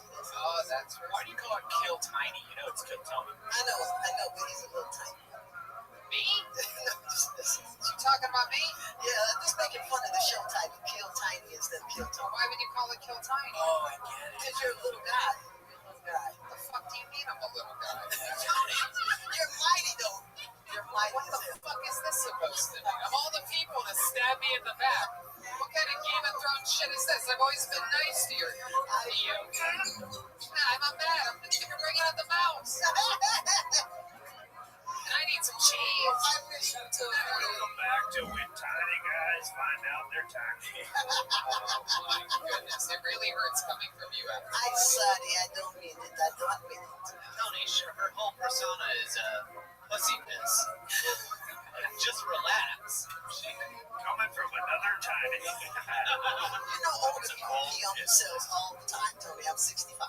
You're 65 years 65, October 10th. What makes you piss yourself is like you laugh and you pee a little. It's just like getting older, dude. You just piss when you gotta piss. You can laugh and piss. That's what I'm asking. Yeah. Yes. You sneeze and piss. Yeah. Spicy food, piss. Yeah, just the thought of piss and piss.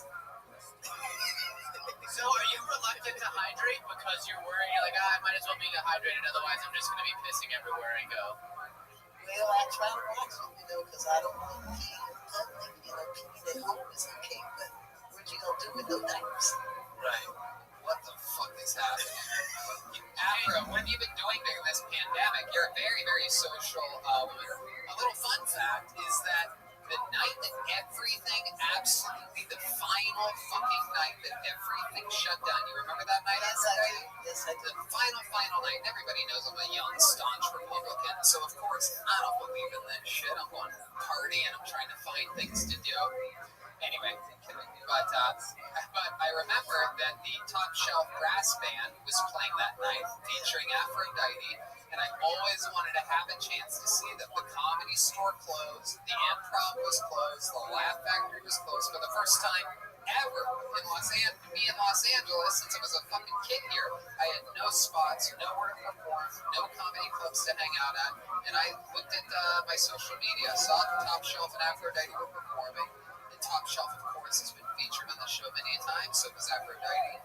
And I walked into that New Orleans-style fucking bar, and I had, all by myself, by the way, the Sassafras, and I had the best goddamn time having drinks and watching you sing your fucking heart out. It was so cool. Thank you, Tony. Would have thought that the Top Shelf came Aphrodite's tits.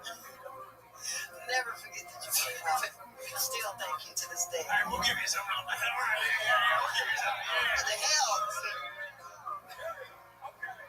Oh, jeez. They jack off the Afro, for all maybe there's some new listeners that haven't ever heard you sing. Why don't you hit a note real quick for the people at home that have never heard your powerful voice before? I know you're not warmed up, but maybe you could just jump right into something real quick for us. Do you know any real big fish? I'm pretty sure one's probably fallen out of her pussy before. Chroma Chris says she only knows big fish. Okie dokie. Here's Aphrodite giving us a little taste of what her voice sounds like. Here it comes. Here it is. I'm just going to freestyle something because I wasn't prepared. Exactly what I was hoping you were going to do. Here's Aphrodite. Oh, shit. She's got the band. Here it comes. When you know I'm talking to you, you're my lover. I only want to be with you.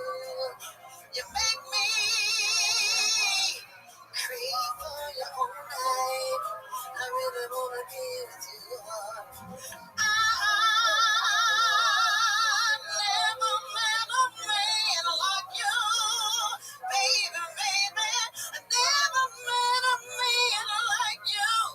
Oh, you make me hot. Well, baby, yes you do. I'm bumping up on you.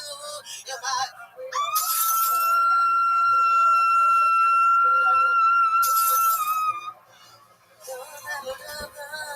yes, you are. Wow. You are. You make me Put a big button on it. Here you go. Thank you guys. God, I miss you all. Wow, it's so lovely, Aphrodite. How I miss that beautiful voice and your beautiful face and your incredible fucking energy. Thank you so much for joining us again. I want to let you know that Top Chef Breast Band featuring Aphrodite, we're going to release a song called I Fell in Love on the 24th this Saturday. Please check us out. There's a lot more coming. I have some singles on my own. All right, that's enough of your fucking plug. Aphrodite. Yes, thank you. Goes. Aphrodite. Aphrodite.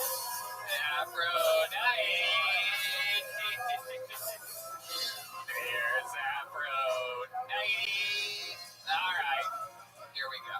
Okay, so lots of ladies on this show tonight. Your final comedian of the month goes by the name of Claudia Casalao. Claudia Casalao. Here we go.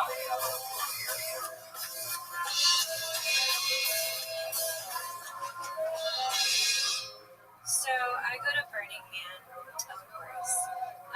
If you're not familiar, Burning Man's where a bunch of rich people spend hundreds, thousands of dollars to spend a week in a hot-ass RV in the middle of the desert doing drugs all day. Poor people have it too, but they call it Bakersfield. Even though I go to Burning Man, I'm not like into like a bunch of the hippie, trippy voodoo stuff. Like I'm not into crystals. Like crystals are bullshit. People get so into it. Like they have these huge ass crystals on sale on the west side for like $40,000. Like, dude, if you have $40,000 and you want to draw energy from a rock, buy cocaine. One of my burner friends like tried to get me to go on a juice cleanse with her once, and I was like, dude, fuck juice. And she was like, that's anti-Semitic. That was my time. Here it is. So you nailed it. 58 seconds. That's fun. Did you have fun? I did. How long have you been on stand-up? Like, if I want to be like, how seriously, like a year and a half, probably. Okay, all of it here in LA? Yeah. How long have you been made of Kool-Aid? I've been a unicorn all my life. Thank you. Okay. What do you do for work?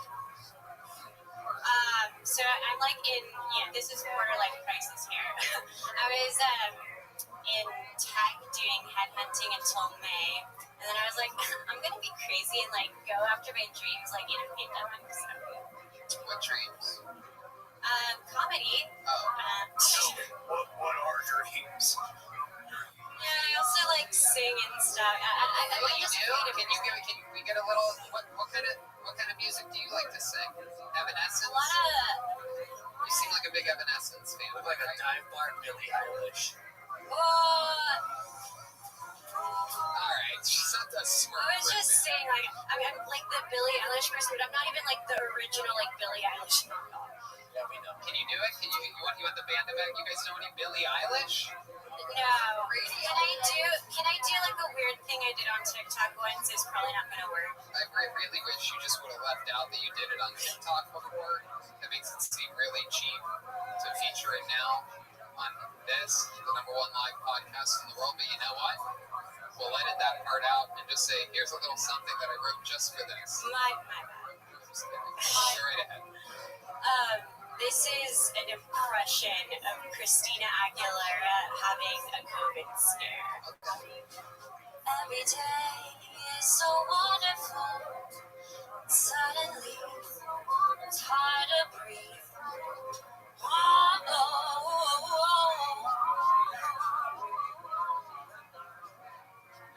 That was it? Okay, I was waiting for like the crazy part or something. It just sounded good. It sounded like Christina Aguilera. So what was the COVID part? It's hard to breathe. You should hit it with a cock or something. I did more of a than my bad. I'm just curious. I wasn't not going to sound that. Maybe if you're saying like I tested positive for coronavirus. That would make it very clear. Yeah. So, Claudia, what do you do when you're not singing or doing stand-up, like working? What else about you? You seem like you have I've got COVID in a bottle, baby. Don't let me out. I'm dirty. I do a lot of that. I do some like silly podcasting, and I paint too. I paint like 2 paintings a year. Like, you know, it kind of like gets me in my meditative state. And it's nice. I did a painting. I was inspired when like the virus hit and stuff. I did a painting of like Trump holding a Corona. That was really fun. Oh, I get it. Yeah. Trump holding a Corona. Like a beer. Yeah. Yeah. How did it come out? Good? It was awesome. It was actually really funny because I don't know, I was like gonna include some like quotes and stuff, and I was like, let's like not have it be political. And it actually went to a Trump supporter in the end. So Yeah, it was really fun. Yeah, they have the money to buy things like that. Right. Anyway, so okay, you make art, you sing, you do comedy. What would you consider your specialty? What do you think you're best at of all these different art forms? I think. Do you do any poetry?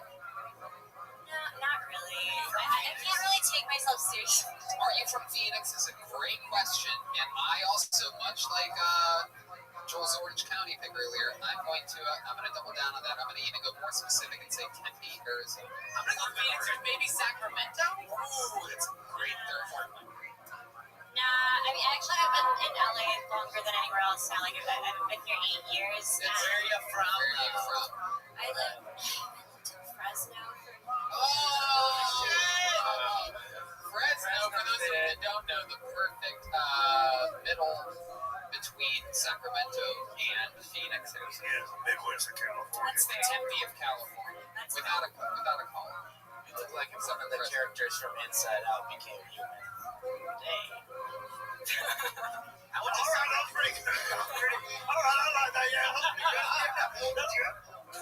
I went to summer camp in Fresno, Riverway Ranch Camp. Cool. Claudia, do you have a boyfriend? I do. When's the last time you had one? It's been a couple of years. How did it end, the last relationship? He broke up with me, thank you. Why do you think he broke up with you? Just like not working. I don't know. I guess he just wasn't into me. He said he didn't think that I was into him. So. He said that he thinks that you're not into him. He's like, look, I don't want to be with you anymore. I feel like you're not into me. To be honest, I think it's like he tried to. He said he was like one of those Jewish guys who wasn't like super Jewish, but like I think he really cared, and like he broke up with me. Wait, stop. Hold on. Let's go back. What did you just say about super Jewish?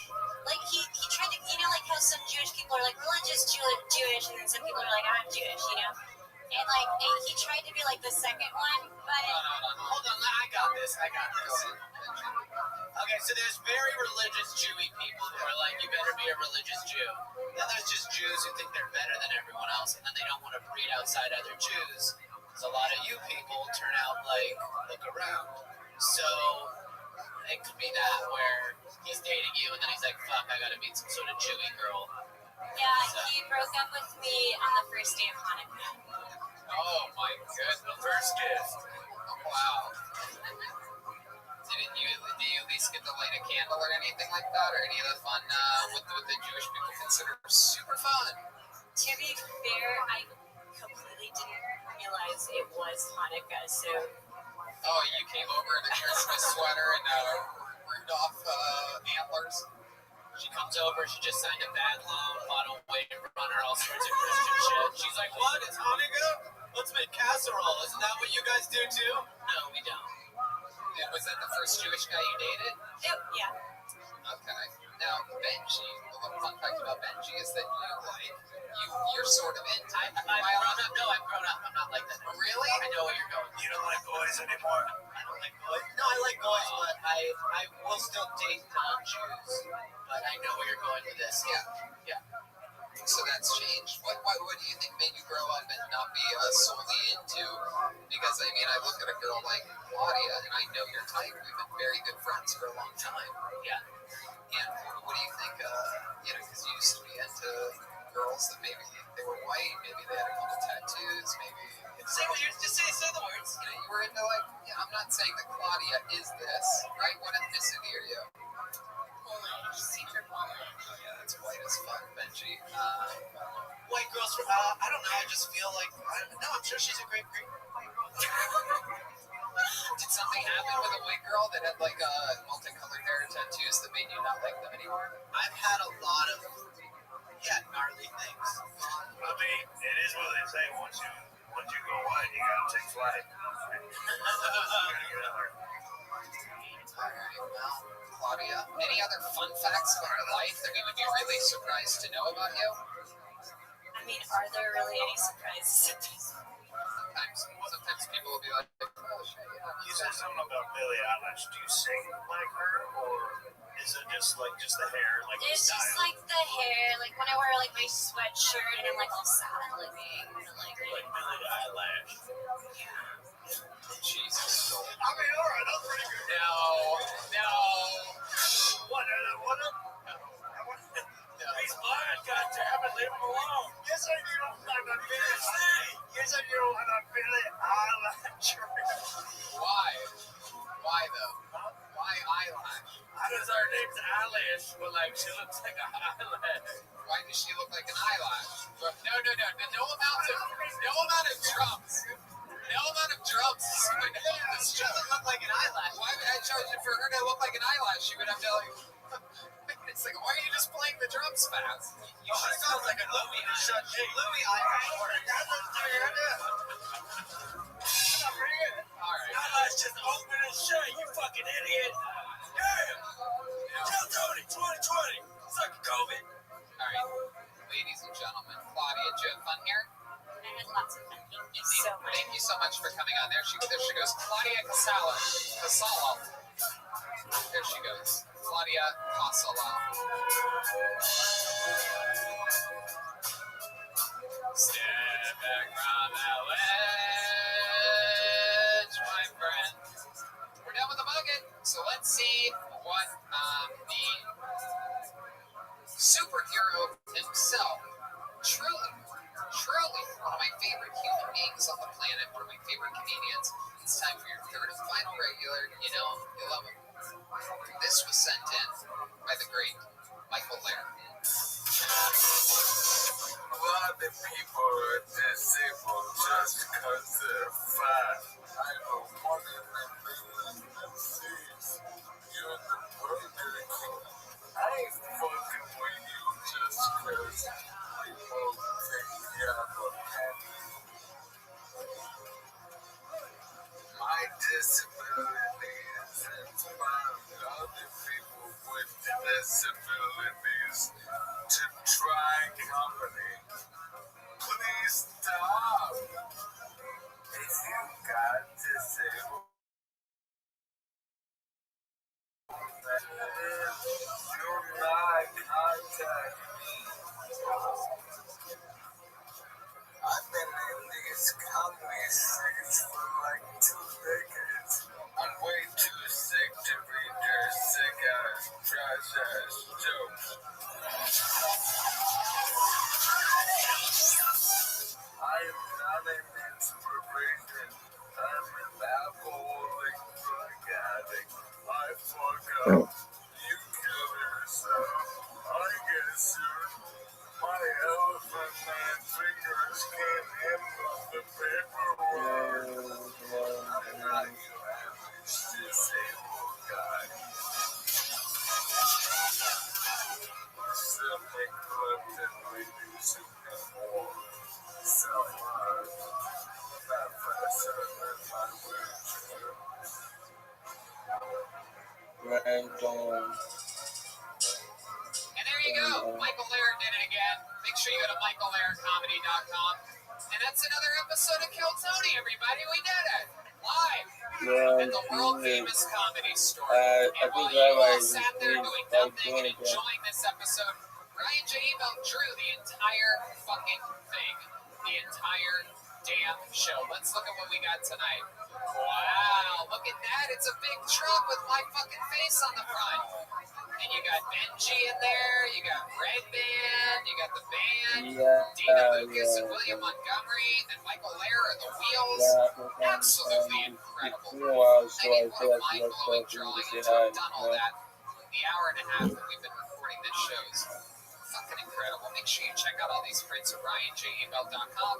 Get your own. Having a big hand for our guest tonight, my good friend Benji Aflalo. Benji Aflalo is on all things social media at Benji Aflalo, all one word, BenjiAflalo. Got it. Spelling bee champion.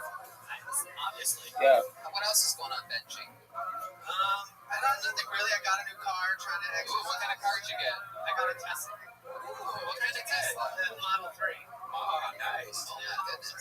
Yeah, I just got tips on it today. By the way, it's a beautiful tax write-off. Ask your tax guy about it because of how much it weighs. It can be considered. Oh, okay. Anyways, we'll talk later. But I'm talking about giving the whole thing for free kind of write-off. Oh, wow. Yes. Okay, thank you. I'm excited. Very presidential of you guys to avoid Yeah, taxes. I think he just went to all right, well, congrats on your Tesla. We'll go out and we'll race cars sometime at the track. Okay. All right. Benji Aflalo. How about a big hand for the leader of the band, everybody? Jeremiah Watkins was here all night tonight. Absolutely killing it. That was Rusted Wheels the entire time. Great stuff, Jeremiah. What else? I just got a new bag of Doritos. Things are going pretty well. And then I have a new 1 hour special. It's my first 1 hour special. It's coming out on December 8th on Amazon Prime. You get a lot of different outlets and stuff like you that. placed an entry, like you created it. Pre-order JeremiahWatkins.com. Great stuff. That's Jeremiah. Lift up that hat again. Show the people on the video. Oh my goodness. Rusted Wheels, blind as a bat. And I'm going to big hand for the great jet ski Jessie Johnson, who's here all night tonight. Absolutely incredible. She's selling ornaments that she made with her own bare hands, everybody. I have 75 of them, and you should buy them as well. Go to jetskijohnson.com. You owe me like thousands of dollars. Seriously, they're handmade. You can use them for Christmas, but we like to call them anytime ornaments. And it's a really cool piece. It's her first ever merch. It's absolutely adorable. These things are incredible. Go to jetskijohnson.com and support her. That's Jetski. Chroma Chris was here tonight on the bass guitar. There he is, the great Chroma Chris. He's on social media at Chroma Chris. What else, Chris? Nothing. You can check me out on Chris at my social media, and I also got a new YouTube video out on OrangeAmps.com. That's it. He's officially sponsored by Orange Amplifiers. And you know who's sponsored by Ludwig Drums, the greatest drum maker in the world? Believe it or not, it's Joel Jimenez, a.k.a. Chuck Norris. What else is going on, Joel? Nothing. Thank you, David, for all the work you do. Watch a lot together with Benji on it. It's a really great show. I'm a huge fan of it. I'm happy to be here. You guys, tonight was really fun, and I love you guys. Have a good night. Absolutely, it was. The great Joel Jimenez, everyone. That's about it. What else, Red Band? Check out DeathSquad.tv. Check out Brothers in Cursive on Patreon. Thanks a lot, guys. Absolutely. We'll see you guys next week for another fun episode of Kill Tony. Thank you so much, everyone. There you go. Go home. Yeah, kind of, can you hear me?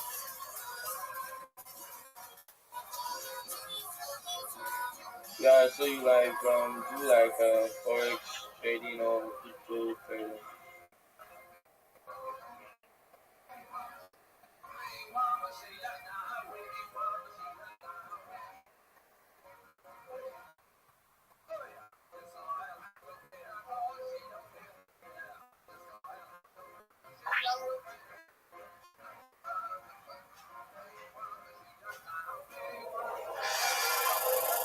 Yeah, what is that?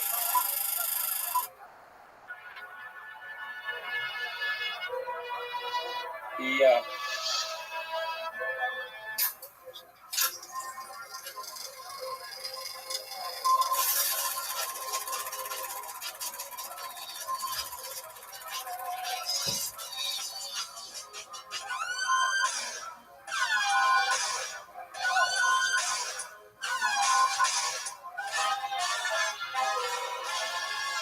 But like you have your own like server, your own page on Discord, right?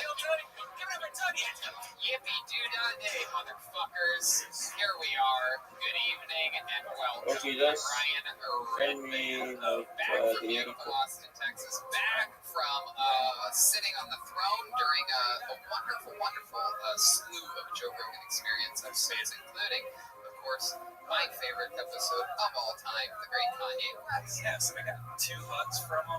He showed us that little creepy hologram before it was announced, and I thought that was very touching. He's like, showing us videos on his phone and stuff. He's a good guy. He was a very sweet, very good guy. He was a sweetheart. And a fucking genius. Yeah. The stuff he was saying during that episode was really mind-boggling. I thought it was cool too how Rogan was able to like listen to like a 20-minute thing and then just really wrap it up into like a very nice package. I think Kanye actually really respected Joe for that. Yeah, it was cool, and he's gonna be back. He said. And also, it was still super entertaining. I mean, and also, even though my take on it, Joe doing a minimal amount of talking, still unbelievable hosting. Like, it's almost harder to host while not having input, because the decisions, the next question that you ask is that much more important.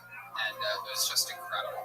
Incredible. Great guest, and obviously a great host, Rogan and Kanye. Wow. So here we are. We're back at Kill Tony. Welcome back home to beautiful Los Angeles, California. We're here, quarantined off with maybe a grand total, I would guess maybe 15 people in this room. We used to have 550 people in every single fucking Monday. But here we are. You know, what's better than this? So this is exciting, and I'm happy to be here. Hey, you know who else is here? Is the great Ryan J. Ebel. Look at that guy right there.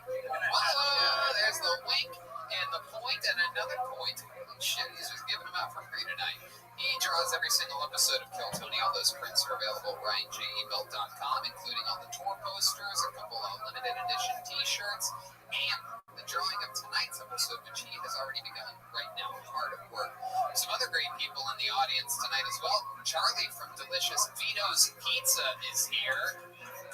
Royalty in these parts. In fact, I didn't tell you this, Charlie, but I placed a secret order yesterday. The eggplant parmesan appetizer with my favorite, baked ziti. Slammed it down like a champion. Gives me all the fuel I need for an amazing day. And then I chase it down with a caveman coffee, which you can do as well by using the promo code KILLTONY, getting 15% off your order. Incredible stuff. I don't know how it packs so much energy in a can, but somehow it does. And also a shout out to the great Gino from Speedweed over there. He's the man. Also the CEO of BetterBox Studios, which was a tremendous second home to us during these wild times of this unprecedented pandemic.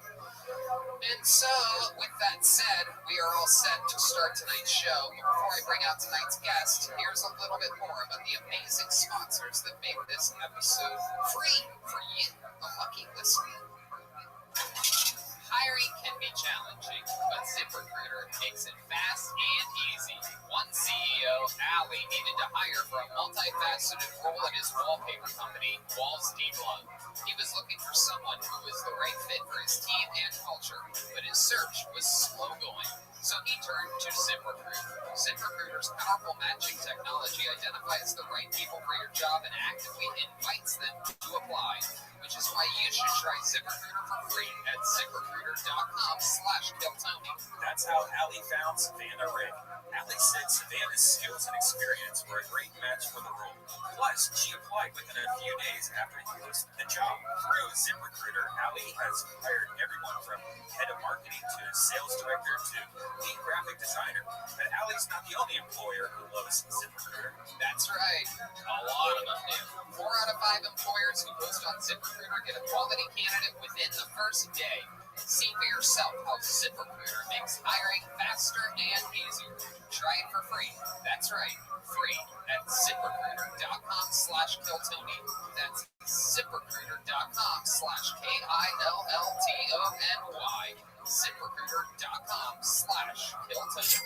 Well, watching the kickout night was at noon, June 11th, and it opens up with a special report Right behind this fence is where the body was found this morning about 6:45 in the morning.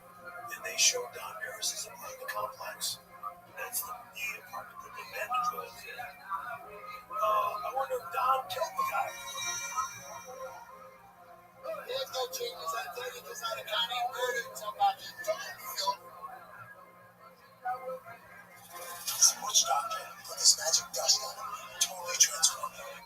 He won't do anything to look like somebody else. That's me.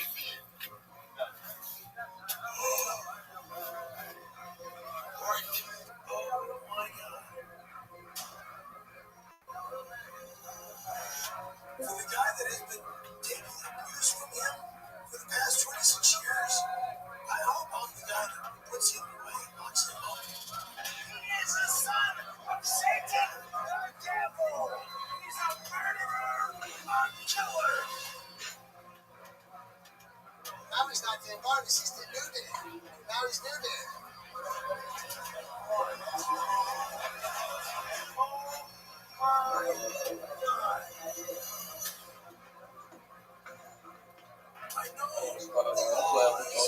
I know how the system works, and I know how to arrest somebody. So, bottom line, I'm not an idiot. We are back, and I am so excited about tonight's show.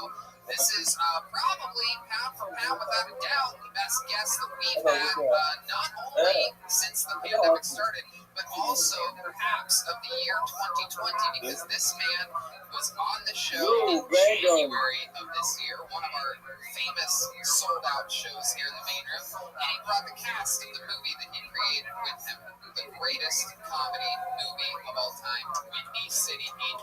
Ladies and gentlemen, I present to you one of my favorite comedians and favorite friends on the planet. It's the great Don Barris.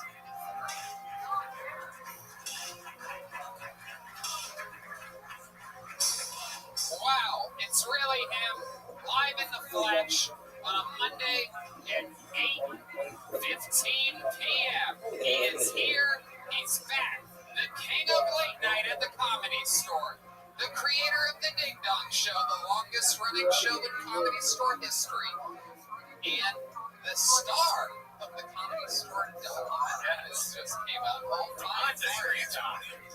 Hello, send me your like your Chevrolet. Hey, In January was such a fun show, and you guys were so nice because you pushed the shit out of Windy City Heat, and I've never seen numbers move in anything I've ever done. It really did. It was fun for me. I even kept a little bit of an eye on it. It was fun to watch the bump. It really was. Yeah. And that was very nice. And I was like, as a matter of fact, I'll be making a deal right now. I've never done this on any show that I've ever been on. Tonight, when this is over, I'm going to select one more person to make a move. Oh, wow. What a lot. I see a couple. I don't know, shit. The news don't come out. I know tonight. That is a good question. Who is going to get their Johnny home eaten by Don here tonight? Don, I'm so happy to have you. I'm sure since it was just in January that you were on the show, you remember that we have a band on this show. Yes, I do. In every single episode, they come into being different characters. They've been in a different sealed-off green room getting ready before this show. We Can never I say know. this before you bring him up? Yeah. Sorry to interrupt you because it's your fucking show and you're doing a good job. You're great. You can do whatever you But want. you know what? When you said we don't know, I saw them downstage. And they said, whatever you do, don't say anything. So I'm going to shut my mouth because I don't want that girl that I'm going to be making love to upset with me. That's right. You want that Johnny all nice and ready for you. With that said, let's find out what they are tonight. Maybe it's brand new characters that we've never seen before. Maybe it's the return of some of our favorite characters that we have seen. Ladies and gentlemen, I present to you the best damn band of the land. It's the Kiltony Band. Jet Ski Jesse Johnson, Chroma Chris, and Joelberg Joel Jimenez.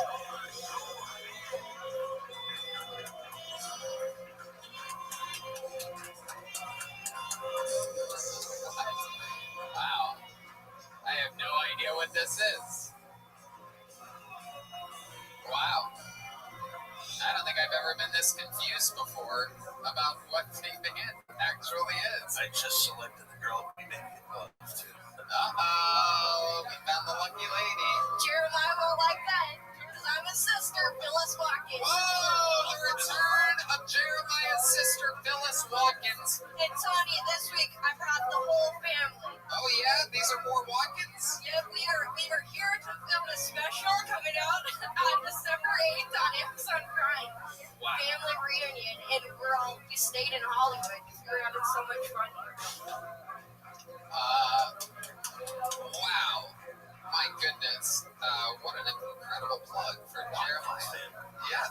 Watkins. What's your name, young Watkins? Hey, what's up? My name is Gary Maya Watkins. Jeremiah Watkins. Yeah, Gary Maya. You know, I'm really excited about Jeremiah's success and everything. Even though I was the one who actually told him he should play saxophone. I even got him into comedy. Wow, we're finding out a lot about Gary Maya Watkins. I'm really excited about his success. You seem a little bit bitter. Right? You're his brother? Yeah, I mean, I just got him into comedy. He wanted just to be, a musician. Don, what do you think about this? All I keep thinking was Patrick Swayze's brother. You see, that's all. You look a little like Jeremiah, but there's just something that not as Jeremiah, but I wish you nothing but the Oh, Derek Swayze, right? I get that a lot. Like Derek Swayze. We all got nose jobs.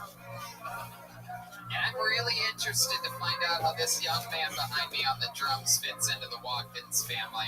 What's your name, sir? Joaquin Watkins. I just took an ancestry.com test. Blood in, blood out, 100% Watkins. I'm here to promote my cousin's fucking first special. How are you related to these? I don't know. I said ancestry.com for 100% blood. Goodness, that is incredible. What do you guys think of Joaquin Watkins being in your family? Good. Blood, homies. Blood brother. Jeremiah Watkins performs his first 1-hour special family reunion in an intimate comedy club setting. Be a fly on the wall as Jeremiah gets heckled by his mom, works off the crowd, shares personal stories on dating and marriage, and watches ridiculous physicality of characters, all while his family, Okay, Watkins. hometown friends surround him with exclusive family interviews. This is one of the most unique and raw specials you'll ever see. I love it. Joaquin Watkins is here. Jeremiah Watkins, Phyllis Watkins, the great Don Barris, Redman, and the soundboard. So let's start the fucking show. You guys ready for this? Before you start, can I just say one thing? I happened to see Gino in the audience 20 years ago.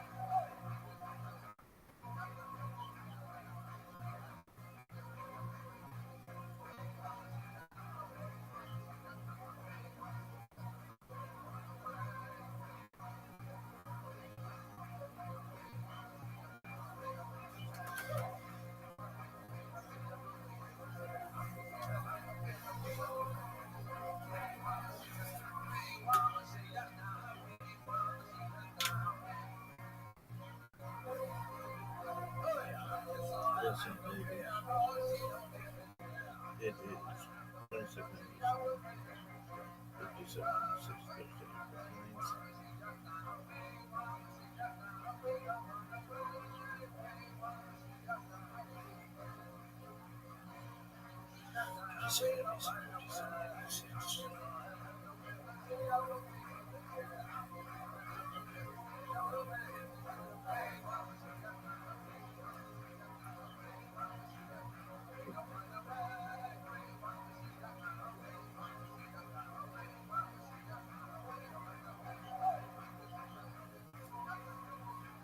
No one really knows for sure. Everybody other different claim, but this is also a good fact.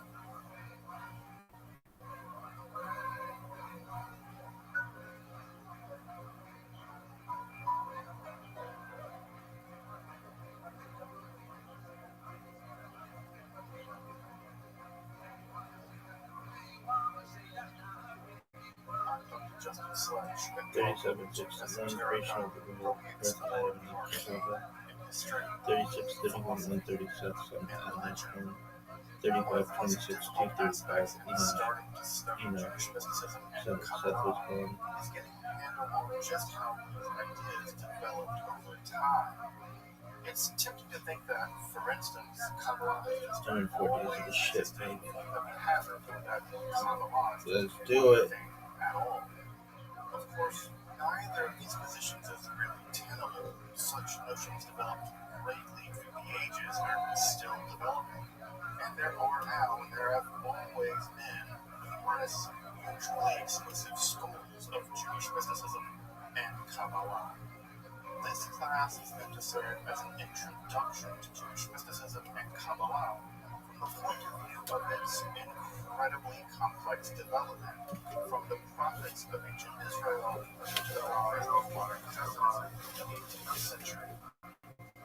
Of course, this series isn't meant to be exhaustive by any means, but it should serve as a springboard for deeper study and reflection, and hopefully it will also enable you to situate developments in Jewish mysticism and Kabbalah in their historical and cultural context, and hopefully it will lead you to dive into the primary texts, which are admittedly as sublime as they are obscure. Let me express my gratitude to Congregation Tizia for allowing me to use these lectures to reach a larger audience here on Esoterica. If you want, you can find the entire series in the playlist Entering the Garden, Introduction to Jewish Mysticism and Kabbalah.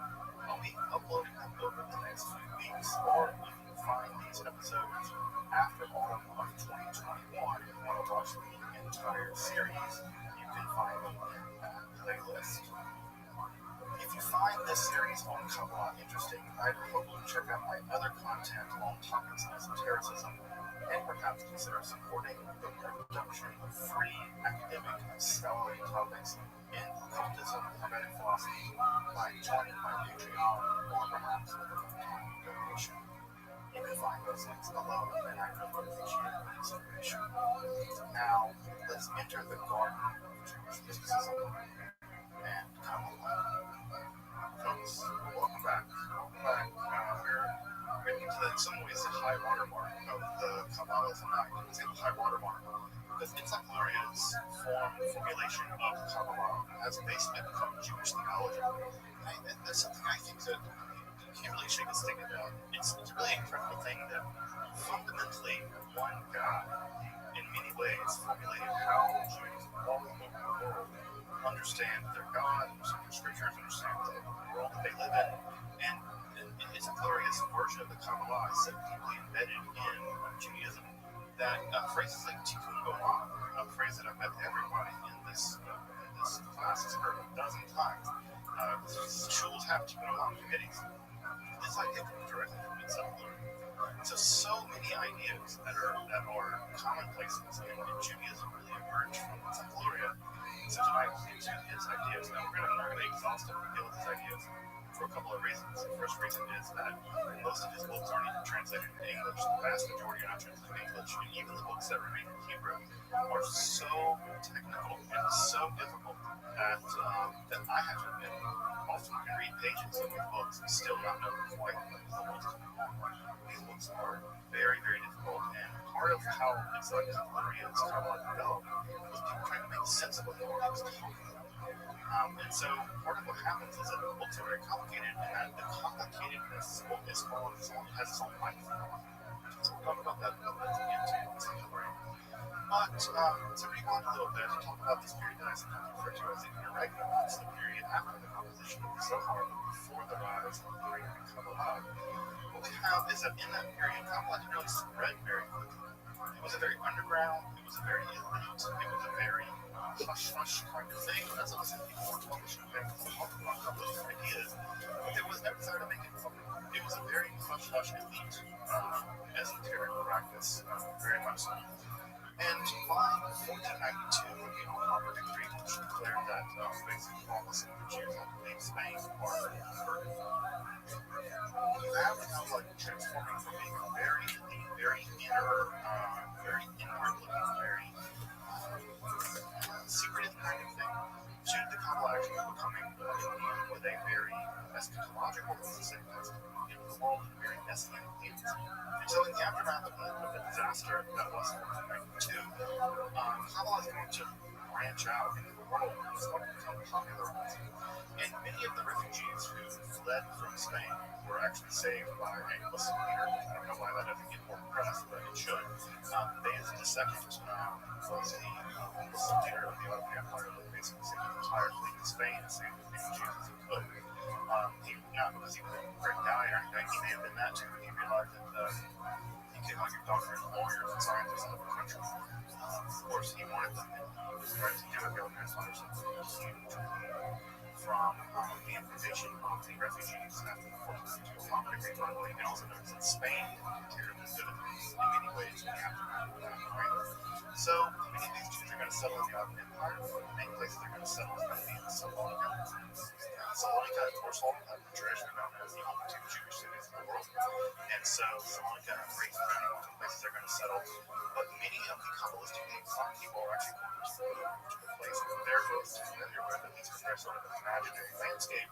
And that's up in the Galilee at a place called Spa near Iran, where Shinoradoha is the traditional altar of Zohar was thought to be there. And it's there at Iran and Spa, on Safed, where new forms of Kabbalah begin to be emerged, Kabbalah begins to be popularized. This is a very important moment in the history of Kabbalah. Teaching a couple of kids a little their classes in taking Kabbalah. And what ends up happening in this area, there is a rise of a new form of Kabbalah that is highly systematized, highly intellectualized, very encyclopedic, and very synthetic, which is just to say that it's organizing all kinds of Kabbalistic ideas into something like a Kabbalistic system. That system, of course, the major one is going to be Joseph Zero. Of course, other forms of Kabbalah also existed at this time. We talked at length last time about Abraham Ababakir and his so-called ecstatic Kabbalah. This is a completely other form of Kabbalah that doesn't really care much about the Sefirot and that kind of stuff. He knows about them and he's aware of them and he's interested in them, but that's not part of the parts of this project. It's a project.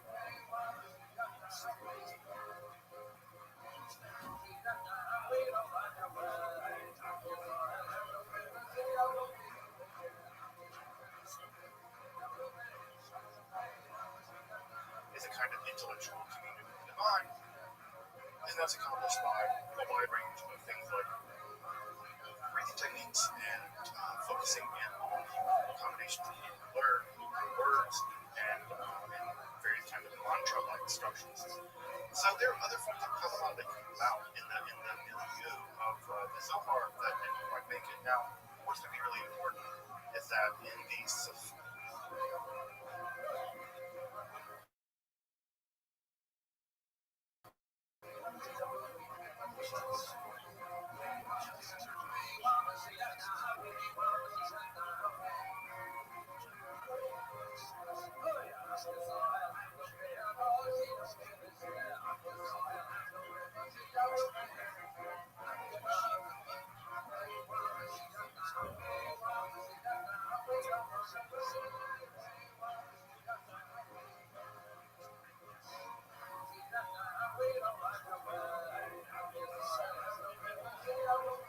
that milieu in the Semitic Kabbalah, Isaac Luria and his student Chaim Vital are going to incorporate some of Abalafia's ideas. That's what basically saves Abalafia from living. Remember, he got basically excommunicated and exiled from Tanyao, and of course he can't vanish from history until he dies. He's got to be kind of resurrected in many ways by Kabbalah. And as I mentioned, this is the area in Safed where Kabbalah is being systematized and it's being popularized. And cannot stress that enough. Kabbalah is being taught publicly. Why? Because they think that they think that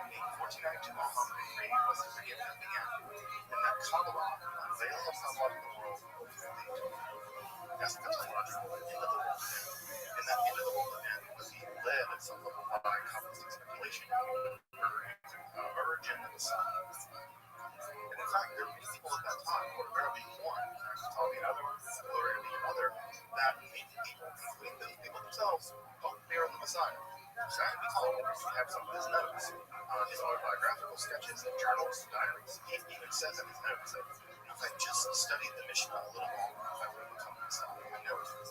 So these guys are really convinced that the Messiah is not just around the corner, but they might be it. And that kind of idea that might be the Messiah and might be ushering in the Messianic age will be hugely important as we get to next time. We get to Shepard's Steve and his mystical heresy that leads to people to believe that he's the Messiah. So Shepard's Steve is next week. Next time. So as I said, this is a time period where Kabbalah is being popularized. This is a time period where Kabbalah is being opened up to the masses at some level. I say the masses, really dudes, to everyone. And there are new services invented. Shabbat is certainly the most popular Jewish service that exists today. Jewish service, Shabbat service. That service being developed at this time, and Shlomo Alphabets is a great series of that text. That prayer service left out "Come, my beloved, come, my bride," and that text left out is lasting now all Jews. And so that would be written by Shlomo Alphabets. Also, it's worth pointing out that studying together the married sisters. Joseph Cordovero married Shlomo Alphabets' daughter. So Cordovero, or Alphabets, was Cordovero's father-in-law. So you have all kinds of, this is not just sort of an intellectual thing, they're kind of in bed with each other. And so this is a very tight-knit world. I just imagine some couples of drama that must have precipitated in that circle of books of couples of drama. But unfortunately, a lot of that doesn't survive. It's got a rough idea about what some of these texts look like. This is part of Rabbi. This is the main text of Joseph Cordovero. This is the central text of the Cordoverian system of Kabbalah. A rough idea about how dense it is, how that right, so it's a substantial text. This doesn't have any commentary, by the way. This is straight text. If you want to get a sense of what this looks like inside, it's pretty dense, along the wall. Right? So these texts are no joke. Part of Rabbi is an incredibly difficult, incredibly challenging text to try to read. And there is no translation of this into English at all. I don't think there's no systematic translation for sure. And these texts, many of these foundational texts of Kabbalah, still do not have English translations, which is kind of mind-blowing considering how popular at least some version of Kabbalah is, and many of the foundational texts aren't available in English. Even finding copies of Hebrew can be challenging. So this one is an example of the early systematization of the Sacred Zohar and Cordovero. And again, trying to find these texts are super difficult, and finding English translations that just don't exist. They just straightforwardly don't exist. So studying Kabbalah in the original language is basically what you have to do if you want to be really deep into Kabbalah. Main text fundamentally.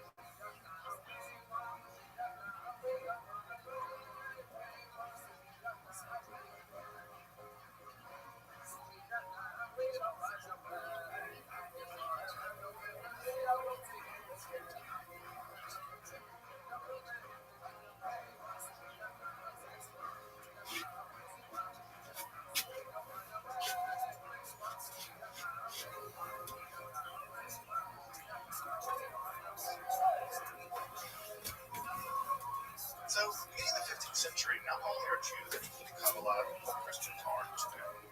This is a strange turn of events, but it's really important in the development of Western Christian spirituality, especially esoteric spirituality. As you, I'm sure, know, by the 15th century, there was a movement in Italy that, Renaissance or whatever.